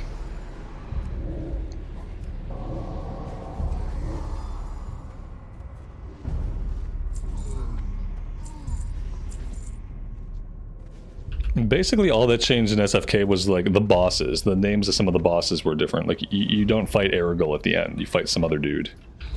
Besides that, it's like basically the same place. They made Nomergon more tolerable. Oh, you know what? Like, we never get Nomergon.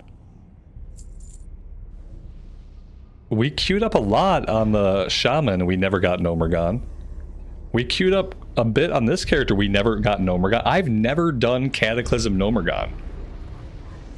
I have no recollection of ever catching Nomergon in a queue in Cataclysm on random.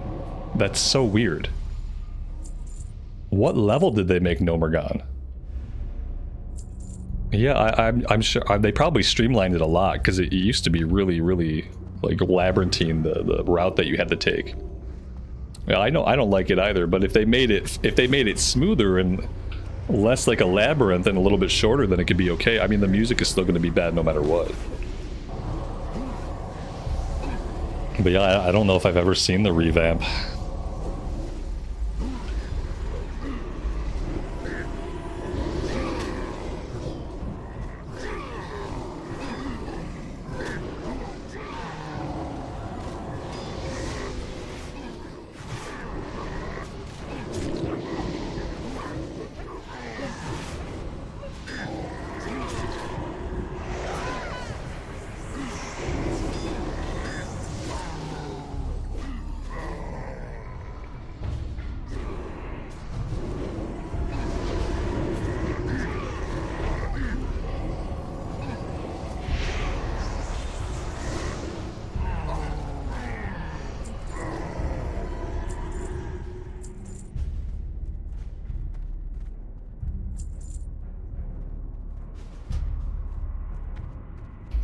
What's my favorite run? Favorite dungeon of all time? It's so hard to say.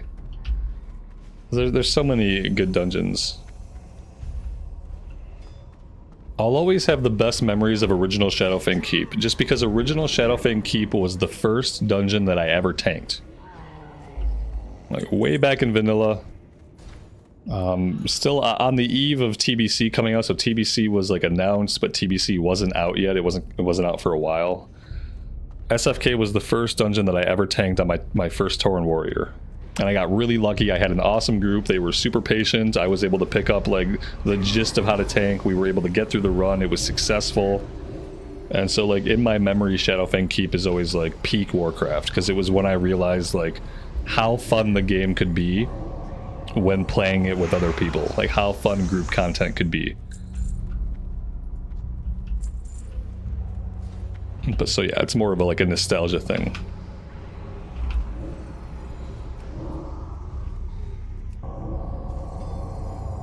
Oh god, I'm not gonna have mana for this entire... They're gonna pull the whole platform, I'm gonna have no mana for it. Oof. It's rough. This has been really rough. Man, we need Mindseer so bad. So bad.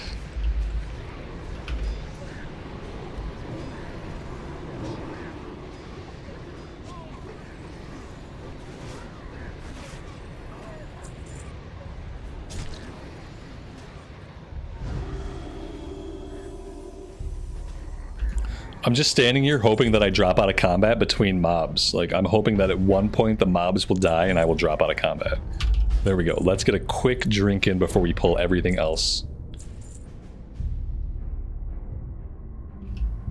I never got to do Kara in TBC. I did not get to raid in TBC. I didn't get to raid until Wrath of the Lich King. Both times around, both originally and in Classic, I missed out on raiding in TBC. Ironically, I was so close both times. Like, basically both times I had a warrior. I was farming heroics. I was getting my bold set. I had finally finished assembling most of my bold set and had what I needed. And yeah. And then Wrath was announced. And then people stopped running heroics. And then people stopped caring about TBC endgame.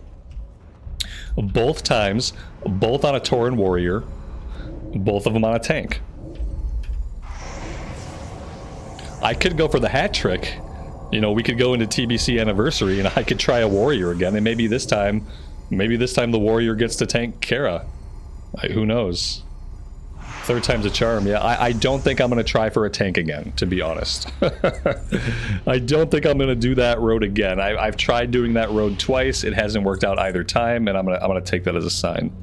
I think we're going to do a mage for anniversary TBC. I think we're going to do a mage.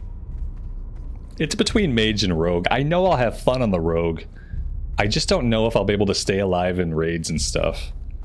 Or if by virtue of being melee, I'm going to get myself killed all the time. And without ever having raided in TBC, I don't really know, like, if being a melee rogue if that's going to be, like, optional. Or if I'm better off just being safe and being the mage. The other thing is, in TBC era, having the mage portals is very valuable. And could save me lots and lots and lots and lots of travel time. So I'm kind of leaning mage. I'm leaning Fire Mage. Arcane is apparently very good in TBC, but it's very hard to play. And it has, like, mana management issues. So I think I would just go Fire Mage.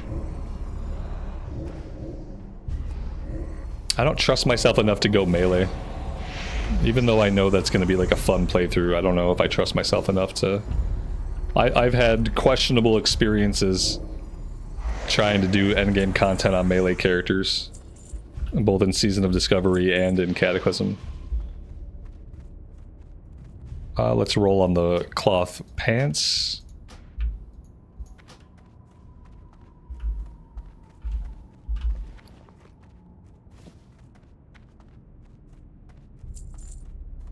And we won the pants. Let's go ahead and get those equipped. Actually, are they better? I think what I have on, without gems, what I had on might be better. But at least we can get the Transmog. That'll be cool for Transmog. Anything else? We have a trinket we could equip.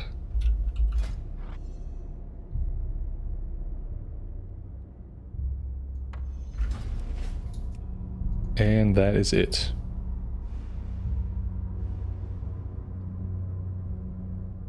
Sick AU, you too, buddy. Thank you. I appreciate you hanging out with us today.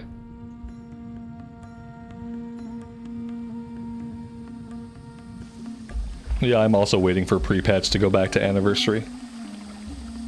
Especially now that we know, like, pre-patch is not going to be till spring of 2026 for TBC. I don't. There's like a slim chance. It depends, right? I mean, that's a year away. If we hit a big lull in Panda Land, like if there's some reason like a big lull between patches, or if we have all the content on farm and we're just really not doing a lot because we're between content drops, then maybe I would go back to anniversary for a little while, a little bit early. But if we're busy with Mist of Pandaria, then I don't see that we should have time to do anything else. If we're just fully invested in MoP, then we should be able to do that. At least for a year, and then by the time a year is up, most of the MoP content will be out. And then we can look at the anniversary realms again. Do I have an item that begins a quest in my bags? I don't know. Yes, I do. I think that was for something like... Yeah. That's the Blasted Lands. We just need to drop that item right on the ground. Boop. There we go. I saw a couple other pieces here that we have not learned the transmogs for. In the meantime, I'm going to queue us back up. Hoping that we can get slave pens so we can get a couple more quests done.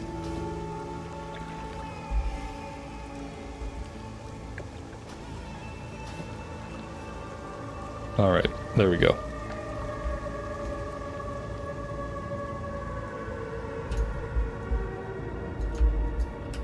I hope they time Legion Remix well around MoP stuff, because it's going to be hard to split my time if they want me playing MoP and they do Legion Remix. I'm gonna have to focus on MoP if there's like that, if both of those things are going on at the same time. It's getting to a point where with the release schedule, there's honestly sometimes there's too much stuff to do. I don't even know when would be an ideal time for Legion Remix. When would be an ideal time? I don't know. Maybe after the first raid tier in MoP has been out for a while. It's gonna have to come after one of the raid tiers have been out for a while in MoP. Like after we've had time to kill the bosses and learn all the fights and get a little bit of gear. And then I wouldn't mind like taking a week away and doing some Legion Remix for a week.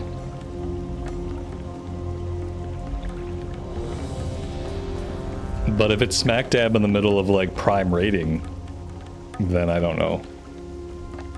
I only have so much time.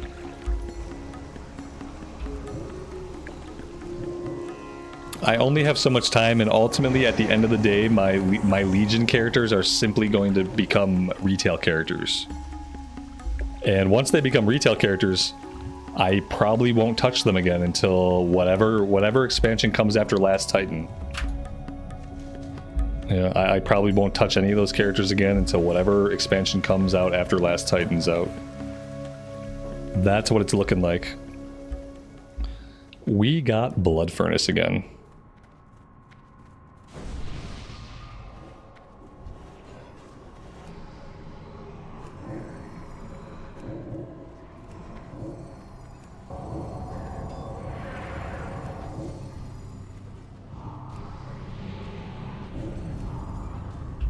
Chris, are the anniversary realms really busy? You know what it probably is? It could be that anniversary realms are getting an influx of people from Season of Discovery ending. It's possible. Because Cataclysm's popping off too. I think with SOD being over, I think like half of the people who played SOD are going to Anniversary, and half the people who play SOD are coming over to Cataclysm to get ready for MoP. It feels like it would be like a pretty even split. I don't even have a character on the EU Anniversary Realms. Like, at all.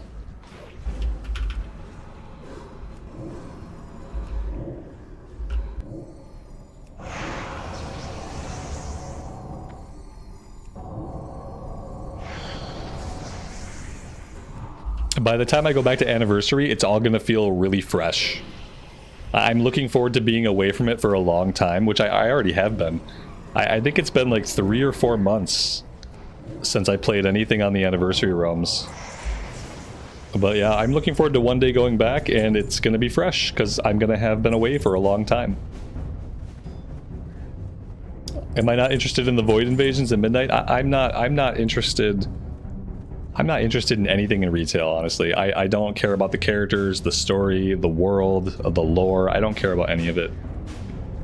I'm really putting all my bets on like a big revamp of the lore. Like I want a big revamp. I want a reset of the lore and everything to happen after Last Titan. Like whatever expansion comes after Last Titan, it should be like Final Fantasy: A Realm Reborn. They need to Realm Reborn it And it doesn't, it's not going to change visually, but I want them to make a new game engine, put it into a new game engine, reboot the lore, new characters, new stories, new lore, new cosmology chart. I need it all to be reset. I'm so jaded and just like, I just don't like anything they've done in the past 8 years with any of the lore or storytelling. Legion was the last thing that they did that I liked. From like a storytelling or narrative perspective, Legion was it. And Legion had some problems too.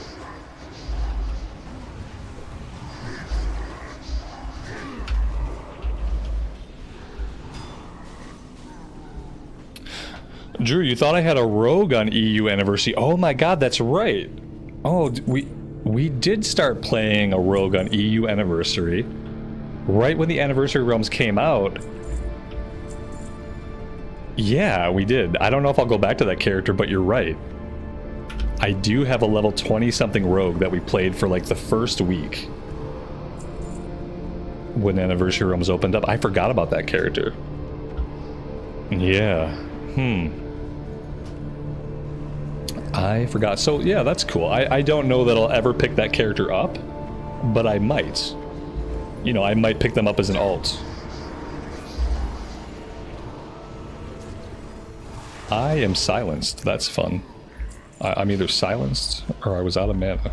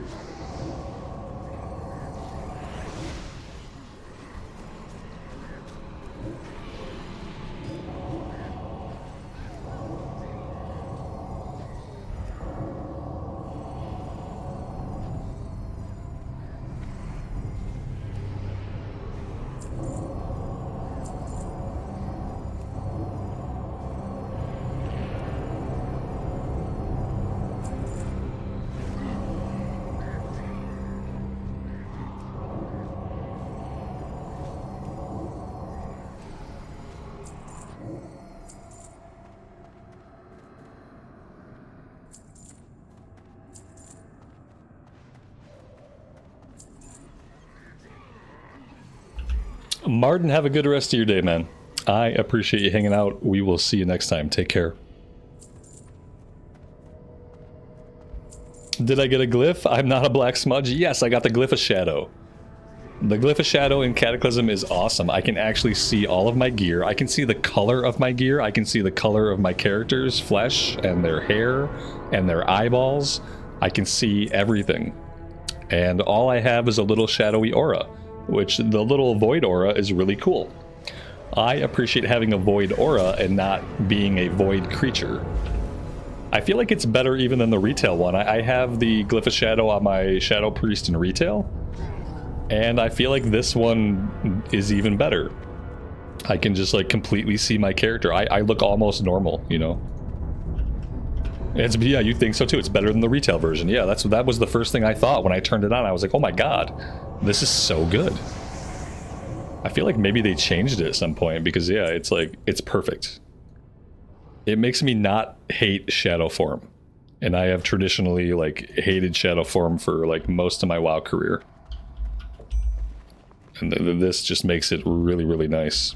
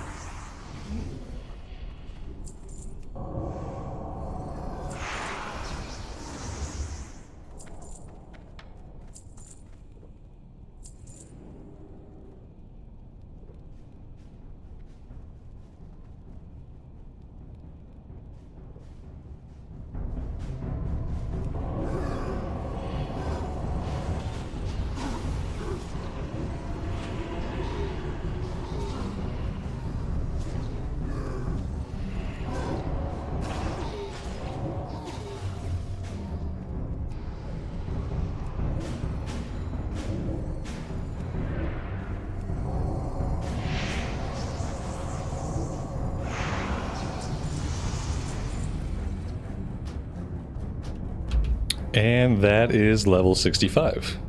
We are flying through Outland very, very rapidly.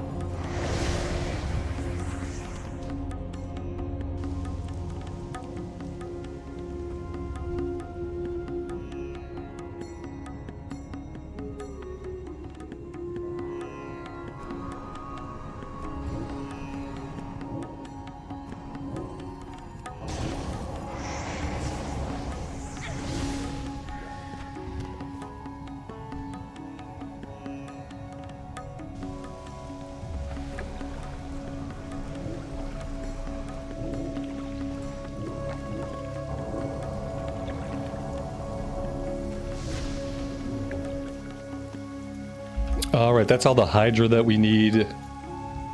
Now we're looking for a few more eel fillets.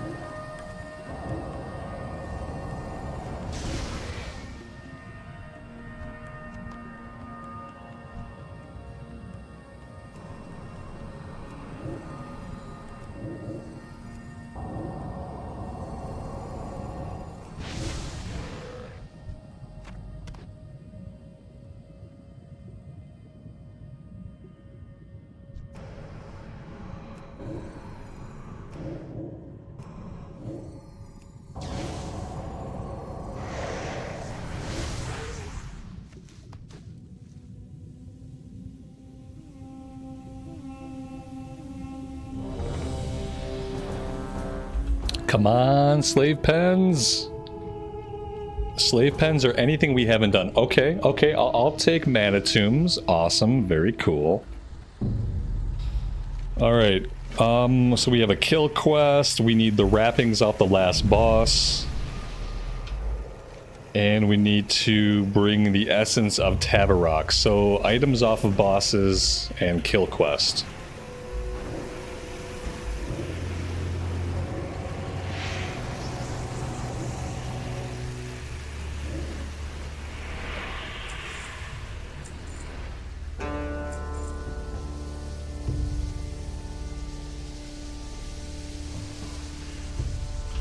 Does the amount of experience lessen when you get put in the same dungeon repeatedly? No, you're always getting the same XP unless you're out leveling the content.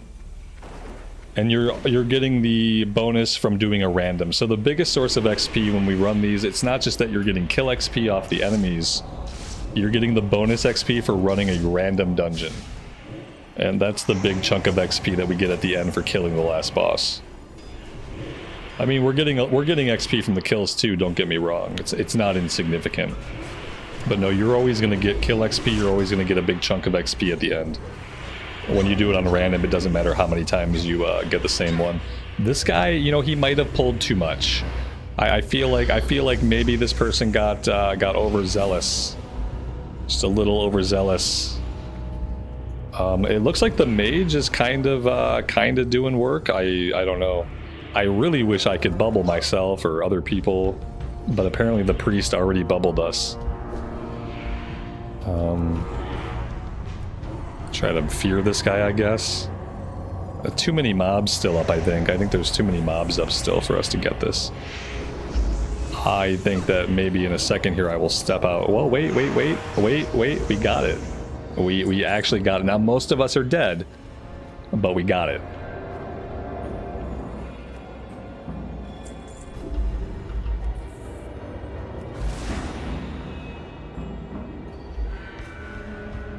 Marlena, have a good rest of your night. We will see you next time. Take care.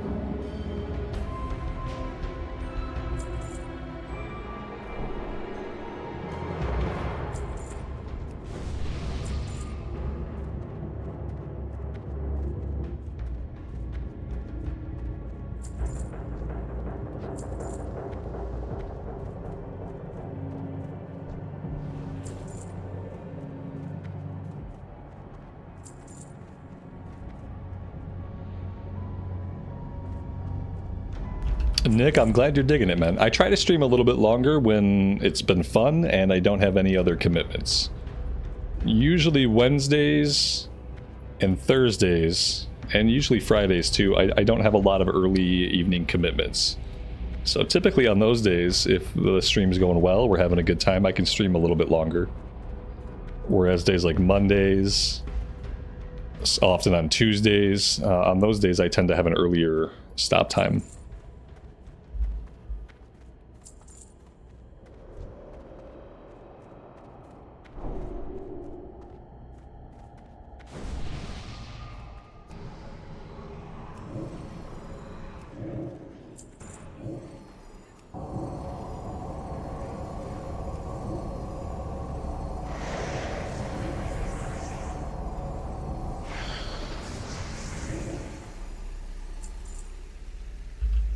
That's a nice one. Let's go ahead and toss down a roll on that. And yeah, Dustin has a good point. If you guys have enjoyed hanging out, leaving a like on the VOD really helps out. I know you hear that stuff all the time. You know, leave a like, subscribe to the channel, yada yada yada. It really does help out, especially smaller and medium-sized creators. That like that you leave is going to help the algorithm send the content to new people, and it's going to help grow the community. So I really appreciate those that do so.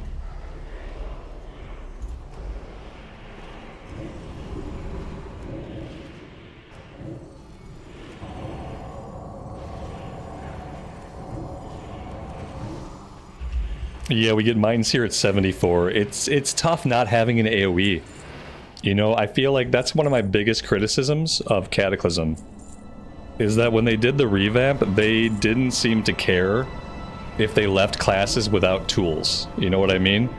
As long as everybody had what they needed at level 85, they seemed to not care if classes didn't have tools on the way up. They completely stopped caring about I think it was a time issue. I don't think they had time to figure it all out. Because they had to remake the old world, they had to make a bunch of new zones, they had to make a lot of new dungeons and raids. And I think they ran out of time to really care about what leveling felt like. Because on a lot of classes, parts of leveling feel bad. And it feels bad because you don't have stuff that you feel like you should have. You know, it's like how mages don't learn how to conjure water until level 38. They don't get Arcane Brilliance until level 57.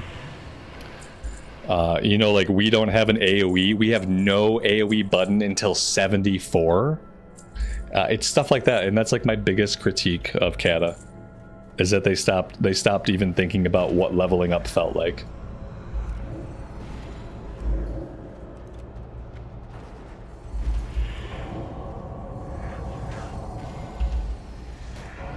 Rob, I appreciate that, man. Thanks for hanging out with us today. Much appreciated. Glad I can provide some background entertainment for work.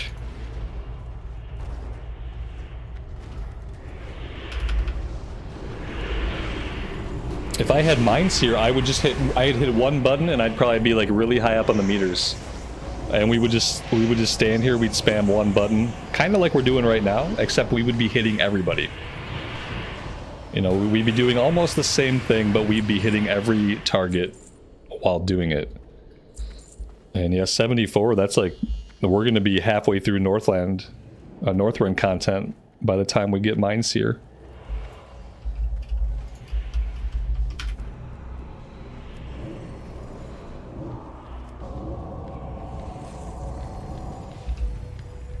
And we're a mana hog. We're such a mana hog. We don't really have a way to passively regain a lot of mana in 5-mans, and I'm constantly forgetting to sit and drink.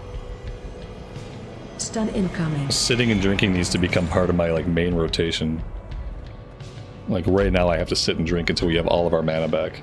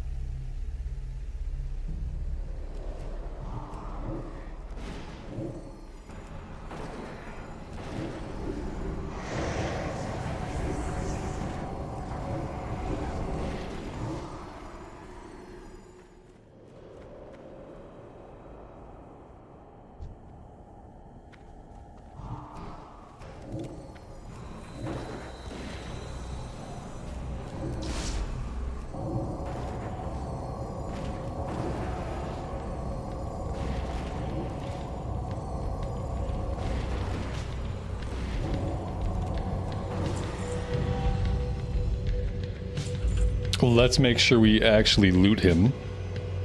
We can roll on that neck. I think that's an upgrade. Ooh, wait. Is there another boss? Yeah, there's one. No, wait. Is there another boss? Did I not loot? Ooh, what did I not loot? Tavarok's Heart. Which one was Tavarok? I don't remember coming across a Tavarok. Very interesting. Let's just go back through the dungeon and then see what's going on. So I don't remember killing a boss named Tavarok, but I wasn't really looking. Will I go see the How to Train Your Dragon remake? Yeah, absolutely. Yeah, we really like the animated ones. And so, yeah, we'll check them out. My kid will probably want to see them, and I wouldn't mind seeing it. Tavarok's Heart. Okay, yeah, there's a guy back here that we simply did not loot, so let's do that. Hopefully his body's still up. It was the big rock dude. Yeah, like I didn't loot the biggest boss in the entire place, obviously. And you know what? His body might not be there if it was a boss. We might be SOL on this one.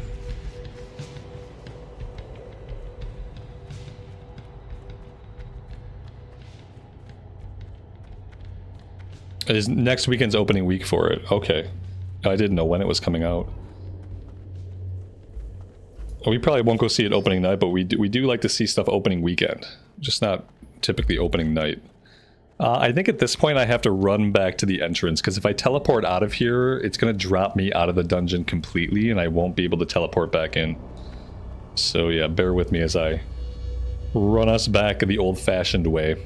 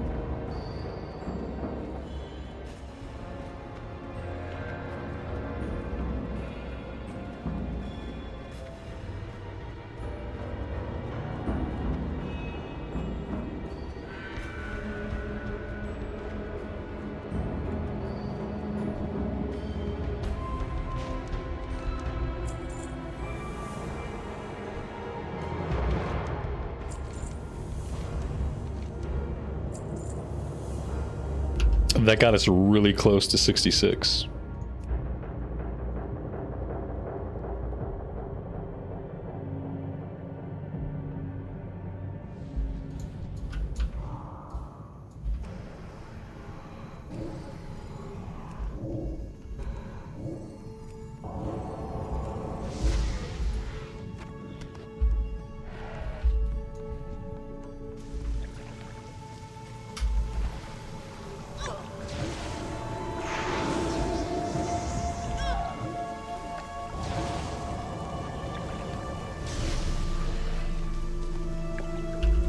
Alright, I thought we were going to get some more quests that took us over near the Naga, but it doesn't look like we're going to right now. Maybe I have to kill the Naga first, and maybe that gives me the follow-up that I'm thinking about. Let's try to finish the Naga claws. And actually, before I do any of that, I have to bio. I'll be right back.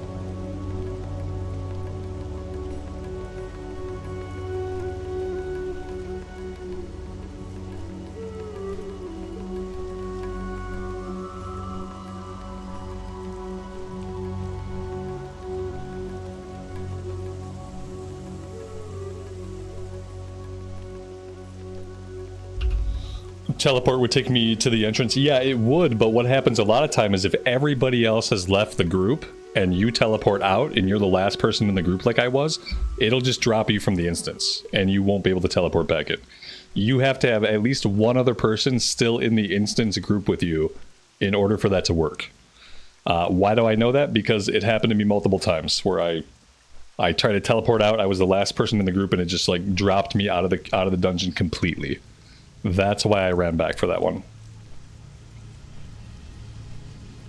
But yeah, normally if you have at least one other person still with you, you just teleport out and teleport back in. Mm-hmm.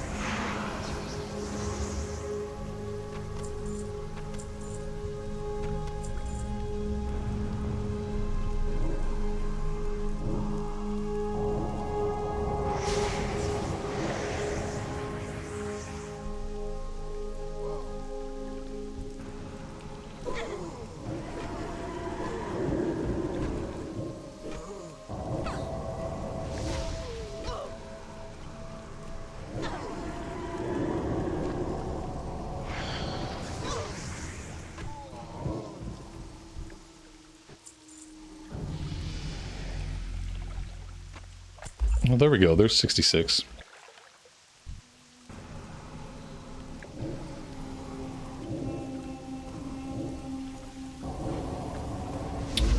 That unlocked Shadow Fiend, and Shadow Fiend will be a way for us to get mana back if I remember correctly.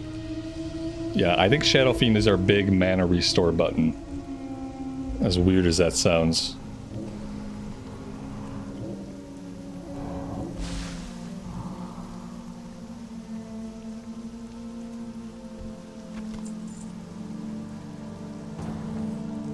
Alright, slave pens? Underbog, damn it. Okay, oh yeah, we really need slave pens. We have a quest to turn in that we can only turn in at the slave pens.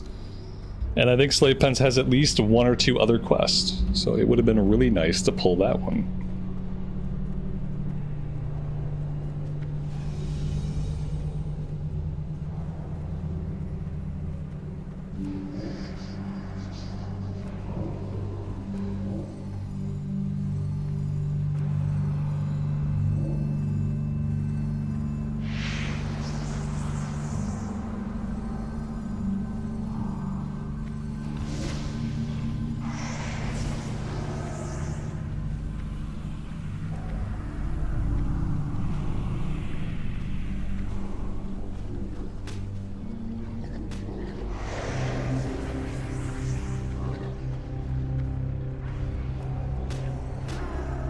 Okay, right away, my first impressions are fuck this tank and fuck this healer.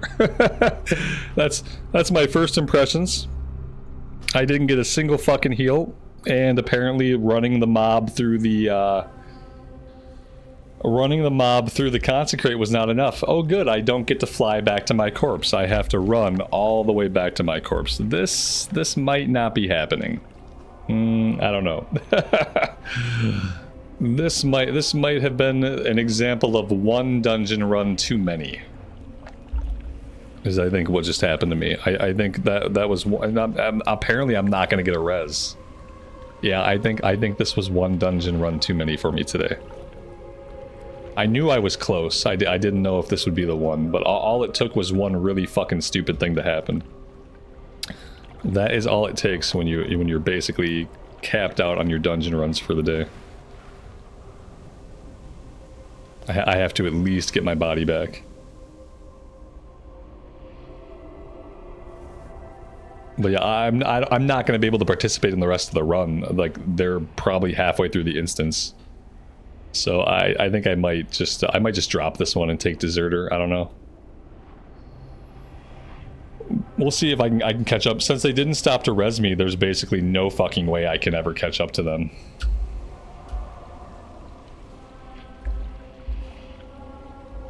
Do I play on Mirage Raceway? I'm pretty sure that's yeah, that's what it says in the description. Yeah, the server and the add-ons are in the stream description.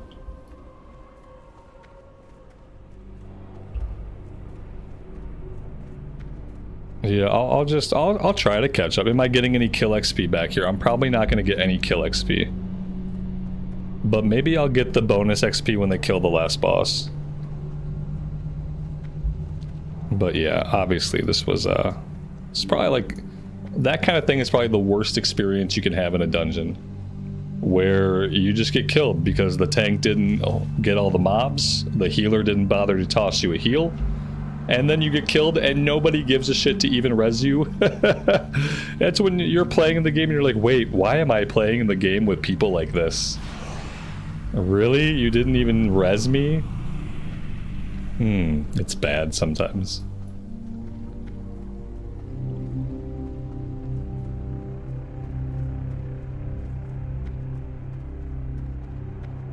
They'll probably kick me as soon as they pull the last boss, right? I'll spend all this time running to try to catch up to them. And then they will tactically kick me right as the last boss gets engaged. That way I don't get any of the bonus XP for the run.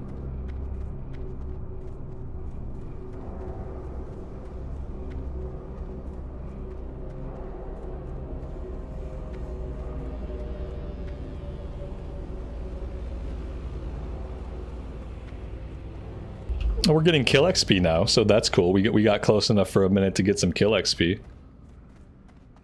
See if that keeps up.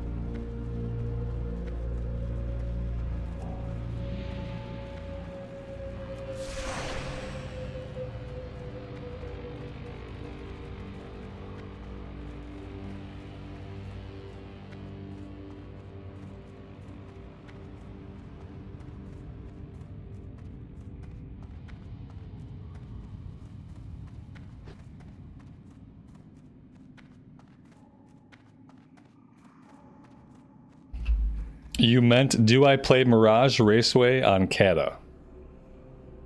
I mean, I still think the answer is the same. The server that I'm playing on is Mirage Raceway. This is Cata. And the server name that I play on is in the description of the stream. I think my answer is still the same. I appreciate that you rephrased it. But I'm pretty sure my answer, unless I'm misunderstanding something, I think my answer is still the same.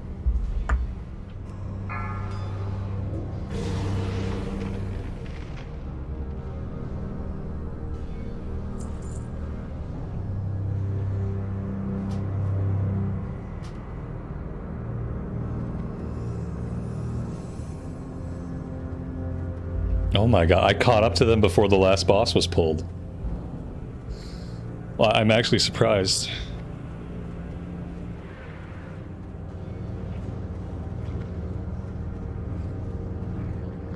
You don't think he understands what I meant? I mean, maybe. I don't know. I don't know how I could be more clear. It's late afternoon, so sometimes in the late afternoon I have trouble understanding things people say. I have language barriers and language problems that happen in the late afternoon because my brain stops working as well. The later it gets, the dumber I get. I only have like a handful of brain cells to rub together, and they get tired as the afternoon goes on.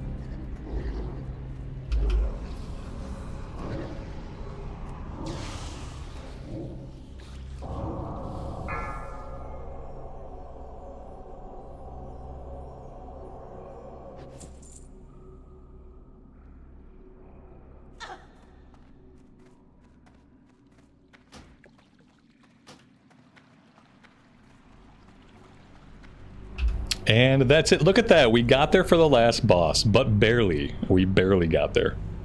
It was a close one.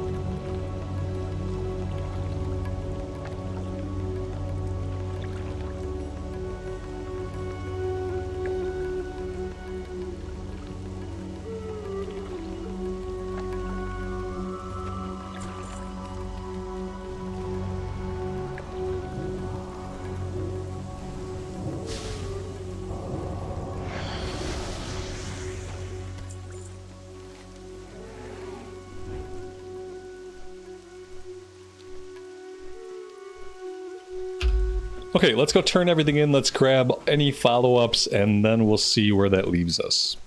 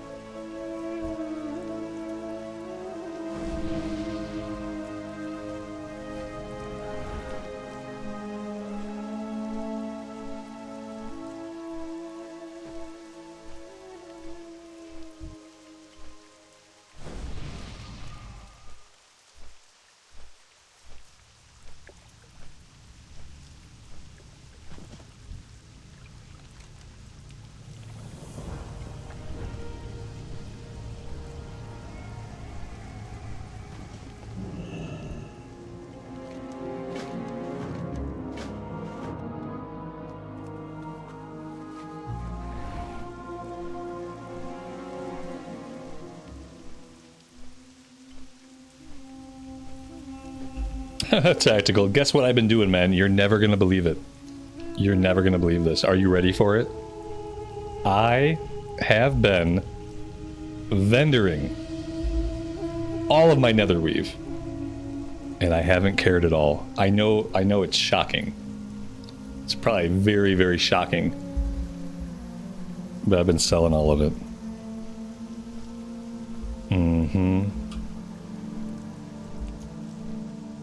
That's what I've been doing. No regrets.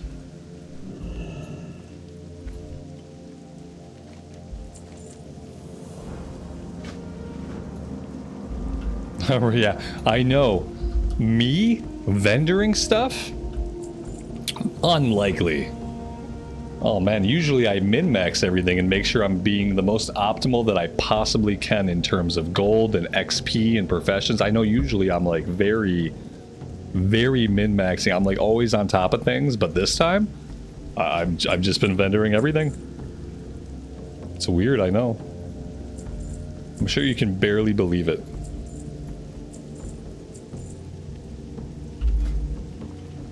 What I have been paying attention to is Transmog.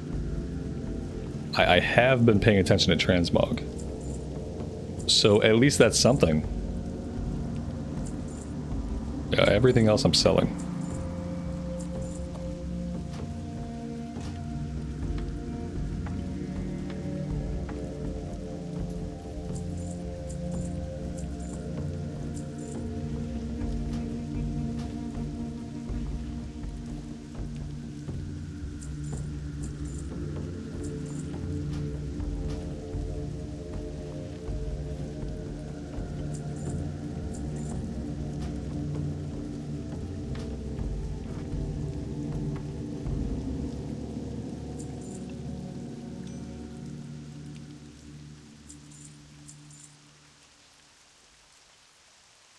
It must be nice to be game rich. I'm not. I barely have any gold.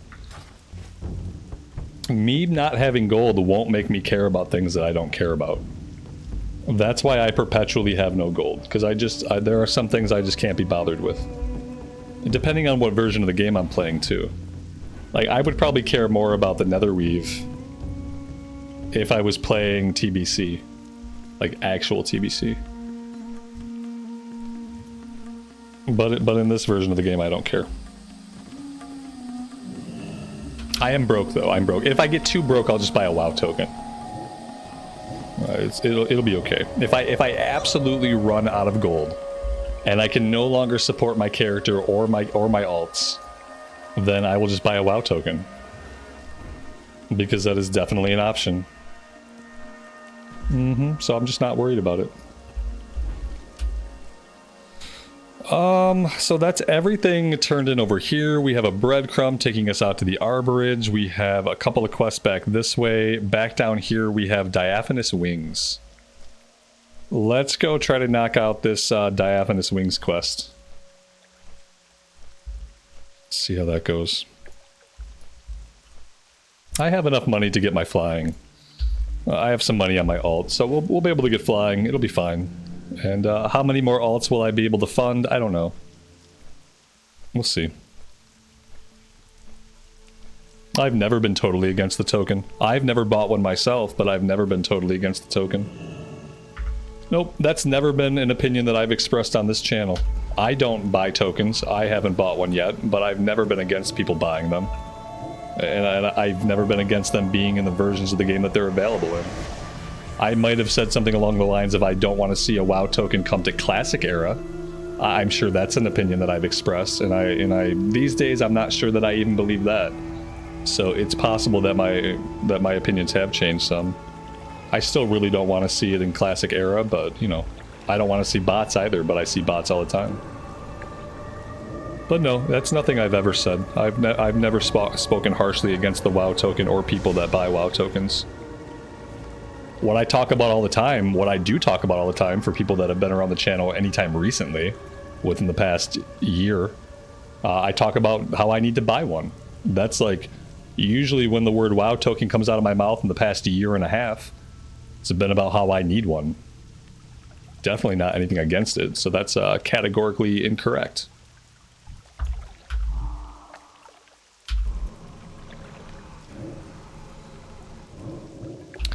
It's better than bots. It's better than bots and listening to people complain about bots. I would rather people buy their gold from Blizzard and actually, like, get it the legitimate way than have to deal with the people saying, oh, the game is full of bots, this game is full of bots, why are there so many bots in this game? Well, that's why. Because people want to buy gold, and they don't have a legitimate way to do it.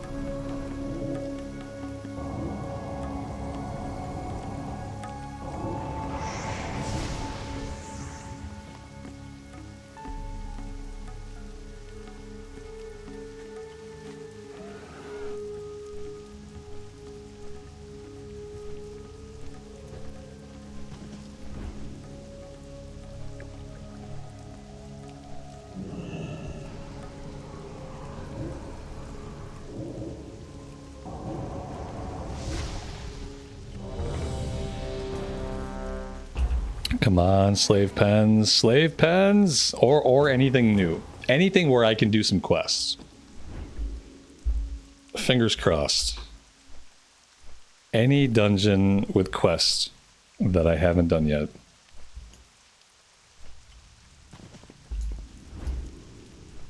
But ideally, slave pens. Hey, look at that. The power of wishful thinking.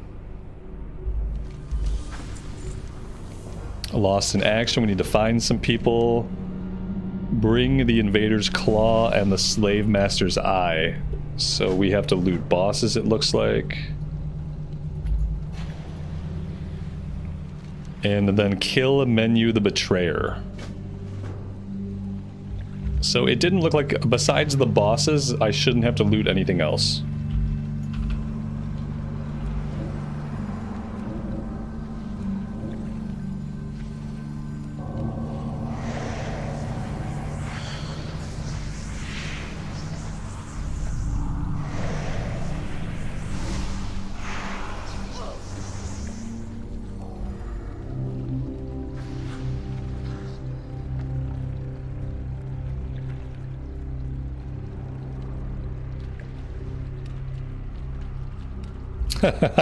I love when this is how people run dungeons. I love it when we just never stop moving. It's probably my favorite. We just never stop moving. It's fine because like that's less work that I have to do. If I can't cast, I can't deal damage. If I can't deal damage, everybody else is gonna have to kill things, and that's absolutely fine with me. I get the experience no matter what.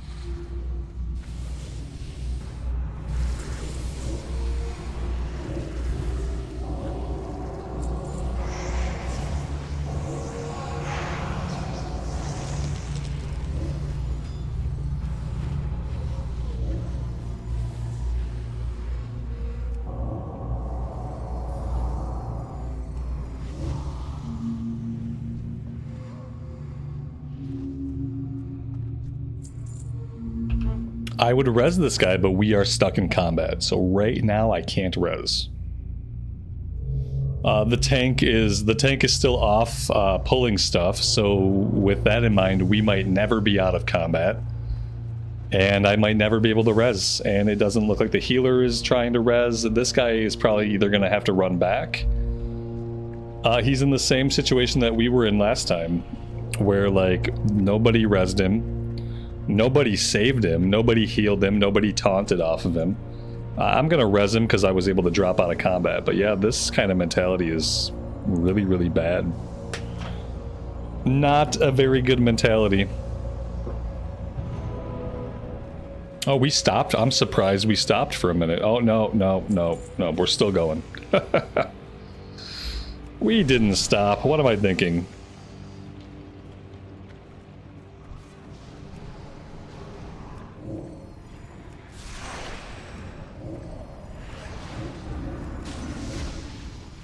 Yeah, it feels bad. It feels bad because that's 2 dungeons in a row that we've seen the same kind of behavior. We're like, oh, somebody died? Screw them. They died, they shouldn't have died. Screw them, let's keep going. And that would be okay if when you died you appeared at the front of the instance, you know, because then you could just get back into the action. But keep in mind, when we die now, we have to do a spirit run, and that takes time. So yeah, I don't like it. If we appeared back in the dungeon when we released, I wouldn't mind as much.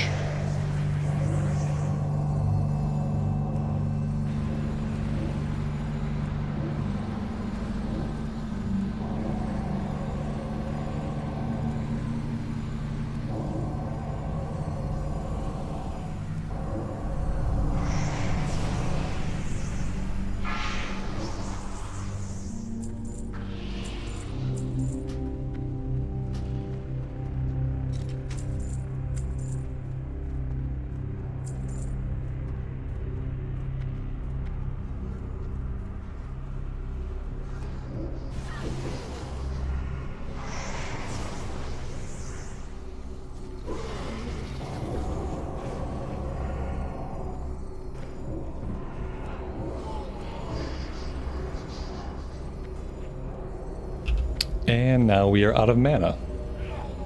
So now we just follow along.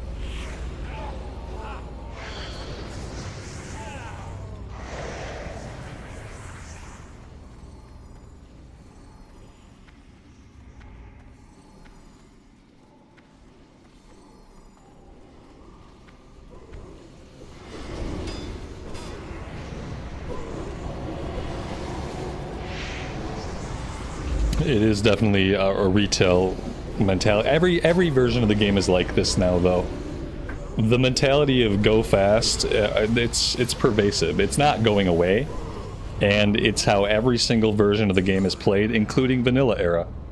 When people pull like this in vanilla, it's not as much because sometimes in vanilla era you can wipe, but at the same time in vanilla era, if you have a warrior tank that's really geared, you can pull the same way.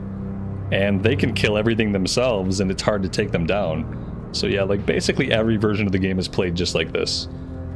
And the only time the game is not played like this is when initially the difficulty is hard, like when you first get into heroics. But it's like the goal is, for people, the goal is to be able to run them like this. So even though you might not start off by running content this fast, once you get some gear, you're going to. And because that seems to be the goal. The goal seems to be get to a point where we can run the dungeon as fast as possible. And so you'll always see this. And now you'll see this in every single version of the game.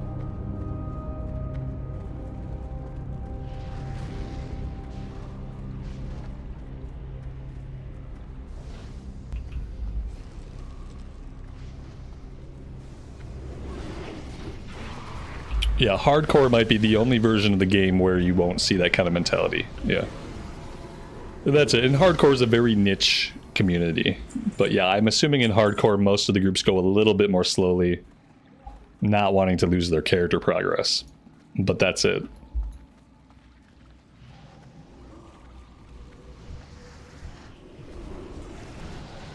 Yeah, if someone says quick in a hardcore dungeon, you don't want to be in that group.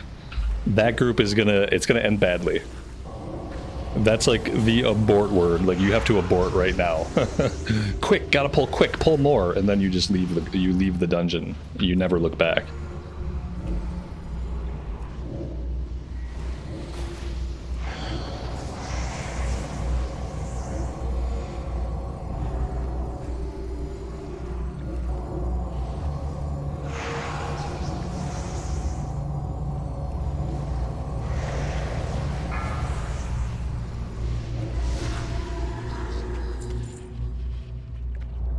Yeah, the rush is probably he had to get the run finished on his 15-minute break. That was probably the rush. He's trying to squeeze in some WoW time while at work. And he only had so much time.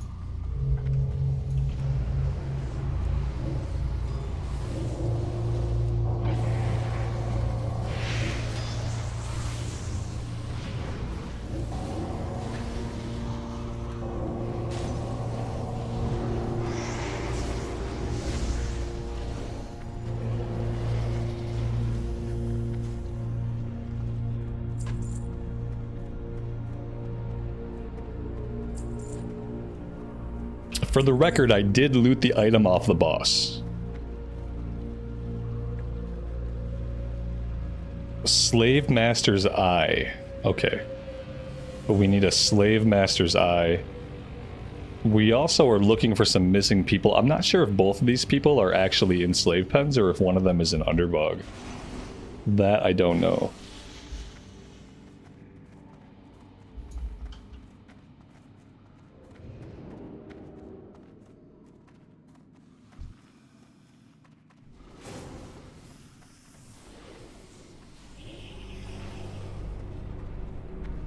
Why am I so low damage? For a lot of reasons.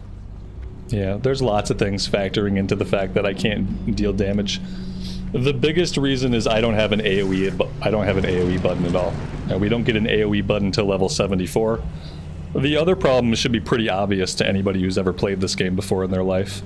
And that's that the tank is pulling way too fast and we're never stationary. And if we don't stay stationary for even a couple of seconds, we're not going to deal any damage. And also, because of the way the tank is pulling, because of the fact I don't have AoE, and because of the fact that I can't get any spells off, I've basically stopped casting spells. So yeah, there's a couple of things that are playing into us not really doing a lot of damage. Yeah, it all comes together.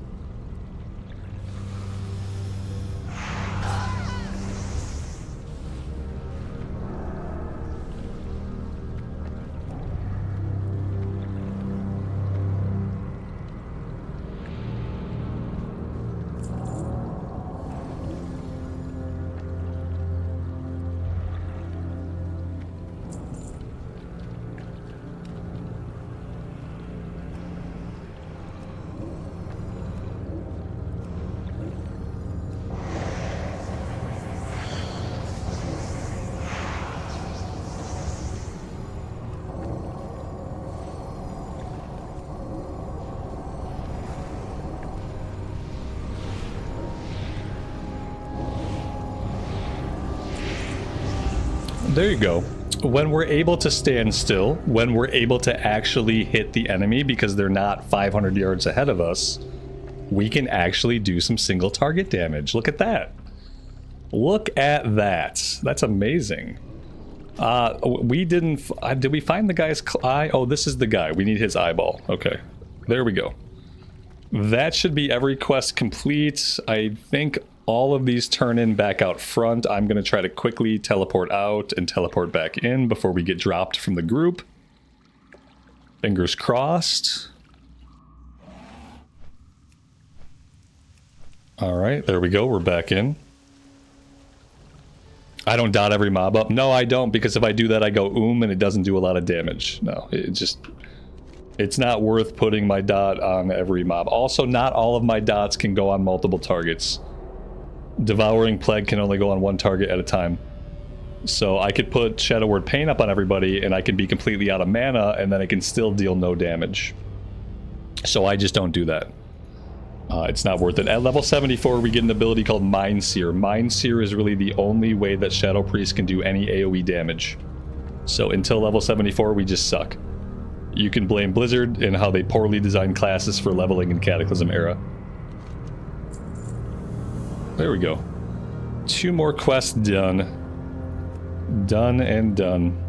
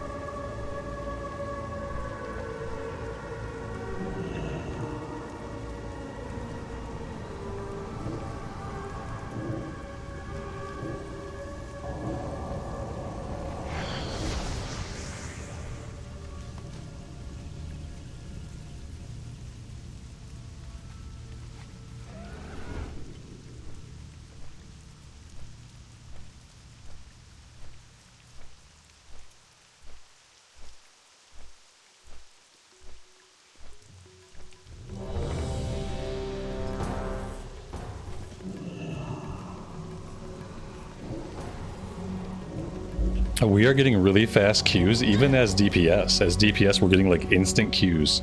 Oh, good. Hellfire Ramparts. My favorite. Guys, it's my favorite dungeon. Hellfire Ramparts. At level 67. I don't know if we should be doing Hellfire Ramparts at level 67, but okay.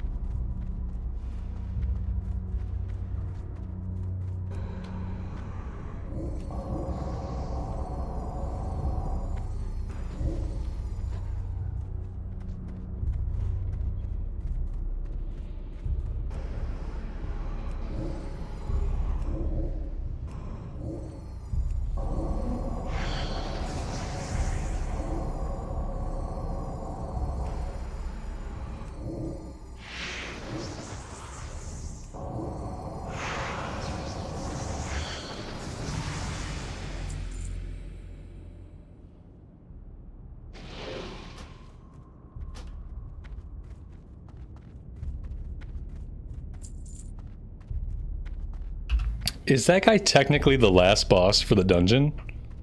Or did they change it so that the dragon guy is the last boss? I feel like that guy is still technically the last boss.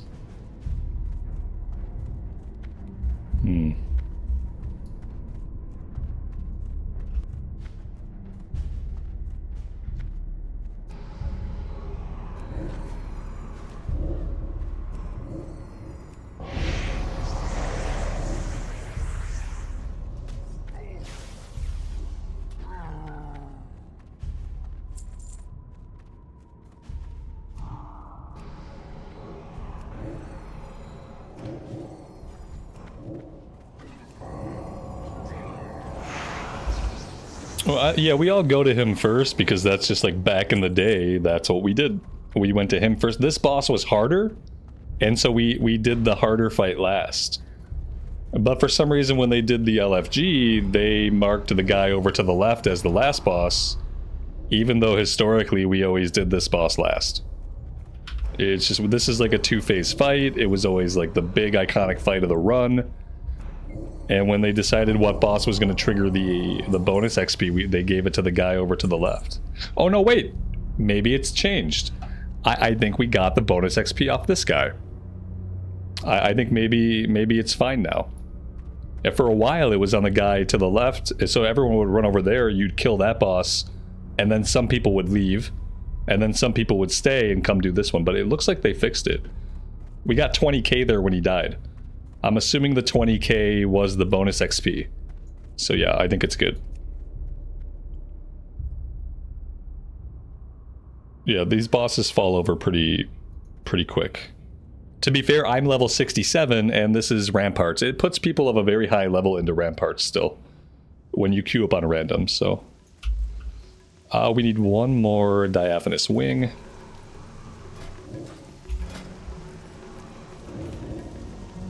I don't usually do stuff like this, but I'm trying to push to level 68 today so we can get into Northrend tomorrow.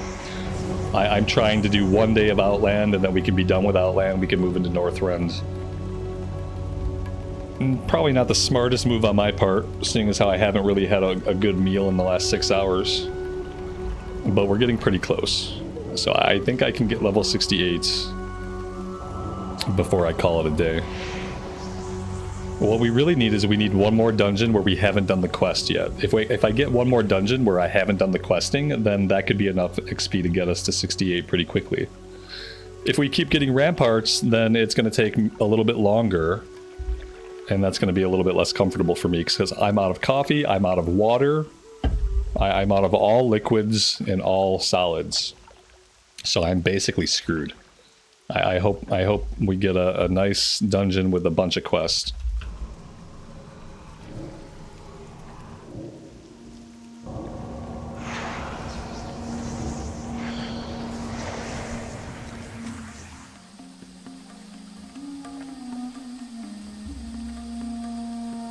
The bonus XP is such a big part of it. Yeah, I don't know. I don't know. I don't feel good about doing dungeons anymore without getting the bonus XP. Because for me, the bonus XP is such a big part of it. It could balance it out, that's true, but I just feel bad about it. I feel bad about queuing up specifically. And then there's also the fact that I'm queuing up as DPS. So if I queue up specifically as DPS, I could end up waiting a while. The alternative, though, is that I keep getting shit that I've done before, so, you know. It's trade-offs. Here's what I'm gonna do. I gotta get some water. At the very least, I need to be able to drink water, so I'll be right back. I hate doing this, but I gotta AFK.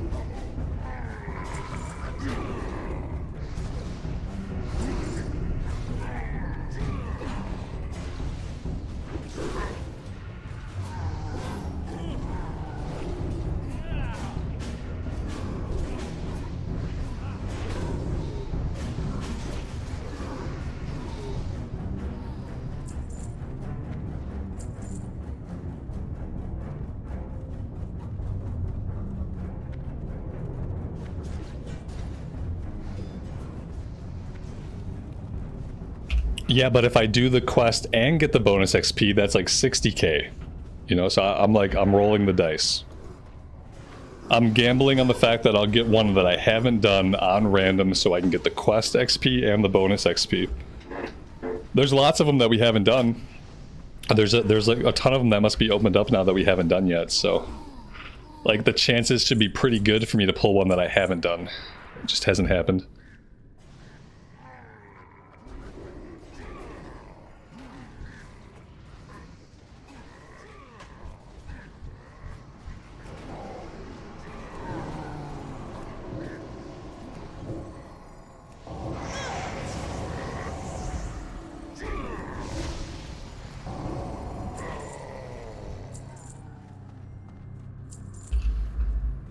Esme, have a good rest of your night. Take care, and we will see you next time. Thanks for hanging out today.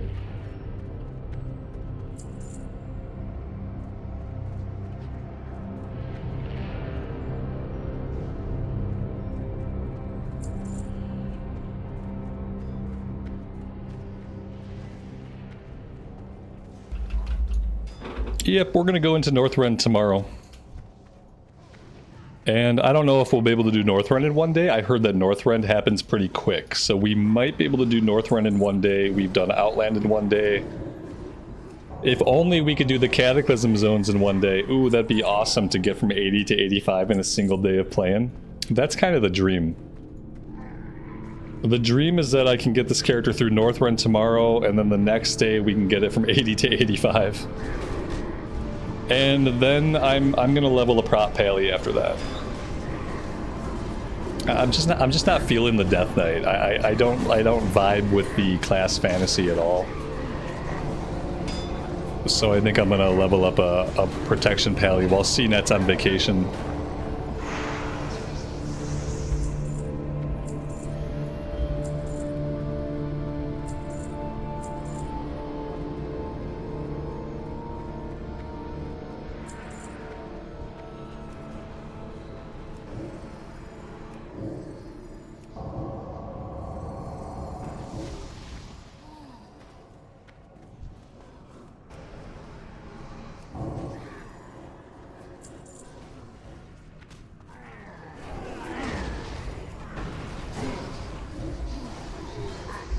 I could definitely use a healer, yeah.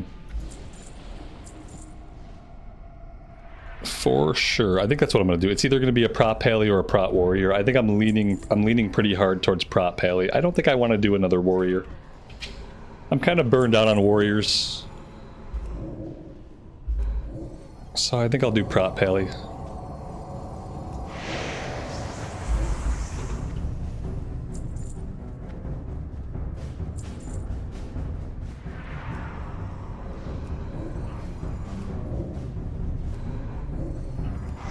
Resto Druid sounds cool. That sounds really cool.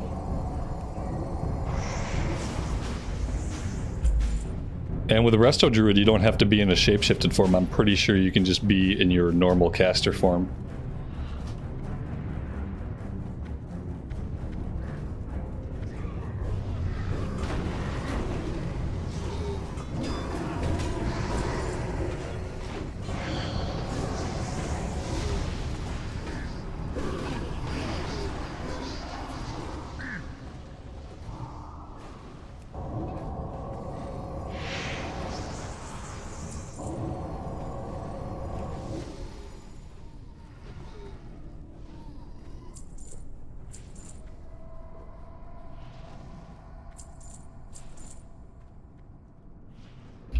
Yeah, the tree form is a cooldown now. That's right.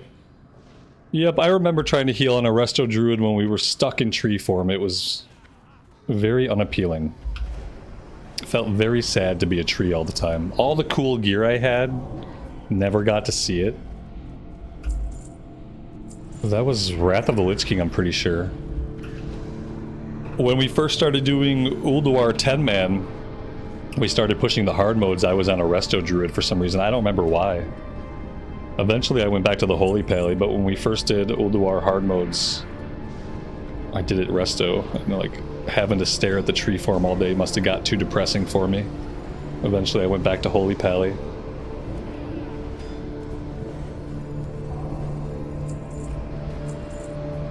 It was always the worst looking of all of the forms. It was like the lowest res, the most boring to look at. Worse, possibly even worse than the Moonkin, and I hate Moonkin. But the Moonkin at least looks better than the tree.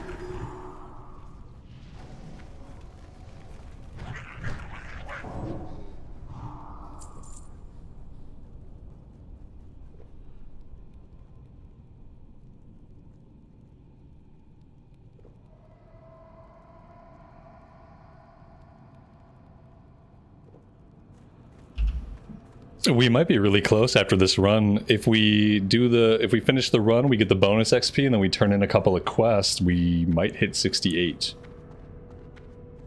And this might be enough.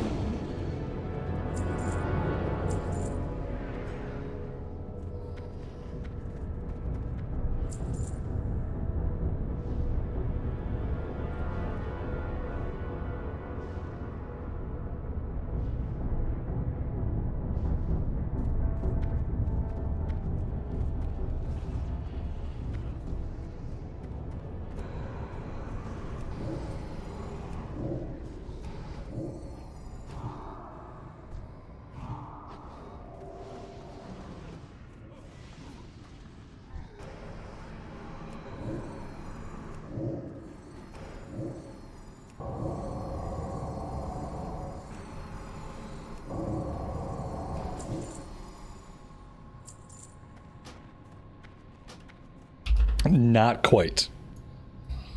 Not quite good enough. Let's teleport out. Let's see what quests we have to turn in. Have we finished anything while we've been out and about? Not really. We need another diaphanous wing. I think we need to turn in at least 2 quests. Maybe not. Maybe only 1 quest. We're gonna turn this one in when it's done and see. But this is a bad drop rate, so it might take a while.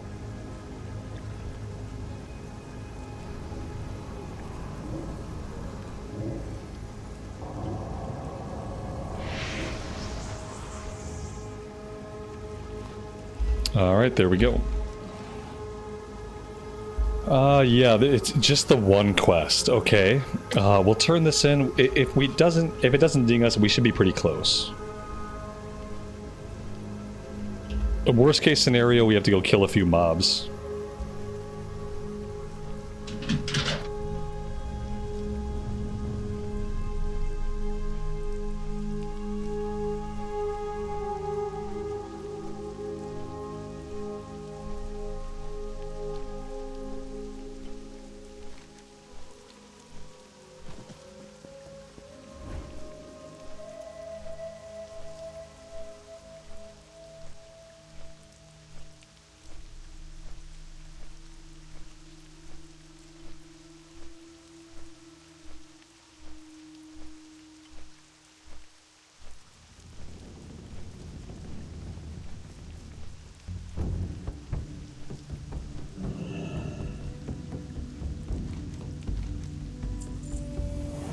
Very close.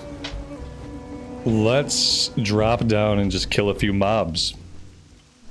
And I think that will be fine.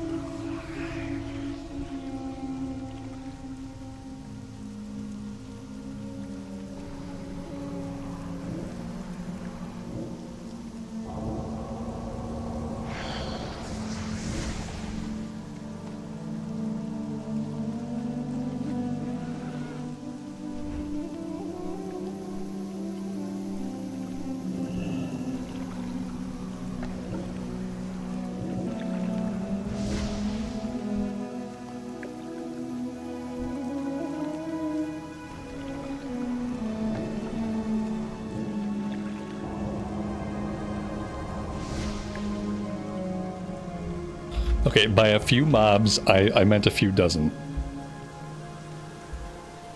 May or may not be faster than simply going off and doing another quest.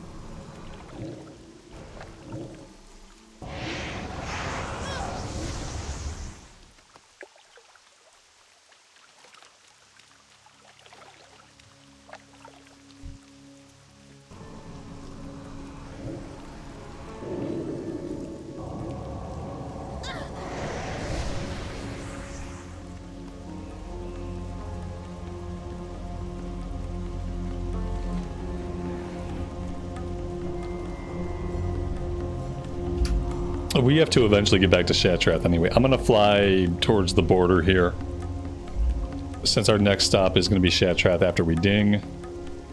And we should have to kill maybe 1 more thing, maybe 7 more things. It's hard to tell. It looks like we're about to ding, but looks can be deceiving.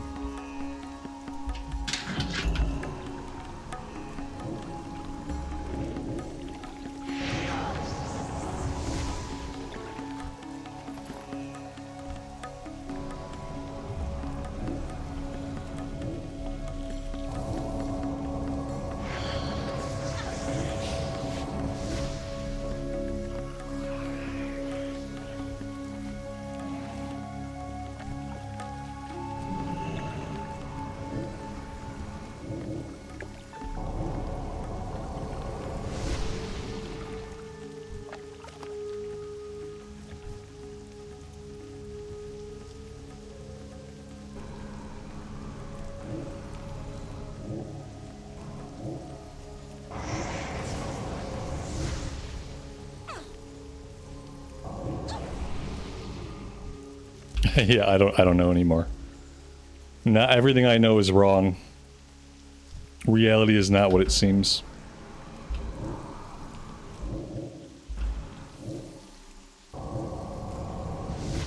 Oh my god, finally. Yeah, what, like 12 mobs later? Whew, okay. There we go. Let's get down to Shatrath. And that's it. That was Outlands done in a single day. So that's the power of Joyous Journeys and Heirlooms together. And we did like a part of the day in Blasted Land, so we didn't even spend all day here. We only spent about like 3/4 of the day here. 1/4 of the day was probably spent back in Blasted Lands, getting to a point where we could even go through the portal, so that's actually pretty good. I'm wondering how many hours it will take us to get through Northrend. I hope Northrend feels very similar to what this felt like, because this was pretty good.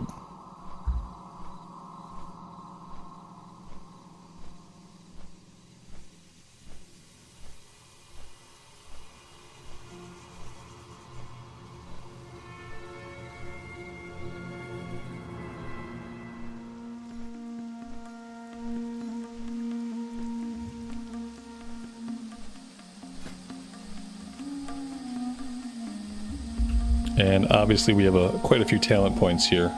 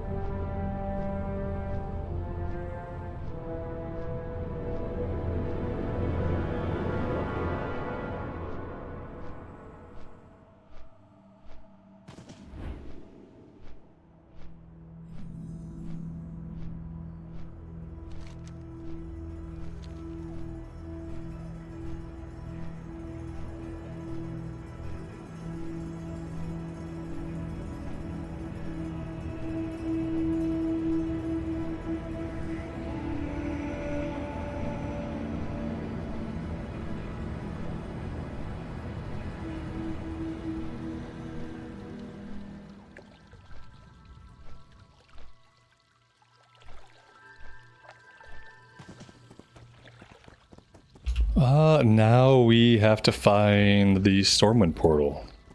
Oh, here we go. Alright, guys, that is it for Outland. Tomorrow we go into Northrend. I am going to stop right here for today. Thank you all very much for hanging out with me. It's been an awesome time. Lots and lots of progress. And more progress to come tomorrow. Hope to see you guys then. Have a good rest of your afternoon or evening time. And until next time, take care of yourselves, take care of each other, and we will see you back in Azeroth again very soon. Bye for now.